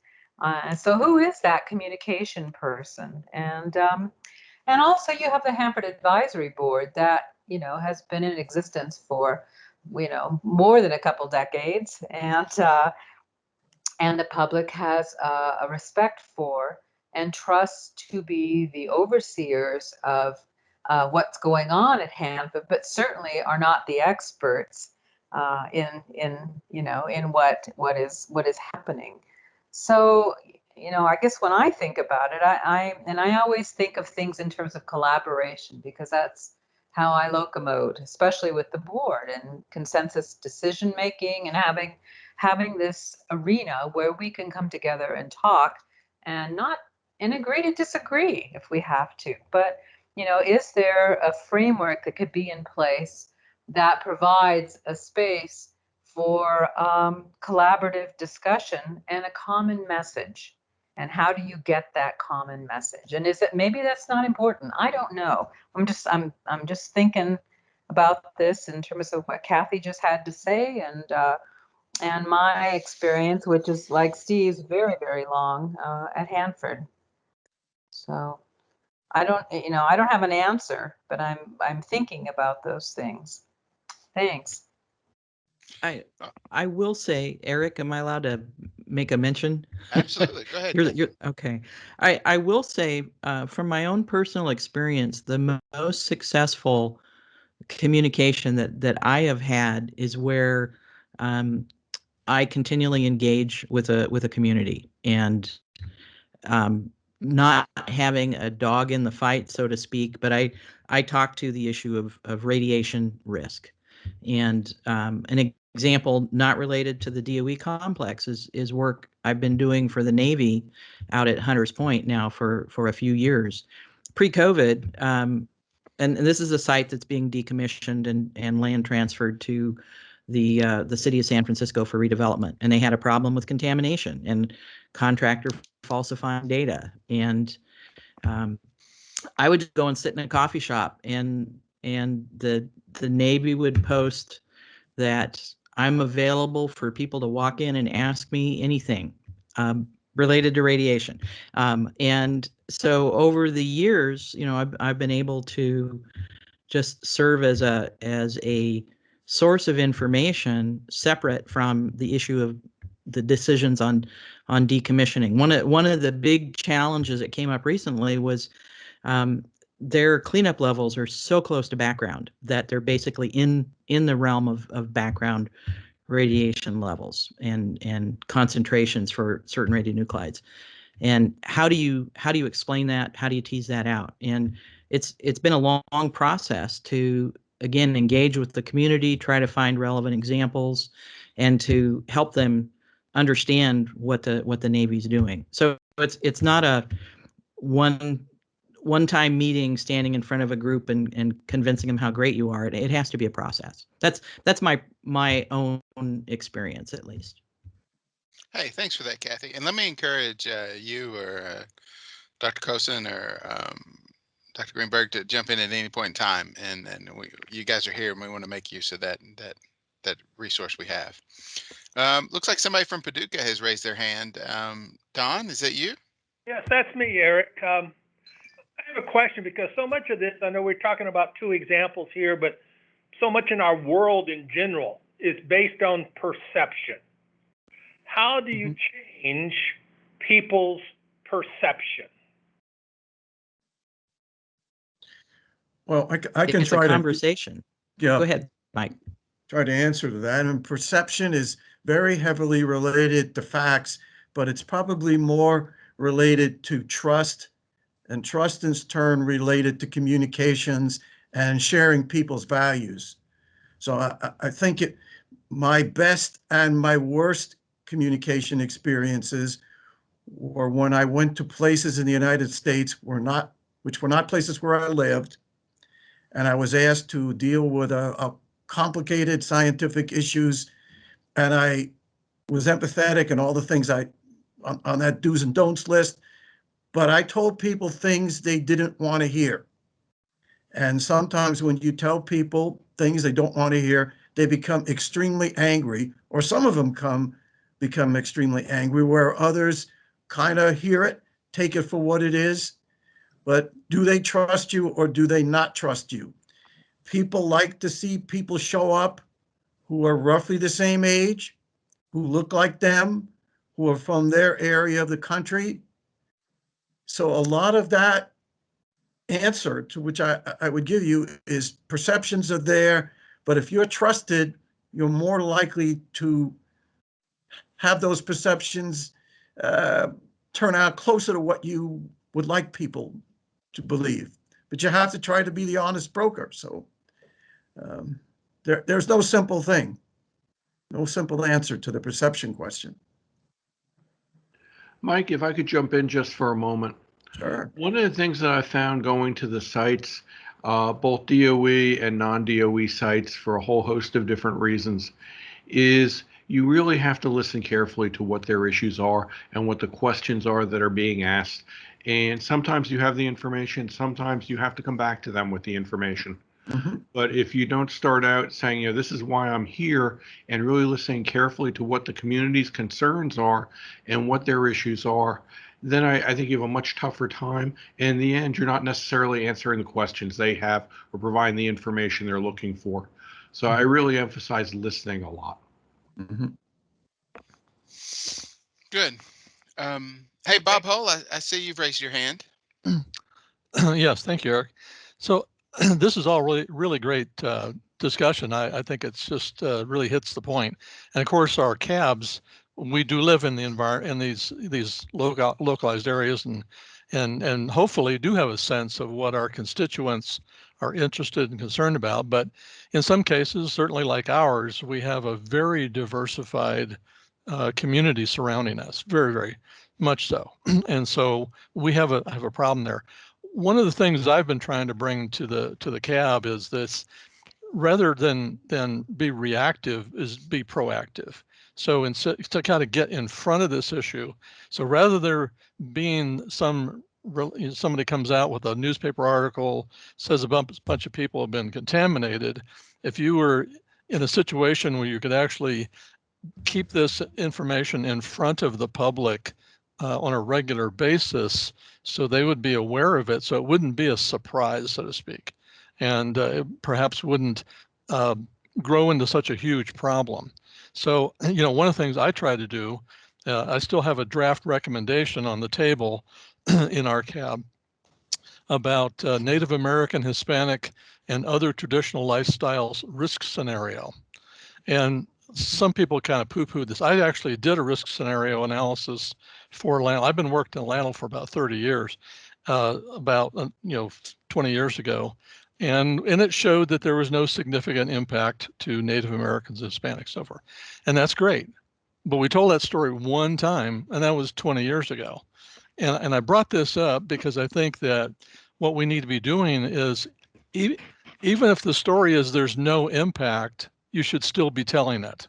Mm-hmm. It's not, you don't just tell the story when there's an impact, you tell the story when there's not an impact. And so I've been trying to push this thing forward, but I did get some pushback from DOE saying, well, that's actually included in other analyses we've done or that we do regularly. And I said, yeah, but the problem is it's not out there identified as a specific thing that you could just pull off the shelf and say, here's what we did analyze this, and here's what we came up with. Now, we do have a challenge, and that is that trying to identify the risk parameters for these groups is very complex because of how they're exposed. It's different than the worker at the lab. It's different than the people, the worker on site or whatever it is. So, and we do have risk scenarios in our analyses that address, like a recreational user, somebody who runs around the laboratory or whatever it is. But my feeling is that the people who are probably less likely to really talk or question us verbally, are people that we need to pay attention to. And in our public outreach, that's one of our big issues, which we'll talk about tomorrow, is that it's how do we get to these people, to outreach to them, to get their, what are their concerns, what are their issues, what do they want to know? Very difficult problem for us. And we're surrounded by Pueblos and various other groups. So anyway, that's my 2 cents on it. Thank you very much. Hey, I think that. Yeah, go ahead.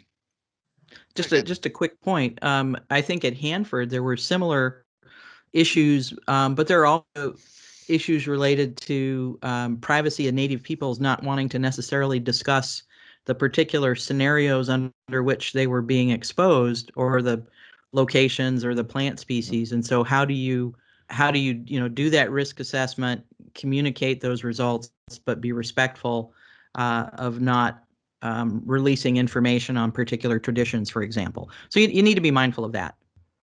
Yeah, and we were actually, years ago when I did this, so what we tried to do is be conservative in those analyses. So we were overly conservative on things that we did not know the answers to.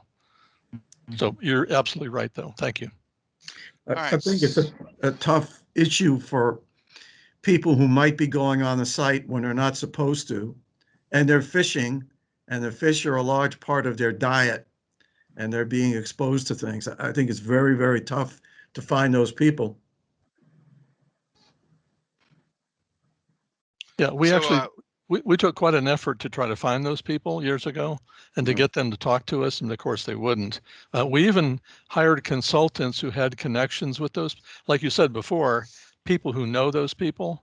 We had those people go talk to those people, and that didn't work either. Wow. So, yeah.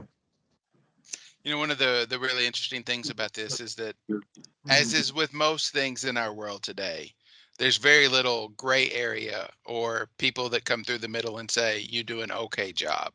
It tends to be you're either very good at communicating and DOE is doing a fantastic job and you couldn't ask anything more, or DOE is the worst in the world and there's never been an organization that communicated as poorly as DOE, right? So there's very little common middle ground on this. And so the real complexity is how do you bridge that gap between the folks that feel like this is a really, it's a good program, there's sincere effort and it's meant to do well, with the folks that have little to no trust and are constantly, and that seems to be Shelley. I see you've got your hand up.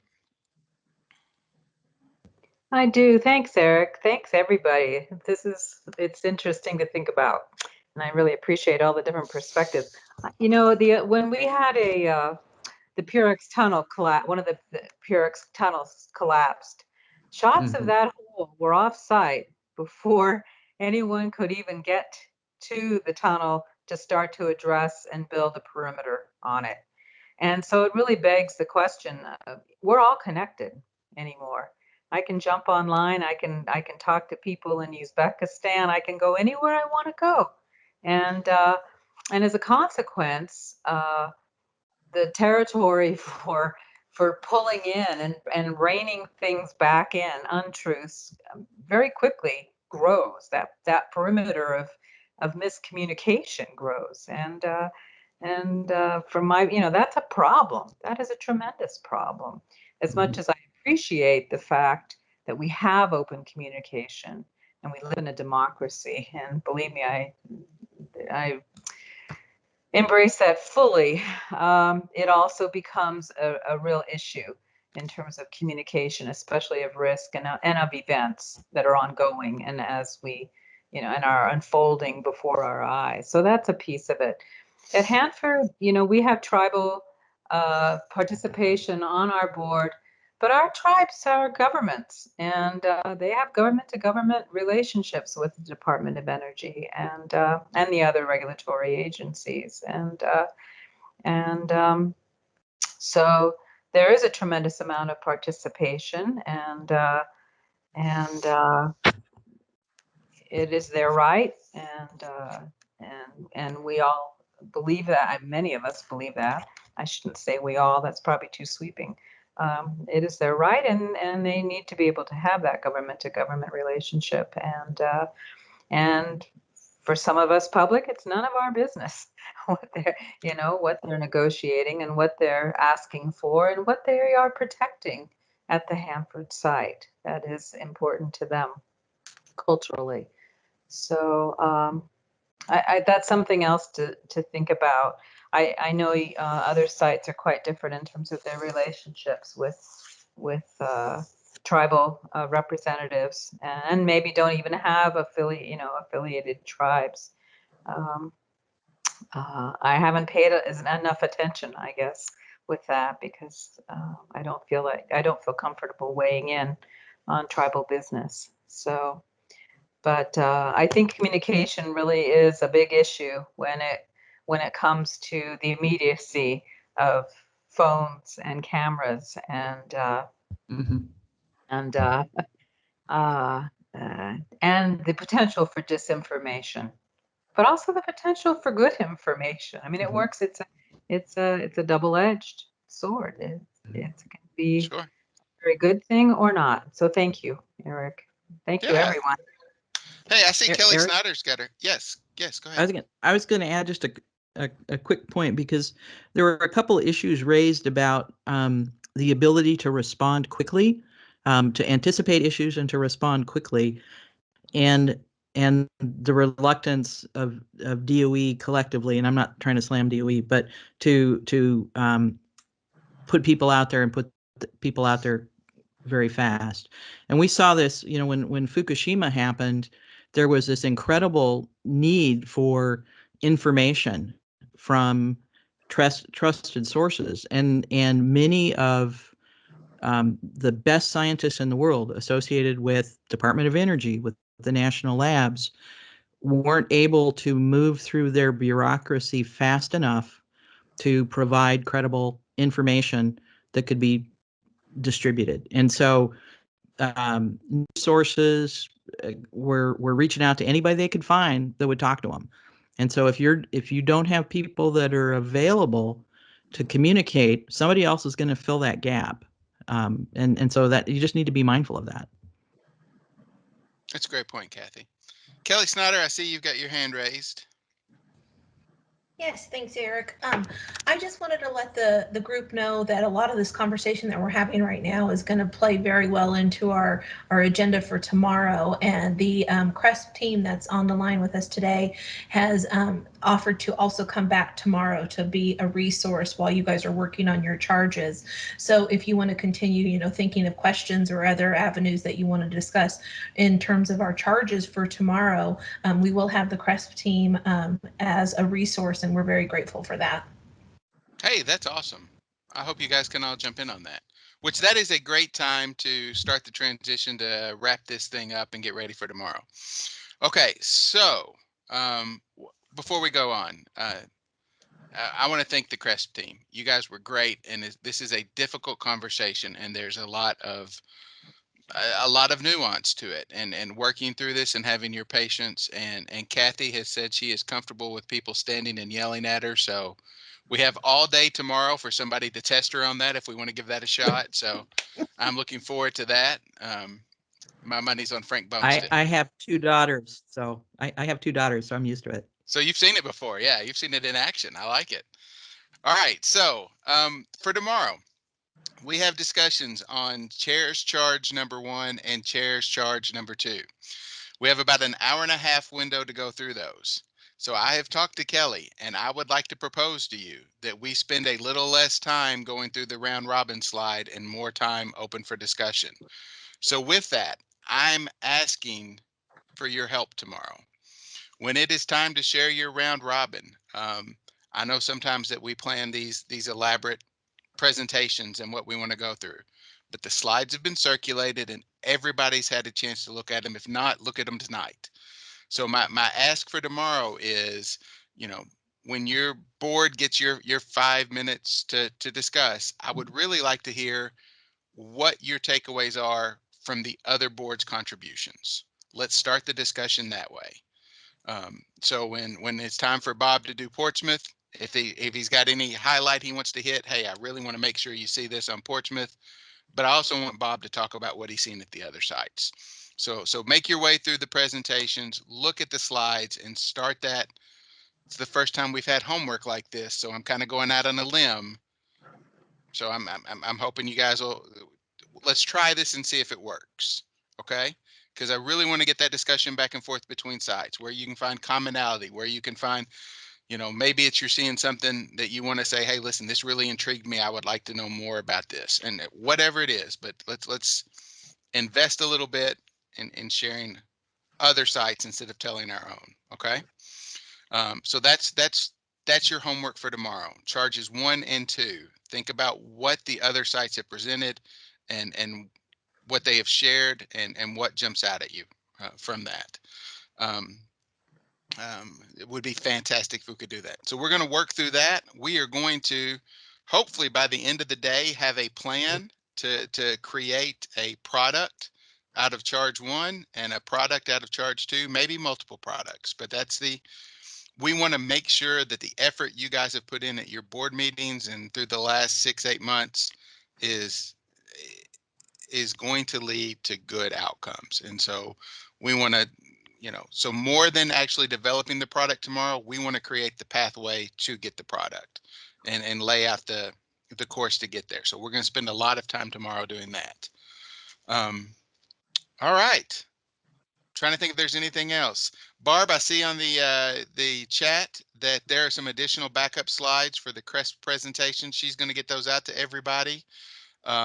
We had a couple action items from today, and we'll get those squared away on getting some additional materials out. There's some stuff that's going to go up on the EMAB page later on, and that'll get available. There was the article that CRESP is working on that'll be, maybe a year down the road, and when that's available, we'll look at it.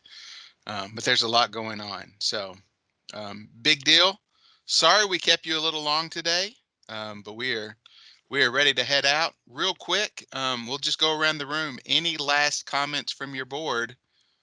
Steve Hanford?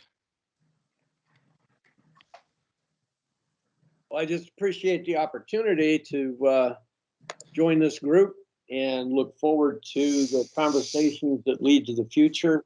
We all got our eyes on the prize, and the prize is successful cleanup. We still have to figure out what that means. And so a lot of work to do. Perfect. A lot of communication to have. And thank you all. Thanks, Steve. Brad, anything from Idaho?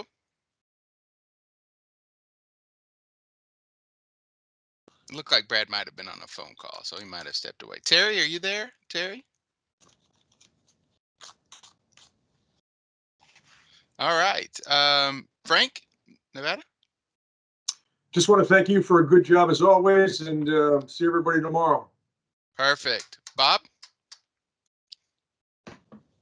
Let's do Bob Hull. I saw Bob Berry get settled in. Let's do Bob Hull first. Thank you, Eric. No, that was a great presentation. I really liked both the budget presentation and the CRESP presentation. I think that information is particularly relevant, and I think you have a great set of folks who are really helping us out on that. So that's excellent. Thank you. Fantastic. Thanks. All right, Don Barger.